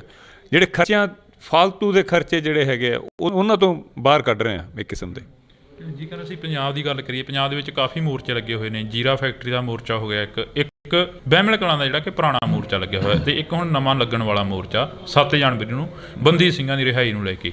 ਉਹਨਾਂ ਬਾਰੇ ਕੀ ਕਹੋਗੇ? ਕਿ ਕਿਉਂਕਿ ਕਾਫੀ ਜਿਹੜੇ ਪੰਜਾਬ ਦੀ ਜਿਹੜੀ ਆਪਾਂ ਕਹੀਏ ਕਿ ਗਿਣਤੀ ਆ ਉਹ ਬਹੁਤ ਘੱਟ ਆ ਗਈ, ਅਤੇ ਮੋਰਚੇ ਇੰਨੇ ਜ਼ਿਆਦਾ ਖੁੱਲ੍ਹ ਰਹੇ ਨੇ। ਮੋਰਚੇ ਆਹੀ ਤੇ ਲੜਾਈ ਹੈ। ਕਦੀ ਮੈਂ ਪਹਿਲਾਂ ਵੀ ਇੱਕ ਜਗ੍ਹਾ 'ਤੇ ਬੋਲਿਆ ਸੀਗਾ, ਕਦੀ ਹਿੰਦੂਆਂ ਨੂੰ ਕੋਈ ਪ੍ਰੋਬਲਮ ਨਹੀਂ ਹੁੰਦੀ, ਕਦੀ ਟਿੱਕੇ ਵਾਸਤੇ ਉਹਨਾਂ ਨੂੰ ਮੋਰਚਾ ਨਹੀਂ ਲਾਉਣਾ ਪੈਂਦਾ, ਕਦੀ ਉਹਨਾਂ ਨੂੰ ਜਨੇਊ ਵਾਸਤੇ ਮੋਰਚਾ ਨਹੀਂ ਲਾਉਣਾ ਪੈਂਦਾ, ਕਦੀ ਸਿੱਖਾਂ ਨੂੰ ਉਹਨਾਂ ਦੇ ਕੜੇ ਬੈਨ ਕਰ ਦਿੱਤੇ ਜਾਂਦੇ ਆ, ਕਦੀ ਗਾਤਰਾ ਬੈਨ ਕਰ ਜਾਂਦਾ, ਕਦੀ ਉਹਦੇ ਮੋਰਚੇ ਲੱਗਦੇ ਪਏ ਆ। ਸ਼ਰਾਬ ਫੈਕਟਰੀ, ਮਤਲਬ ਦੁਨੀਆ ਹੱਸਦੀ ਹੋਣੀ ਸਾਡੇ ਉੱਤੇ ਕਿ ਲੋਕ ਇਕੱਠ ਹੋ ਕੇ ਬੋਲ ਰਹੇ ਯਾਰ ਸ਼ਰਾਬ ਫੈਕਟਰੀ ਬੰਦ ਹੋ, ਉਹ ਸਰਕਾਰ ਕਹਿ ਰਹੀ ਲੱਗੇਗੀ। ਆ ਤਾਂ ਇੰਨੀ ਬੁਰੀ ਹਾਲਤ ਹੋ ਗਈ ਕਿ ਲੋਕਾਂ ਦੇ ਘਰਾਂ ਅੰਦਰ ਸ਼ਰਾਬ ਆਉਣੀ ਸ਼ੁਰੂ ਹੋ ਗਈ। ਉਸ ਦੇ ਬਾਵਜੂਦ ਸਰਕਾਰ ਜਿਹੜੀ ਉਹ ਇੰਨੀ ਬੇਸ਼ਰਮੀ ਦੇ ਨਾਲ ਉਹ ਅਜੇ ਵੀ ਫੈਕਟਰੀ ਦੇ ਹੱਕ ਵਿੱਚ ਹੈ, ਕਿਉਂਕਿ ਫੈਕਟਰੀ ਵਾਲਾ ਜਿਹੜਾ ਮਾਲਕ ਆ ਉਹ ਇੱਕ MLA ਹੈ, ਅਤੇ ਸਰਕਾਰ ਨੂੰ ਉਹਨੇ ਬਹੁਤ ਸਾਰਾ ਫੰਡ ਦਿੱਤਾ ਹੋਣਾ, ਪੈਸੇ ਵਾਲਾ ਬੰਦਾ, ਅਤੇ ਉਸ ਦੇ ਲਈ ਗਰੀਬ ਲੋਕ ਵਿਚਾਰੇ ਉੱਥੇ ਸੰਘਰਸ਼ ਕਰਦੇ ਪਏ। ਇੱਕ ਸਾਡਾ ਭਰਾ ਸੁਖਰਾਜ ਉੱਥੇ ਬੈਠਾ ਹੋਇਆ ਬਹਿਬਲ ਕਲਾਂ, ਇੰਨੇ ਸਾਲ ਹੋ ਗਏ, ਇਨਸਾਫ ਨਹੀਂ ਹੋਇਆ। ਉਸਦੇ ਫਾਦਰ ਸਾਹਿਬ ਸ਼ਹੀਦ ਹੋ ਗਏ, ਸਾਲ ਤੋਂ ਬਾਅਦ ਉਹਨੂੰ ਬੈਠਿਆ ਹੋ ਗਿਆ, ਉਹ ਘਰ ਨਹੀਂ ਗਿਆ। ਕਹਿਣ ਨੂੰ ਹੁੰਦਾ ਕਿ ਬੰਦਾ 12-13 ਘਰ ਨਹੀਂ ਗਿਆ, ਉਸਦੇ ਘਰ ਕੀ ਹਾਲਤ ਹੋਣੀ ਹੈ, ਔਰ ਕੋਈ ਸੁਣਦਾ ਹੀ ਨਹੀਂ ਪਿਆ। ਉਹੀ ਮੋਰਚਾ ਜਿੱਥੇ ਕੇਜਰੀਵਾਲ ਔਰ ਭਗਵੰਤ ਮਾਨ ਖੁਦ ਆ ਕੇ ਬੋਲ ਕੇ ਜਾਂਦੇ ਆ ਕਿ ਇਹ ਮਿੰਟਾਂ 'ਚ ਕੰਮ ਹੋ ਜਾਏਗਾ, ਇਹ ਤਾਂ ਇਨਸਾਫ ਦਿੱਤਾ ਜਾਏਗਾ। ਫਿਰ ਉਹੀ ਬੰਦੇ ਜਦੋਂ ਸਰਕਾਰ 'ਚ ਆ ਜਾਂਦੇ ਆ ਉਹ ਦੁਬਾਰਾ ਪੁੱਛਦੇ ਨਹੀਂ। ਜੀਰਾ ਫੈਕਟਰੀ ਅੰਦਰ ਮੰਗਿਆ ਕੀ ਜਾ ਰਿਹਾ? ਇੱਕ ਸ਼ਰਾਬ ਦੀ ਫੈਕਟਰੀ ਬੰਦ ਕਰਨ ਨੂੰ ਕਿਹਾ ਜਾ ਰਿਹਾ, ਇੱਕ ਬੁਰਾਈ ਨੂੰ ਨੱਥ ਪਾਉਣ ਨੂੰ ਕਿਹਾ ਜਾ ਰਿਹਾ, ਇੱਕ ਕਾਨੂੰਨ ਦੀ ਮੰਗ ਕੀਤੀ ਜਾ ਰਹੀ ਹੈ। ਐਸਾ ਕਾਨੂੰਨ ਬਣਾ ਦਿਓ ਕਿਸੇ ਵੀ ਧਾਰਮਿਕ ਗ੍ਰੰਥ ਦੇ ਨਾਲ ਕੋਈ ਬੰਦਾ ਅਗਰ ਬੇਅਦਬੀ ਕਰਦਾ ਤਾਂ ਉਹ ਸਜ਼ਾ ਮਿਲੇ। ਇਹੀ ਮੰਗ ਹੈ, ਉਹ ਵੀ ਨਹੀਂ ਸੁਣਨੀ। ਕਿਹੜਾ ਕੋਈ ਬੰਦਾ ਐਸੀ ਕੋਈ ਕਰ ਰਿਹਾ ਕਿ ਜੀ ਨੌਜਵਾਨ ਨੂੰ ਸ਼ਰਾਬ ਪਿਲਾਓ ਜਾਂ ਬੋਤਲਾਂ ਮੂੰਹ ਨੂੰ ਲਾਓ? ਕੋਈ ਗਲਤ ਮੰਗ ਹੈ ਹੀ ਨਹੀਂ। ਔਰ ਪੰਜਾਬ 'ਚ ਹੀ ਇਹੋ ਜਿਹੇ ਮੋਰਚੇ ਲੱਗਦੇ ਨਾ। ਮੈਂ ਦਿੱਲੀ 'ਚ ਕਈ ਮੋਰਚੇ ਦੇਖੇ, ਉੱਥੇ ਇੱਕ ਜਗ੍ਹਾ ਹੈਗੀ ਜੰਤਰ ਮੰਤਰ, ਉੱਥੇ ਜਾ ਕੇ ਜਿਹੜੇ ਵੀ ਉਹ ਛੋਟੇ ਮੋਟੇ ਲੱਗਦੇ ਆ, ਅਦਰਵਾਈਜ਼ ਇਹੋ ਜਿਹੇ ਕਿਸੇ ਨੂੰ ਕੋਈ ਡਿਮਾਂਡ ਹੀ ਨਹੀਂ ਆਉਂਦੀ। ਫਿਰ ਸਿੱਖਾਂ ਦੇ ਦਿਮਾਗ 'ਚ ਕਿਉਂ ਨਾ ਆਵੇ ਕਿ ਯਾਰ ਸਾਡਾ ਦੇਸ਼ ਹੁੰਦਾ ਤੇ ਬੇਅਦਬੀਆਂ ਦੇ ਲਈ ਸਾਨੂੰ ਮੋਰਚੇ ਲਾਣੇ ਪੈਂਦੇ। ਜੇ ਸਾਡਾ ਦੇਸ਼ ਹੁੰਦਾ ਤਾਂ ਸਾਨੂੰ ਕੋਈ ਇੱਕ ਕਾਰਾਂ ਦੇ ਲਈ ਮੋਰਚੇ ਲਾਣੇ ਪੈਂਦੇ। ਪਰ ਪੰਜਾਬ ਸਰਕਾਰ ਤਾਂ ਕਹਿ ਰਹੀ ਹੈ ਕਿ ਸਾਡੇ ਉੱਪਰ ਕਾਫੀ ਜਿਹੜਾ ਬੋਝ ਪੈ ਰਿਹਾ ਹੈਗਾ। ਅਸੀਂ 20 ਕਰੋੜ ਜਿਹੀਆਂ ਖਬਰਾਂ ਸਾਹਮਣੇ ਆ ਰਹੀਆਂ ਨੇ, ਅਤੇ ਇੱਕ ਮਾਤਾ ਇਹ ਕਹਿ ਦਿੰਦਾ ਕਿ ਉੱਥੇ ਜਿਹੜੇ ਬੈਠੇ ਨੇ ਉਹ ਨਜਾਇਜ਼ ਬੈਠੇ ਨੇ।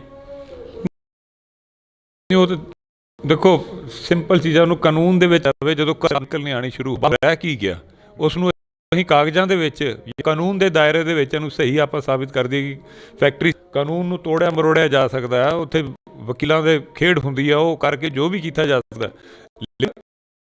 ਤੁਸੀਂ ਤਾਂ ਜਸਟੀਫਾਈ ਕਰ ਦੋਗੇ ਕਿ ਘਰਾਂ ਵਿੱਚ ਸ਼ਰਾਬ ਇੱਥੇ ਸਵਾਲ ਇਹ ਵੀ ਖੜਾ ਹੁੰਦਾ, ਕਹਿੰਦੇ ਕਿ ਕਲਾਕਾਰਾਂ ਦੀ ਸਭ ਤੋਂ ਵੱਡੀ ਦੇਣ ਆ ਕਿ ਪੰਜਾਬ ਦੇ ਵਿੱਚ ਨਸ਼ਾ ਲਿਆਉਣ ਦੀ, ਕਿਉਂਕਿ ਗੁਰਦਾਸ ਮਾਨ ਵਰਗੇ ਖੁਦ ਗਾਉਂਦੇ ਰਹੇ ਨੇ ਕਿ ਆਪਣਾ ਪੰਜਾਬ ਹੋਵੇ ਘਰ ਦੀ ਸ਼ਰਾਬ ਹੋਵੇ, ਮੰਜੇ ਉੱਤੇ ਜੱਟ ਬਣਿਆ ਨਵਾਬ ਹੋਵੇ। ਅਜਿਹੀਆਂ ਜਿਹੜੀਆਂ ਕਿ ਕਲਾਬਾਜ਼ੀਆਂ ਸੀ ਉਹ ਪਹਿਲਾਂ ਤੋਂ ਸ਼ੁਰੂ ਦੇ ਪੰਜਾਬ ਦੇ ਵਿੱਚ ਫੇਰ ਨਸ਼ਾ ਆਇਆ ਹੈਗਾ। ਨਹੀਂ, ਹੋ ਸਕਦਾ ਹੈ ਕਿ ਇਹ ਵੀ ਇੱਕ ਰੀਜ਼ਨ ਹੈ, ਮੰਨ ਲਓ, ਪਰ ਇਹ ਰੀਜ਼ਨ ਕਰਕੇ ਜੀਰਾ ਫੈਕਟਰੀ ਬੰਦ ਨਾ ਹੋਏ, ਇਹ ਤਾਂ ਕੋਈ ਗੱਲ ਨਹੀਂ ਹੋਈ ਨਾ। ਸ਼ਰਾਬ ਦੇ ਲੋਕਾਂ ਨੂੰ ਮੋਟੀਵੇਟ ਕੀਤਾ ਸ਼ਰਾਬ ਪੀਣ ਵਾਸਤੇ, ਉਸਨੂੰ ਸਰਕਾਰ ਦਾ ਕੰਮ ਹੈ ਸੁਧਾਰੇ ਵੀ ਇਹੋ ਜਿਹੇ ਗਾਣੇ ਆ ਉੱਤੇ ਬੈਨ ਲਾ ਦੇ। ਚਲੋ ਜੇ ਲੱਗਦਾ ਇਹੀ ਰੀਜ਼ਨ ਹੈ, ਔਰ ਨਸ਼ੇ ਦੇ ਨਾਲ ਜੋ ਕੈਮੀਕਲ ਦਾ ਨਸ਼ਾ ਉਹਦੇ ਨਾਲ ਉਹ ਕਿਹੜੇ ਗਾਣੇ ਸੁਣ ਕੇ ਲੋਕੀ ਲਾ ਰਹੇ ਨੇ। ਚਿੱਟੇ ਨਾਲ ਇੰਨੇ ਬੰਦੇ ਮਰਦੇ ਪਏ, ਕਿਹੜੇ ਗਾਣੇ 'ਚ ਚਿੱਟੇ ਦਾ ਜ਼ਿਕਰ ਹੋਇਆ? ਇਹ ਨਸ਼ਿਆਂ ਦਾ ਜਦੋਂ ਇਹਨਾਂ ਮੁਹੱਈਆ ਹੀ ਕਰਾ ਦਿੱਤਾ ਜਾਏਗਾ ਤੇ ਫਿਰ ਬਲੂ ਫਿਲਮਾਂ ਕਿਉਂ ਬੈਨ ਕੀਤੀਆਂ ਜਾਂਦੀਆਂ? ਕਿਉਂ ਮੁਹੱਈਆ ਹੀ ਕਰਾ ਦੋਗੇ ਤੇ ਵੇਖਣਗੇ ਹੀ ਲੋਕ। ਨੈਗੇਟਿਵ ਚੀਜ਼ ਕੋਈ ਵੀ ਤੁਸੀਂ ਸਿਨੇਮਾ ਦੇ ਅੰਦਰ ਬਲੂ ਫਿਲਮ ਸ਼ੁਰੂ ਕਰ ਦਿਓ, ਭੀੜ ਪਹੁੰਚ ਜਾਏਗੀ ਉੱਥੇ ਵੀ। ਨੈਗੇਟਿਵ ਚੀਜ਼ ਲਈ ਤਾਂ ਲੋਕੀ ਦੌੜਨਗੇ ਹੀ।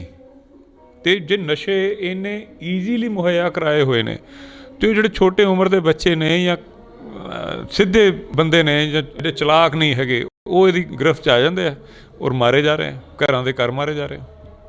ਅਸੀਂ ਜਿਹੜੀ ਮੁਲਾਕਾਤ ਆ ਉਹ ਪੰਜਾਬ ਦੇ ਮੁੱਦਿਆਂ ਦੇ ਉੱਪਰ ਕਰ ਰਹੇ ਹਾਂ, ਤਾਂ ਇੱਕ ਜਿਹੜਾ ਕਿ ਅਹਿਮ ਆ ਉਹ ਅਸੀਂ ਲਾਸਟ ਦੇ ਵਿੱਚ ਪੁੱਛਣਾ ਚਾਹੁੰਦੇ ਹਾਂ ਕਿ ਸਿੱਧੂ ਮੂਸੇਵਾਲੇ ਦੇ ਕਤਲ ਨੂੰ ਹਾਲੇ ਤੱਕ ਸਜ਼ਾਵਾਂ ਕਿਉਂ ਨਹੀਂ ਦਿੱਤੀਆਂ, ਅਤੇ ਉਸਦੇ ਪਿਤਾ ਨੇ ਜਿਹੜੇ ਉਹ ਇਨਸਾਫ ਦੀ ਗੁਹਾਰ ਲਾ ਰਹੇ ਨੇ। ਬਾਈ ਕੀ ਲੱਗਦਾ ਗਾ ਜਿਹੜਾ ਸਿੱਧੂ ਮੂਸੇਵਾਲੇ ਦਾ ਕਤਲ ਹੋਇਆ, ਉਸ ਤੋਂ ਪਹਿਲਾਂ ਸੰਦੀਪ ਨੰਗਲ ਅੰਬੀਆਂ ਦਾ ਗੋਲੀਆਂ ਮਾਰ ਕੇ ਕਤਲ ਕਰ ਦਿੱਤਾ ਜਾਂਦਾ, ਅਤੇ ਹਾਲੇ ਤੱਕ ਬਾਈ ਦੀਪ ਸਿੱਧੂ ਦੇ ਜਿਹੜੇ ਕਿ ਜਾਂਚ ਹੀ ਨਹੀਂ ਲੱਗ ਸਕਿਆ ਕਿ ਕਤਲ ਸੀ ਜਾਂ ਐਕਸੀਡੈਂਟ ਸੀ। ਅਜਿਹਾ ਪੰਜਾਬ ਦੇ ਨੌਜਵਾਨਾਂ ਨਾਲ ਹੀ ਕਿਉਂ ਹੁੰਦਾ ਗਾ, ਜਿਹੜੇ ਉਹ ਵੀ ਪੰਜਾਬ ਦਾ ਦਰਦ ਰੱਖਦੇ ਨੇ?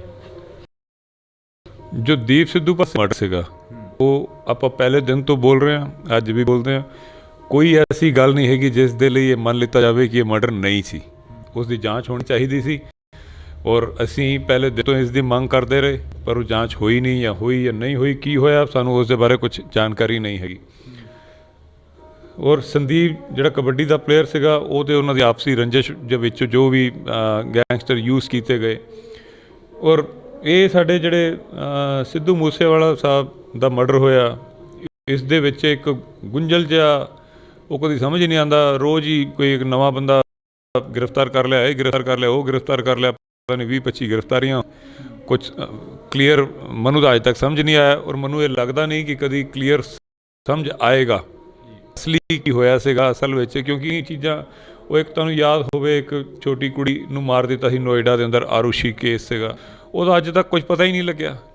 ਉਹ ਇੰਨਾ ਪੁਰਾਣਾ ਹੋ ਜਾਂਦਾ, ਇਹ ਏਜੰਸੀ ਉਹਦੀ ਜਾਂਚ ਕਰ ਰਹੀ, ਫਲਾਣੀ ਏਜੰਸੀ ਜਾਂਚ ਕਰ ਰਹੀ, ਉਹ ਏਜੰਸੀ ਕਹਿੰਦੀ, ਉਹ ਏਜੰਸੀ ਕਹਿੰਦੀ ਉਹ ਗਲਤ ਸੀ, ਇਹ ਗਵਾਹ ਗਲਤ, ਇਹ ਗਵਾਹ ਸੱਚਾ ਹੈ। ਉਹੀ ਇੱਧਰ ਸਿੱਧੂ ਮੂਸੇਵਾਲੇ ਦੇ ਨਾਲ ਹੋਈ ਜਾ ਰਿਹਾ। ਰੋਜ਼ ਨਵੀਆਂ ਏਜੰਸੀਆਂ ਆ ਜਾਂਦੀਆਂ, ਕਦੀ ਦਿੱਲੀ ਪੁਲਿਸ ਇਨਵੋਲਵ ਹੋ ਜਾਂਦੀ, ਕਦੀ ਪੰਜਾਬ ਪੁਲਿਸ ਇਨਵੋਲਵ ਹੋ ਜਾਂਦੀ ਹੈ। ਇਹਨੂੰ ਕਿਸੇ ਵੀ ਕੇਸ ਨੂੰ ਸੋਲਵ ਕਰਨਾ ਹੋਵੇ ਤਾਂ ਮੈਨੂੰ ਨਹੀਂ ਲੱਗਦਾ ਕਿ ਇੰਨਾ ਲੰਬਾ ਖਿੱਚਿਆ ਜਾਣਾ ਚਾਹੀਦਾ ਹੁੰਦਾ। ਪੁਲਿਸ ਤੋਂ ਵੱਡਾ ਬਦਮਾਸ਼ ਕੋਈ ਨਹੀਂ, ਪੁਲਿਸ ਤੋਂ ਜ਼ਿਆਦਾ ਤਾਕਤ ਕਿਸੇ ਕੋਲ ਨਹੀਂ ਹੁੰਦੀ, ਉਹ ਪੁਲਿਸ ਤੋਂ ਜ਼ਿਆਦਾ ਹਥਿਆਰ ਕਿਸੇ ਕੋਲ ਨਹੀਂ। ਹਥਿਆਰ ਮਤਲਬ ਜਿਹੜੇ ਲੱਭਣ ਦੇ, ਭਾਵੇਂ ਉਹ ਸਾਈਬਰ ਦੇ ਤਰੀਕੇ ਨਾਲ ਲੱਭਣਾ ਹੋਵੇ ਜਾਂ ਕਿਸੇ ਵੀ ਤਰੀਕੇ ਨਾਲ ਲੱਭਣਾ ਹੋਵੇ, ਸਾਰੀਆਂ ਏਜੰਸੀਆਂ ਸਭ ਕੁਝ ਹੋਣ ਦੇ ਬਾਅਦ ਵੀ ਨਹੀਂ ਲੱਭਿਆ ਜਾ ਰਿਹਾ। ਮੈਨੂੰ ਲੱਗਦਾ ਨਹੀਂ ਕਿ ਅੱਗੇ ਇਸ ਦਾ ਕੁਝ ਠੋਸ ਜ਼ਿਆਦਾ ਨਿਕਲੇਗਾ। ਪੰਜਾਬ ਦਾ ਬਹੁਤ ਵੱਡਾ ਕਲਾਰ ਸੁਣੀ ਪੰਜਾਬ ਦਾ ਜੇ ਪੰਥਕ ਵੱਲ ਨੂੰ ਹੋਇਆ ਸੀ, ਦੋ ਜਿੱਦਾਂ SYL ਆਇਆ ਸੀ, ਫਿਰ ਬਲਵਿੰਦਰ ਜਟਾਣਾ ਨੇ ਦੁਨੀਆ ਦੇ ਸਾਹਮਣੇ ਲੈ ਆਂਦਾ, ਲੋਕੀ ਉਹ ਸਰਚ ਕਰਨ 'ਤੇ ਲੱਗ ਗਏ ਕਿ ਬਲਵਿੰਦਰ ਜਟਾਣਾ ਕੌਣ ਸੀਗਾ, ਫਿਰ ਬਾਹਰੋਂ ਨੇ ਕੱਢਿਆ। ਹਾਲੇ ਇਹੋ ਜਿਹੇ ਕਈ ਸਾਰੇ ਗਾਣੇ ਮੈਂ ਸੁਣਿਆ ਕਿ ਹੈਗੇ ਹੋਰ ਜਿਹੜੇ ਪੰਥਕ ਟਾਈਪ ਦੇ ਗਾਣੇ, ਉਹ ਹੁਣ ਉਹਨੇ ਇੱਧਰ ਨੂੰ ਹੀ ਹੋ ਜਾਣਾ ਸੀਗਾ, ਜਿਹੜਾ ਉਹਦਾ ਆਖਰੀ ਇੰਟਰਵਿਊ ਵੀ ਸੀ। ਅਤੇ ਉਹ ਬਹੁਤ ਵੱਡਾ ਬੰਦਾ ਸੀ ਔਰ ਬਹੁਤ ਮਾੜਾ ਉਸ ਦੇ ਨਾਲ ਹੋਇਆ। ਇਹ ਪੰਜਾਬ ਦੇ ਨਾਲ ਬਹੁਤ ਮਾੜਾ ਹੋਇਆ, ਉਸ ਪਰਿਵਾਰ ਦੇ ਨਾਲ ਤਾਂ ਉਹ ਵੇਖ ਕੇ ਅਜੇ ਵੀ ਗਲ ਭਰ ਆਉਂਦਾ ਉਸ ਦੇ ਮਾਂ ਪਿਓ ਨੂੰ ਵੇਖ ਕੇ, ਕਿ ਅੱਜ ਵੀ ਉਹ ਵਿਚਾਰੇ ਕਦੀ ਦੁਨੀਆ ਭਰ ਦੇ ਵਿੱਚ ਆਪਣੇ ਬੱਚੇ ਲਈ ਇਨਸਾਫ ਦੀ ਉਹ ਉਮੀਦ ਦੇ ਨਾਲ ਲੜਦੇ ਹੋਏ ਨੇ ਜੀ। ਅਤੇ ਰੱਬ ਉਹਨਾਂ ਨੂੰ ਖੁਸ਼ੀ ਦੇਵੇ, ਕਿਸੇ ਤਰ੍ਹਾਂ ਨਾਲ ਉਹਨਾਂ ਨੂੰ ਖੁਸ਼ ਰੱਖੇ। ਔਰ ਉਹਨਾਂ ਵਾਸਤੇ ਬੜੇ ਮਾਣ ਦੀ ਗੱਲ ਹੈ ਕਿ ਉਹ ਸਿੱਧੂ ਮੂਸੇਵਾਲਾ ਦੇ ਪੇਰੈਂਟਸ ਹੈ ਜੀ। ਤਾਂ ਅਸੀਂ ਬਹੁਤ ਧੰਨਵਾਦ ਕਰਾਂਗੇ। ਸਾਡੇ ਨਾਲ ਇਸ ਵਕਤ ਬਾਈ ਦਲਜੀਤ ਕਲਸੀ ਮੌਜੂਦ ਸਨ, ਤਾਂ ਅਸੀਂ ਉਹਨਾਂ ਦੇ ਨਾਲ ਮੁਲਾਕਾਤ ਕਰੀ ਆ, ਜਿਸ ਮੁਲਾਕਾਤ ਦੇ ਵਿੱਚ ਪੰਜਾਬ ਦੇ ਉਹਨਾਂ ਮੁੱਦਿਆਂ ਦੀ ਗੱਲ ਕਰੀ ਹੈ ਜਿਹੜੇ ਮੁੱਦੇ ਚੱਲ ਰਹੇ ਨੇ। ਬੇਸ਼ੱਕ ਉਹ ਜੀਰਾ ਫੈਕਟਰੀ ਦਾ ਹੋਵੇ ਅਤੇ ਬੇਸ਼ੱਕ ਉਹ ਗੋਲੀਕਾਂਡ ਦਾ ਹੋਵੇ ਅਤੇ ਬੇਸ਼ੱਕ ਉਹ ਸਿੱਧੂ ਮੂਸੇਵਾਲੇ ਦੇ ਕੇਸ ਦੇ ਇਨਸਾਫ ਦਾ ਹੋਵੇ। ਤਾਂ ਤੁਸੀਂ ਜੁੜੇ ਰਹਿਣਾ ਇੰਡੋਜ਼ ਟੀਵੀ ਦੇ ਨਾਲ, ਮੇਰੇ ਸਹਿਯੋਗੀ ਸਾਥੀ ਕੁਲਦੀਪ ਦੇ ਨਾਲ। ਮੈਨੂੰ ਯਾਨੀ ਕਿ ਹਰਜਿੰਦਰ ਸਿੰਘ ਢਿੱਲੋਂ ਨੂੰ ਦਿਓ ਜੀ ਇਜਾਜ਼ਤ। ਮਿਲਦੇ ਹਾਂ ਨਵੀਂ ਮੁਲਾਕਾਤ 'ਤੇ, ਤਦ ਤੱਕ ਲਈ ਧੰਨਵਾਦ।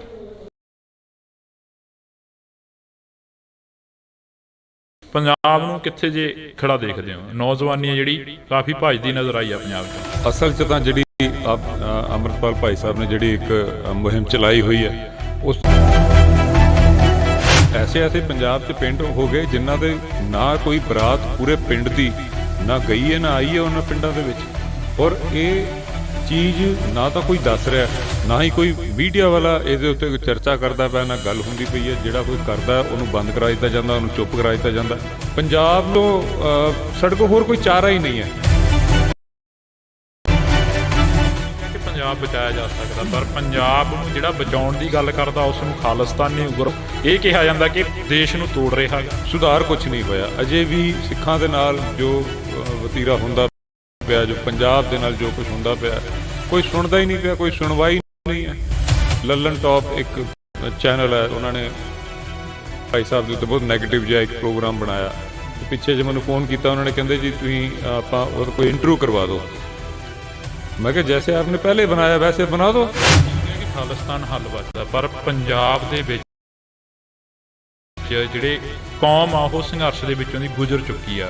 ਜਦੋਂ ਕਿ ਖਾਲਿਸਤਾਨ ਦੀ ਗੱਲ ਕਰਦਾ, ਨੌਜਵਾਨਾਂ ਨੂੰ ਰੋਕਣਾ ਚਾਹੁੰਦੇ ਨੇ ਕਿ ਨਾ ਅਜਿਹੀ ਗੱਲ ਨਹੀਂ ਕਰਨੀ, ਪਰ ਉਹਦਾ ਕੀ ਜਵਾਬ? ਆਮ ਹੀ ਹੁੰਦਾ ਨਾ, ਸਾਡੇ ਪਿੰਡਾਂ 'ਚ ਵੀ ਹੁੰਦਾ, ਸ਼ਹਿਰਾਂ 'ਚ ਹੁੰਦਾ, ਸਭ ਜਗ੍ਹਾ ਤੇ ਹੁੰਦਾ।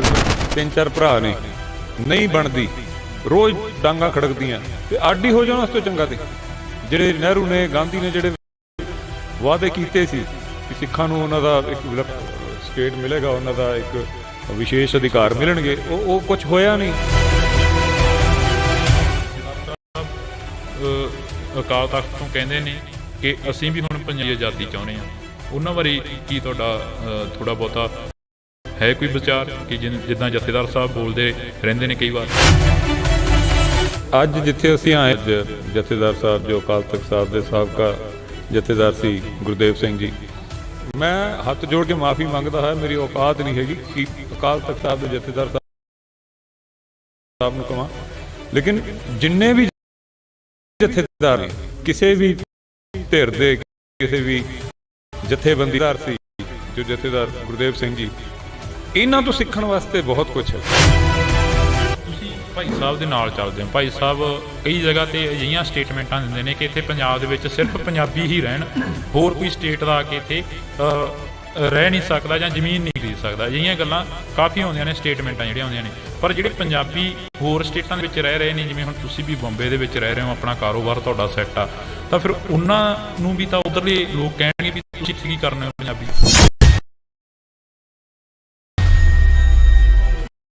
ਨਹੀਂ, ਦੇਖੋ, ਪੰਜਾਬ ਦੇ ਅੰਦਰ ਐਸੀਆਂ ਕਲੋਨੀਆਂ ਬਣ ਗਈਆਂ ਜਿੱਥੇ ਲਿਖਿਆ ਹੋਇਆ ਹੈ ਕਿ ਪਰੀ ਇੱਥੇ ਜ਼ਮੀਨ ਨਹੀਂ ਖਰੀਦ ਸਕਦਾ। ਆਪਾਂ ਪੰਜਾਬ ਜ਼ਮੀਨ ਪਰ ਇਹੋ ਜਿਹੇ ਹਾਣੇ ਜਾ ਰਹੇ ਨੇ। ਚੰਡੀਗੜ੍ਹ ਆ ਜਾਓ, ਜਿਹਦੇ ਆਸ-ਪਾਸ ਦੇ ਇਲਾਕਿਆਂ 'ਚ ਆ ਜਾਓ, ਖਰੜ ਵਗੈਰਾ ਵਿੱਚ ਤੁਹਾਨੂੰ ਟਾਵਾਂ ਕੋਈ ਸਿੱਖ। ਬਈ ਕੀ ਲਾਸੇ ਵਾਲੇ ਦਾ ਕਤਲ ਹੋਇਆ, ਤੋਂ ਪਹਿਲਾਂ ਸੰਦੀਪ ਨੰਬੀਆਂ ਦਾ ਗੋਲੀਆਂ ਮਾਰ ਕੇ ਕਤਲ ਕਰ ਦਿੱਤਾ ਇਹਦਾ, ਤੇ ਹਲੇ ਤੱਕ ਬਾਈ ਦੀਪ ਸਿੱਧੂ ਦੇ ਜਿਹੜੇ ਕਿ ਜਾਨ ਨਹੀਂ ਹੋਈ ਹੈਗੀ, ਉਸ ਦਾ ਲੱਗ ਸਕਿਆ ਕਿ ਕਤਲ ਸੀ ਜਾਂ ਐਕਸੀਡੈਂਟ ਸੀ। ਅਜਿਹਾ ਪੰਜ ਨੌਜਵਾਨਾਂ ਨਾਲ ਹੀ ਕਿਉਂ ਹੁੰਦਾ, ਜਿਹੜੇ ਉਹ ਵੀ ਜੋ ਦੀਪ ਸਿੱਧੂ ਭਾਜੀ ਦਾ ਸੀਗਾ ਮਰਡਰ ਸੀਗਾ। ਉਹ ਆਪਾਂ ਪਹਿਲੇ ਦਿਨ ਤੋਂ ਬੋਲ ਰਹੇ ਹਾਂ, ਅੱਜ ਵੀ ਬੋਲਦੇ ਹਾਂ। ਕੋਈ ਐਸੀ ਗੱਲ ਨਹੀਂ ਹੈਗੀ ਜਿਸ ਦੇ ਲਈ ਇਹ ਮੰਨ ਲਿੱਤਾ ਜਾਵੇ ਕਿ ਇਹ ਮਰਡਰ ਨਹੀਂ ਸੀ। ਔਰ ਸੰਦੀਪ ਜਿਹੜਾ ਕਬੱਡੀ ਦਾ ਪਲੇਅਰ ਸੀਗਾ, ਉਹ ਤੇ ਉਹਨਾਂ ਦੀ ਆਪਸੀ ਰੰਜਿਸ਼ ਦੇ ਵਿੱਚ ਜੋ ਵੀ ਗੈਂਗਸਟਰ ਯੂਜ਼ ਕੀਤੇ। ਔਰ ਇਹ ਸਾਡੇ ਜਿਹੜੇ ਸਿੱਧੂ ਮੂਸੇਵਾਲਾ ਸਾਹਿਬ ਦਾ ਮਰਡਰ ਹੋਇਆ, ਇਸ ਦੇ ਵਿੱਚ ਇੱਕ ਗੁੰਝਲ ਜਿਹਾ ਉਹ ਕਦੀ ਸਮਝ ਹੀ ਨਹੀਂ ਆਉਂਦਾ। ਰੋਜ਼ ਹੀ ਕੋਈ ਇੱਕ ਨਵਾਂ ਬੰਦਾ ਗ੍ਰਿਫਤਾਰ ਕਰ ਲਿਆ, ਇਹ ਗ੍ਰਿਫਤਾਰ ਕਰ ਲਿਆ, ਉਹ ਗ੍ਰਿਫਤਾਰ ਕਰ ਲਿਆ, ਪਤਾ ਨਹੀਂ 20-25 ਗ੍ਰਿਫਤਾਰੀਆਂ ਹੋ ਚੁੱਕੀਆਂ। ਕੁਝ ਕਲੀਅਰ ਮੈਨੂੰ ਤਾਂ ਅਜੇ ਤੱਕ ਸਮਝ ਨਹੀਂ ਆਇਆ, ਔਰ ਮੈਨੂੰ ਇਹ ਲੱਗਦਾ ਨਹੀਂ ਕਿ ਕਦੀ ਕਲੀਅਰ ਸਮਝ ਆਏਗਾ। ਤੇ ਉਹ ਬਹੁਤ ਵੱਡਾ ਬੰਦਾ ਸੀ, ਬਹੁਤ ਮਾੜਾ ਉਸ ਦੇ ਨਾਲ ਹੋਇਆ। ਇਹ ਪੰਜਾਬ ਦੇ ਨਾਲ ਬਹੁਤ ਮਾੜਾ ਹੋਇਆ। ਉਸ ਪੰਜਾਬੀਅਤ ਨੂੰ ਪਿਆਰ ਕਰਨ ਵਾਲੇ ਸਾਰੇ ਦਰਸ਼ਕਾਂ ਦਾ ਮੈਂ ਜਾਣੀ ਕਿ ਹਰਜਿੰਦਰ ਸਿੰਘ ਢਿੱਲੋਂ ਨਿੱਘਾ ਸਵਾਗਤ ਕਰਦਾ। ਤਾਂ ਅੱਜ ਅਸੀਂ ਪੰਜਾਬ ਦੀਆਂ ਗੱਲਾਂ ਕਰਨ ਨਿਕਲੇ ਹਾਂ, ਤਾਂ ਸਾਡੇ ਨਾਲ ਬਾਈ ਦਲਜੀਤ ਕਲਸੀ ਮੌਜੂਦ ਨੇ। ਤਾਂ ਅਸੀਂ ਉਹਨਾਂ ਦੇ ਨਾਲ ਪੰਜਾਬ ਦੀਆਂ ਗੱਲਾਂ ਹੀ ਕਰਾਂਗੇ, ਕਿਉਂਕਿ ਪਿਛਲੇ ਲੰਮੇ ਸਮੇਂ ਤੋਂ ਜਿਹੜੀ ਕਿ ਖਾਲਸਾ ਵਹੀਰ ਚੱਲ ਰਹੀ ਸੀ, ਸ਼੍ਰੀ ਅਕਾਲ ਤਖਤ ਸਾਹਿਬ ਤੋਂ ਚੱਲੇ ਤਾਂ ਸ਼੍ਰੀ ਕੇਸਗੜ੍ਹ ਸਾਹਿਬ ਜਾ ਕੇ ਉਸ ਦੀ ਸਮਾਪਤੀ ਹੁੰਦੀ ਹੈ, ਤਾਂ ਫਿਰ ਗੁਰੂ ਗੋਬਿੰਦ ਸਿੰਘ ਮਾਰਗ 'ਤੇ ਚੱਲਦੇ ਨੇ। ਸ਼੍ਰੀ ਫਤਿਹਗੜ੍ਹ ਸਾਹਿਬ ਦੀ ਧਰਤੀ 'ਤੇ ਜਾ ਕੇ ਜਿਹੜਾ ਕਿ ਸੰਗਤਾਂ ਦੇ ਨਾਲ ਵਿਚਾਰ ਵਟਾਂਦਰਾ ਵੀ ਹੁੰਦਾ ਗਾ ਭਾਈ ਸਾਹਿਬ ਭਾਈ ਅੰਮ੍ਰਿਤਪਾਲ ਸਿੰਘ ਦਾ। ਤਾਂ ਵਾਰਸ ਪੰਜਾਬ ਦੀ ਜਥੇਬੰਦੀ ਦੇ ਨਾਲ ਸੰਬੰਧ ਰੱਖਦੇ ਨੇ ਬਾਈ ਦਲਜੀਤ ਕਲਸੀ। ਤਾਂ ਅਸੀਂ ਮੁਲਾਕਾਤ ਕਰਦੇ ਹਾਂ ਬਾਈ, ਬਹੁਤ ਬਹੁਤ ਸਵਾਗਤ ਆ। ਪਹਿਲਾਂ ਵਾਹਿਗੁਰੂ ਜੀ ਕਾ ਖਾਲਸਾ, ਵਾਹਿਗੁਰੂ ਜੀ ਕੀ ਫਤਿਹ। ਸਤਿ ਸ਼੍ਰੀ ਅਕਾਲ ਜੀ, ਵਾਹਿਗੁਰੂ ਜੀ ਕਾ ਖਾਲਸਾ, ਵਾਹਿਗੁਰੂ ਜੀ ਕੀ ਫਤਿਹ। ਬਈ ਪੰਜਾਬ ਕਿੱਥੇ ਜੇ ਖੜਾ ਦੇਖਦੇ ਹੋ, ਕਿਉਂਕਿ ਤੁਸੀਂ ਕਾਫੀ ਏਰੀਆ ਜਿਹੜਾ ਕਿ ਘੁੰਮ ਕੇ ਦੇਖ ਲਿਆ, ਹੁਣ ਬੰਬੇ ਤੋਂ ਆਇਆ ਨੂੰ ਵੀ ਕਾਫੀ ਸਮਾਂ ਹੋ ਗਿਆ, ਕਿੰਨਾ ਪੰਜਾਬ ਨੂੰ ਕਿੱਥੇ ਜੇ ਖੜਾ ਦੇਖਦੇ ਹੋ? ਨੌਜਵਾਨੀ ਹੈ ਜਿਹੜੀ ਕਾਫੀ ਭੱਜਦੀ ਨਜ਼ਰ ਆਈ ਆ ਪੰਜਾਬ 'ਚੋਂ। ਪੰਜਾਬ ਅਸਲ 'ਚ ਤਾਂ ਜਿਹੜੀ ਅੰਮ੍ਰਿਤਪਾਲ ਭਾਈ ਸਾਹਿਬ ਨੇ ਜਿਹੜੀ ਇੱਕ ਮੁਹਿੰਮ ਚਲਾਈ ਹੋਈ ਹੈ, ਉਸ ਦੀ ਬਹੁਤ ਸਖਤ ਲੋੜ ਸੀ, ਕਿਉਂਕਿ ਪੰਜਾਬ ਬਹੁਤ ਬੁਰੇ ਹਾਲਾਤਾਂ 'ਚੋਂ ਗੁਜ਼ਰਦਾ ਪਿਆ। ਇੱਕ ਇੱਕ ਪਿੰਡ 'ਚ ਇੰਨੇ ਮੁੰਡੇ ਨਸ਼ਿਆਂ ਦੇ ਵਿੱਚ ਗਰਕ ਹੋ ਗਏ ਨੇ। ਇੱਕ ਮੈਂ ਪਿੱਛੇ ਜੇ ਵੀਡੀਓ ਵੇਖਦਾ ਪਿਆ ਸੀਗਾ, ਪਿੰਡ ਅੰਮ੍ਰਿਤਸਰ ਦੇ ਲਾਗੇ ਕੋਈ ਪਿੰਡ ਹੈ, ਉਹ ਘਰਾਂ ਦੇ ਅੰਦਰ ਸਿਰਫ ਔਰਤਾਂ ਰਹਿ ਗਈਆਂ, ਨਾ ਕੋਈ ਮੁੰਡਾ ਹੈ, ਨਾ ਪਿਓ ਹੈ, ਨਾ ਕਿਸੇ ਘਰ 'ਚ 3 ਔਰਤਾਂ, ਕਿਤੇ 7 ਔਰਤਾਂ। ਉਹ ਤਾਂ ਰੂਹ ਕੰਬ 'ਚ ਐਸੇ ਪੰਜਾਬ 'ਚ ਪਿੰਡ ਹੋ ਗਏ ਜਿਨ੍ਹਾਂ ਦੇ ਨਾ ਕੋਈ ਬਰਾਤ ਪੂਰੇ ਪਿੰਡ ਦੀ ਨਾ ਗਈ ਹੈ, ਨਾ ਆਈ ਹੈ ਉਹਨਾਂ ਪਿੰਡਾਂ। ਔਰ ਇਹ ਚੀਜ਼ ਨਾ ਤਾਂ ਕੋਈ ਦੱਸ ਰਿਹਾ, ਨਾ ਹੀ ਕੋਈ ਮੀਡੀਆ ਵਾਲਾ ਇਹਦੇ ਉੱਤੇ ਚਰਚਾ ਕਰਦਾ ਪਿਆ। ਗੱਲ ਹੁੰਦੀ ਪਈ ਹੈ, ਜਿਹੜਾ ਕੋਈ ਕਰਦਾ ਉਹਨੂੰ ਬੰਦ ਕਰਾ ਦਿੱਤਾ ਜਾਂਦਾ, ਉਹਨੂੰ ਚੁੱਪ ਕਰਾ ਦਿੱਤਾ ਜਾਂਦਾ। ਅਤੇ ਦੀਪ ਭਾਜੀ ਵੀ ਆਹੀ ਗੱਲਾਂ ਕਰਿਆ ਕਰਦੇ ਸੀਗੇ ਕਿ ਸਾਡੇ ਜੋ ਸਿੱਖੀ ਦੀ, ਸਾਡੀ ਜਿੰਨੀਆਂ ਵੀ ਸਮੱਸਿਆਵਾਂ ਹੈਗੀਆਂ ਸਾਡੇ ਕੌਮ ਦੀਆਂ, ਉਸਦਾ ਅਗਰ ਸਮਾਧਾਨ ਸਾਨੂੰ ਕੱਢਣਾ ਹੈ ਤਾਂ ਉਹਦਾ ਸਮਾਧਾਨ ਇਹੀ ਹੈ ਕਿ ਆਪਾਂ ਗੁਰੂ ਸਾਹਿਬ ਦੇ ਲੜ ਲੱਗ ਜਾਈਏ, ਉਸ ਦੇ ਨੇੜੇ ਜਾਈਏ। ਅਤੇ ਉਹੀ ਰਸਤੇ ਨੂੰ ਅੱਗੇ ਚੱਲਦੇ ਹੋਏ, ਉਸੇ ਰਸਤੇ 'ਤੇ ਚੱਲਦੇ ਹੋਏ ਭਾਈ ਸਾਹਿਬ ਜੋ ਖਾਲਸਾ ਵਹੀਰ ਨਾਮ 'ਤੇ ਉਹਨਾਂ ਨੇ ਜੋ ਇਹ ਚਾਲੂ ਕੀਤਾ, ਔਰ ਜੋ ਗੁਰੂ ਭਾਈ ਲਹਿਰ ਉਹਨਾਂ ਨੇ ਸ਼ੁਰੂ ਕੀਤੀ ਹੈ, ਅਤੇ ਕੌਮ ਨੂੰ ਗੁਰੂ ਸਾਹਿਬ ਦੇ ਲੜ ਲਾਉਣ ਦੀ ਜਿਹੜੀ ਇੱਕ ਇਹ ਸ਼ੁਰੂਆਤ ਹੋਈ ਹੈ। ਬਹੁਤ ਸਾਰੇ ਮੁੰਡੇ, ਬਹੁਤ ਸਾਰੇ ਨੌਜਵਾਨ ਜਿਹੜੇ ਨੇ ਉਹ ਅੰਮ੍ਰਿਤ ਛਕ ਰਹੇ ਆ, ਔਰ ਮੁੰਡੇ ਦਾੜੀ ਰੱਖਣੀ ਸ਼ੁਰੂ ਹੋ ਗਏ, ਪੱਗਾਂ ਬੰਨ੍ਹਣੀਆਂ ਸ਼ੁਰੂ ਹੋ ਗਏ। ਦੁਨੀਆ ਭਰ ਦੇ ਵਿੱਚ ਇਹ ਹੁੰਦਾ ਪਿਆ। ਖਾਲਸਾ ਵੀਰ ਦੇ ਵਿੱਚ 4000 ਤੋਂ ਵੱਧ ਤਾਂ ਇਸੇ ਵੀਰ ਦੇ ਵਿੱਚ ਹੀ ਅੰਮ੍ਰਿਤ ਛਕਿਆ ਮੁੰਡਿਆਂ ਨੇ, ਔਰ ਭੈਣਾਂ ਨੇ, ਮੁੰਡਿਆਂ ਨੇ, ਸਾਰਿਆਂ ਨੇ। ਅਤੇ ਦੁਨੀਆ ਭਰ ਦੇ ਵਿੱਚ, ਲੇਕਿਨ ਇਹ ਨਹੀਂ ਕਿ ਵਹੀਰ ਦੇ ਵਿੱਚ ਹੀ ਸਿਰਫ ਹੋ ਰਿਹਾ, ਸਭ ਜਗ੍ਹਾ 'ਤੇ ਇੱਕ ਮੁਹਿੰਮ ਜੀ ਚੱਲਦੀ ਪਈ ਹੈ। ਅਤੇ ਇਹ ਪੰਜਾਬ ਨੂੰ ਮੈਨੂੰ ਲੱਗਦਾ ਕਿ ਬਚਾਉਣ ਦੇ ਲਈ, ਮੇਰਾ ਜਵਾਬ ਸ਼ਾਇਦ ਲੰਬਾ ਨਾ ਹੋ ਜਾਏ, ਮੈਂ ਛੋਟਾ ਹੀ ਰੱਖਦਾ, ਕਿ ਸਾਡੇ ਕੋਲ ਕੋਈ ਚਾਰਾ ਹੀ ਨਹੀਂ ਹੈ। ਇਹਨੂੰ ਕਹਿ ਸਕਦੇ ਹਾਂ ਕਿ ਸਾਨੂੰ ਇਹੀ ਕਰਨਾ ਪੈਣਾ, ਇਹੀ ਸਾਨੂੰ ਗੁਰੂ ਸਾਹਿਬ ਦੇ ਲੜ, ਤਾਂ ਹੀ ਪੰਜਾਬ ਬਚਾਇਆ ਜਾ ਸਕਦਾ।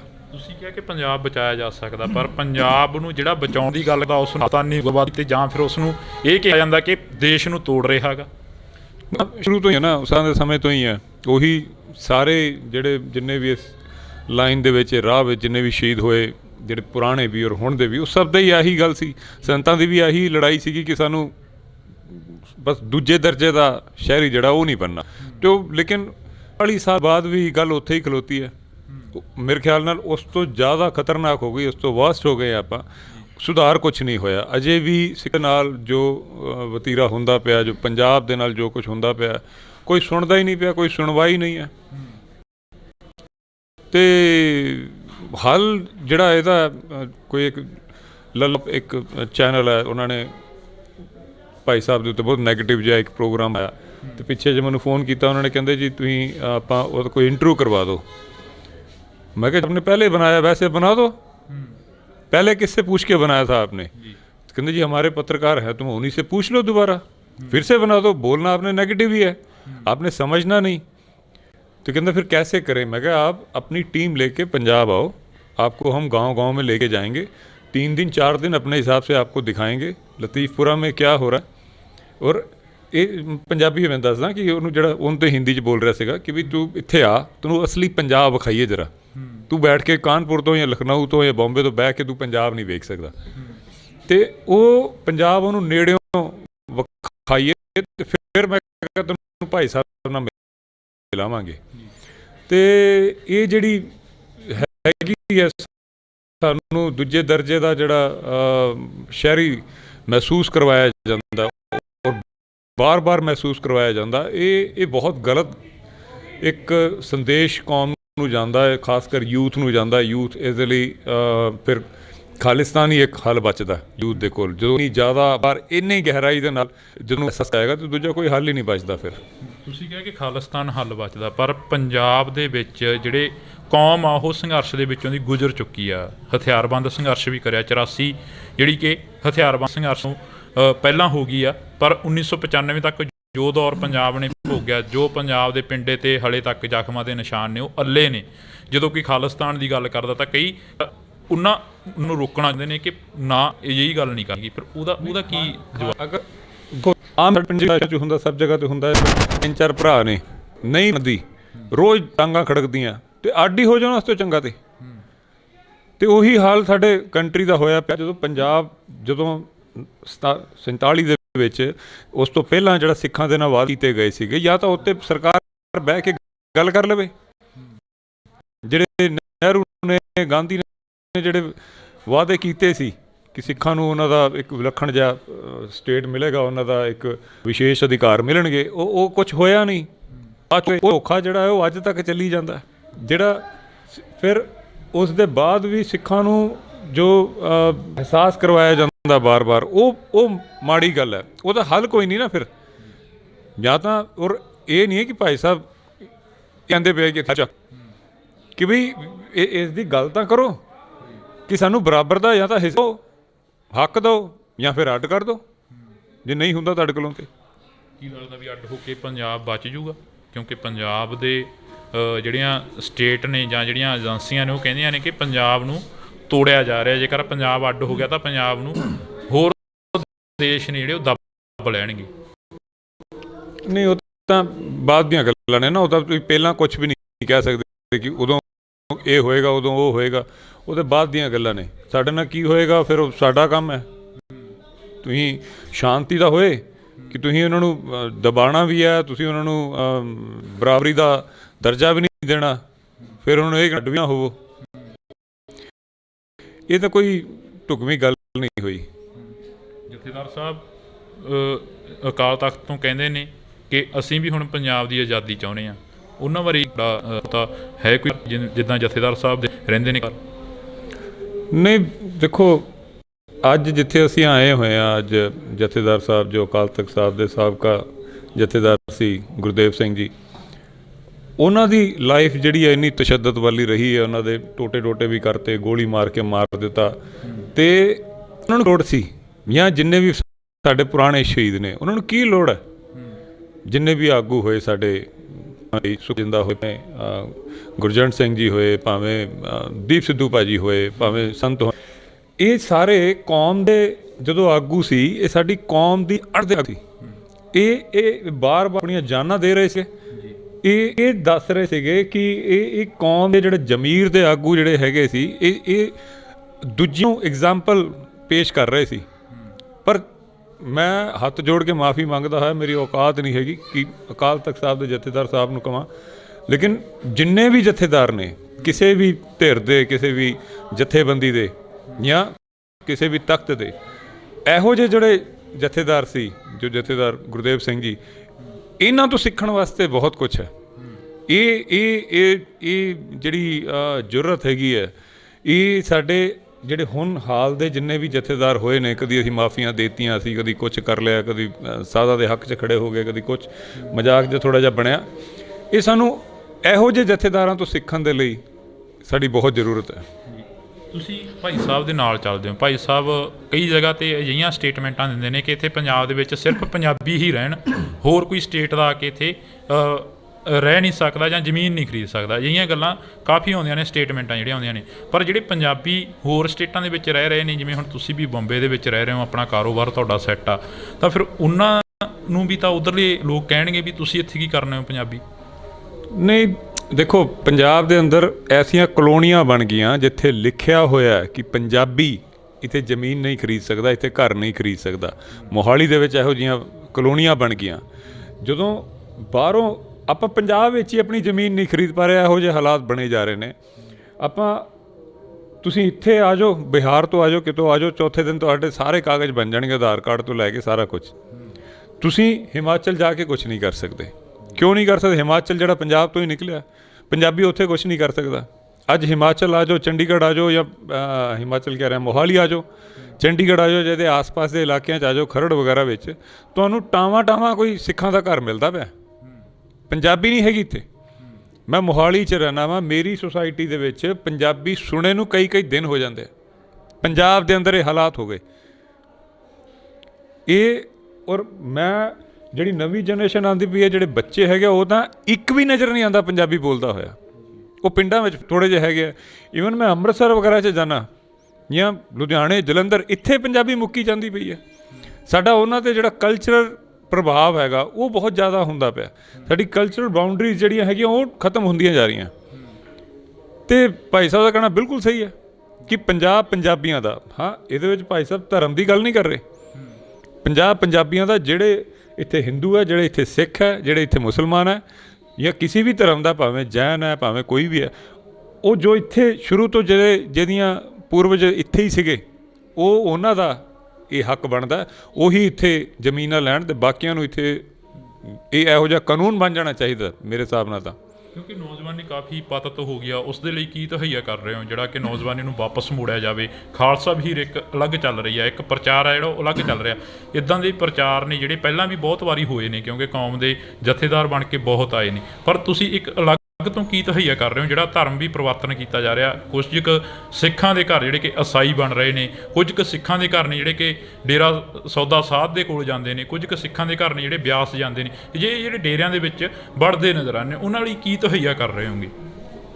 ਜਿੱਦਾਂ ਖਾਲਸਾ ਵੀਰ ਆਪਾਂ ਚੱਲ ਰਹੀ ਹੈ ਨਾ, ਇਸ ਦੇ ਵਿੱਚ ਬਹੁਤ ਸਜਾਵਟ ਨਹੀਂ ਹੁੰਦੀ। ਤੁਸੀਂ ਆਪ ਵੀ ਵੇਖਿਆ ਹੋਣਾ, ਤੁਸੀਂ ਫੋਟੋਆਂ ਵੇਖੀਆਂ ਹੋਣੀਆਂ, ਬਹੁਤ ਸਜਾਵਟ ਨਹੀਂ ਹੁੰਦੀ, ਬਹੁਤ ਫੈਂਸੀ ਲਾਈਟਿੰਗ ਨਹੀਂ ਹੁੰਦੀ। ਆਪਾਂ ਕਿਸ ਲਈ ਉੱਥੇ ਜਾ ਰਹੇ ਹਾਂ? ਗੁਰੂ ਸਾਹਿਬ ਦੇ ਲਈ, ਗੁਰੂ ਸਾਹਿਬ ਦਾ ਸ਼ਬਦ ਸੁਣਨ ਲਈ, ਗੁਰਬਾਣੀ ਸੁਣਨ ਦੇ ਲਈ। ਉਹੀ ਸਾਡਾ ਪੁਰਾਤਨ ਜੋ ਸਮਾਂ ਹੈ, ਜਿੰਨਾ ਵੀ ਖੂਬਸੂਰਤੀ ਹੈ ਨਾ ਸਾਡੀ ਕੌਮ ਦੀ, ਉਹ ਸਾਡੇ ਪੁਰਾਤਨ ਸਮਿਆਂ ਦੇ ਵਿੱਚ ਹੈ। ਸਾਡੀ ਬਹਾਦਰੀ, ਸਾਡਾ ਸਭ ਕੁਝ, ਜੋ ਸਾਡਾ ਬੈਸਟ ਰਾਜ ਜਿਹੜਾ ਦੁਨੀਆ ਨੇ ਮੰਨਿਆ ਜਿਸ ਨੂੰ, ਉਹ ਸਾਡੇ ਪਿੱਛੇ ਰਹਿ ਗਿਆ। 150 ਸਾਲ ਪਿੱਛੇ ਰਹਿ ਗਿਆ। ਮਹਾਰਾਜਾ ਰਣਜੀਤ ਸਿੰਘ ਦਾ ਜਿਹੜਾ ਰਾਜ ਸੀਗਾ, ਦੁਨੀਆ 'ਚ ਐਸਾ ਕੋਈ ਦੂਜਾ ਬੰਦਾ ਰਾਜ ਨਹੀਂ ਕਰ ਸਕਿਆ। ਮਾਈਨੋਰਿਟੀਜ਼ ਨੇ ਰਾਜ ਕੀਤਾ, ਲੇਕਿਨ ਉਹਨੇ ਕੋਈ ਧਰਮ ਪਰਿਵਰਤਨ ਨਹੀਂ ਕੀਤਾ। ਉਹ ਸਾਡਾ ਰਾਜ ਪਿੱਛੇ ਹੈ। ਸਾਡੇ ਜਿੰਨੇ ਯੋਧੇ ਆ, ਬਹਾਦਰੀ ਹੈ, ਸਭ ਕੁਝ ਹੈ, ਸਾਡਾ ਪਿੱਛੇ ਹੈ। ਸਾਨੂੰ ਪਿੱਛੇ ਨੂੰ ਮੁੜਨਾ ਜ਼ਿਆਦਾ ਜ਼ਰੂਰੀ ਹੈ। ਅਸੀਂ ਅੱਗੇ ਨੂੰ ਜਦੋਂ ਵੈਸਟ ਵੱਲ ਨੂੰ ਦੌੜਦੇ ਪਏ ਹਾਂ, ਉਹ ਆਪਾਂ ਗਲਤੀ ਕਰਦੇ ਪਏ ਹਾਂ। ਜਿਹੜੀਆਂ ਬਾਕੀ ਜਿਹੜਾ ਹੈਗਾ ਭਾਰਤ ਹੈ, ਉਸ ਨੂੰ ਅੱਗੇ ਨੂੰ ਜਾਣਾ ਚਾਹੀਦਾ, ਕਿਉਂਕਿ ਉਹਦੇ ਪਿੱਛੇ ਜਿਹੜਾ ਉਹਦਾ ਇਤਿਹਾਸ ਆ ਉਹ ਮਾੜਾ ਹੈ। ਕਦੀ ਸਤੀ ਪ੍ਰਥਾ ਹੋ ਰਹੀ ਹੈ, ਕਦੀ ਛੂਆ ਛਾਤ ਹੋ ਰਿਹਾ, ਕੋਈ ਇੱਕ ਦੂਜੇ ਨੂੰ ਗੱਲ ਨਹੀਂ ਕਰ ਰਿਹਾ, ਇੱਕ ਦੂਜੇ ਨੂੰ ਮਾਰ ਰਿਹਾ।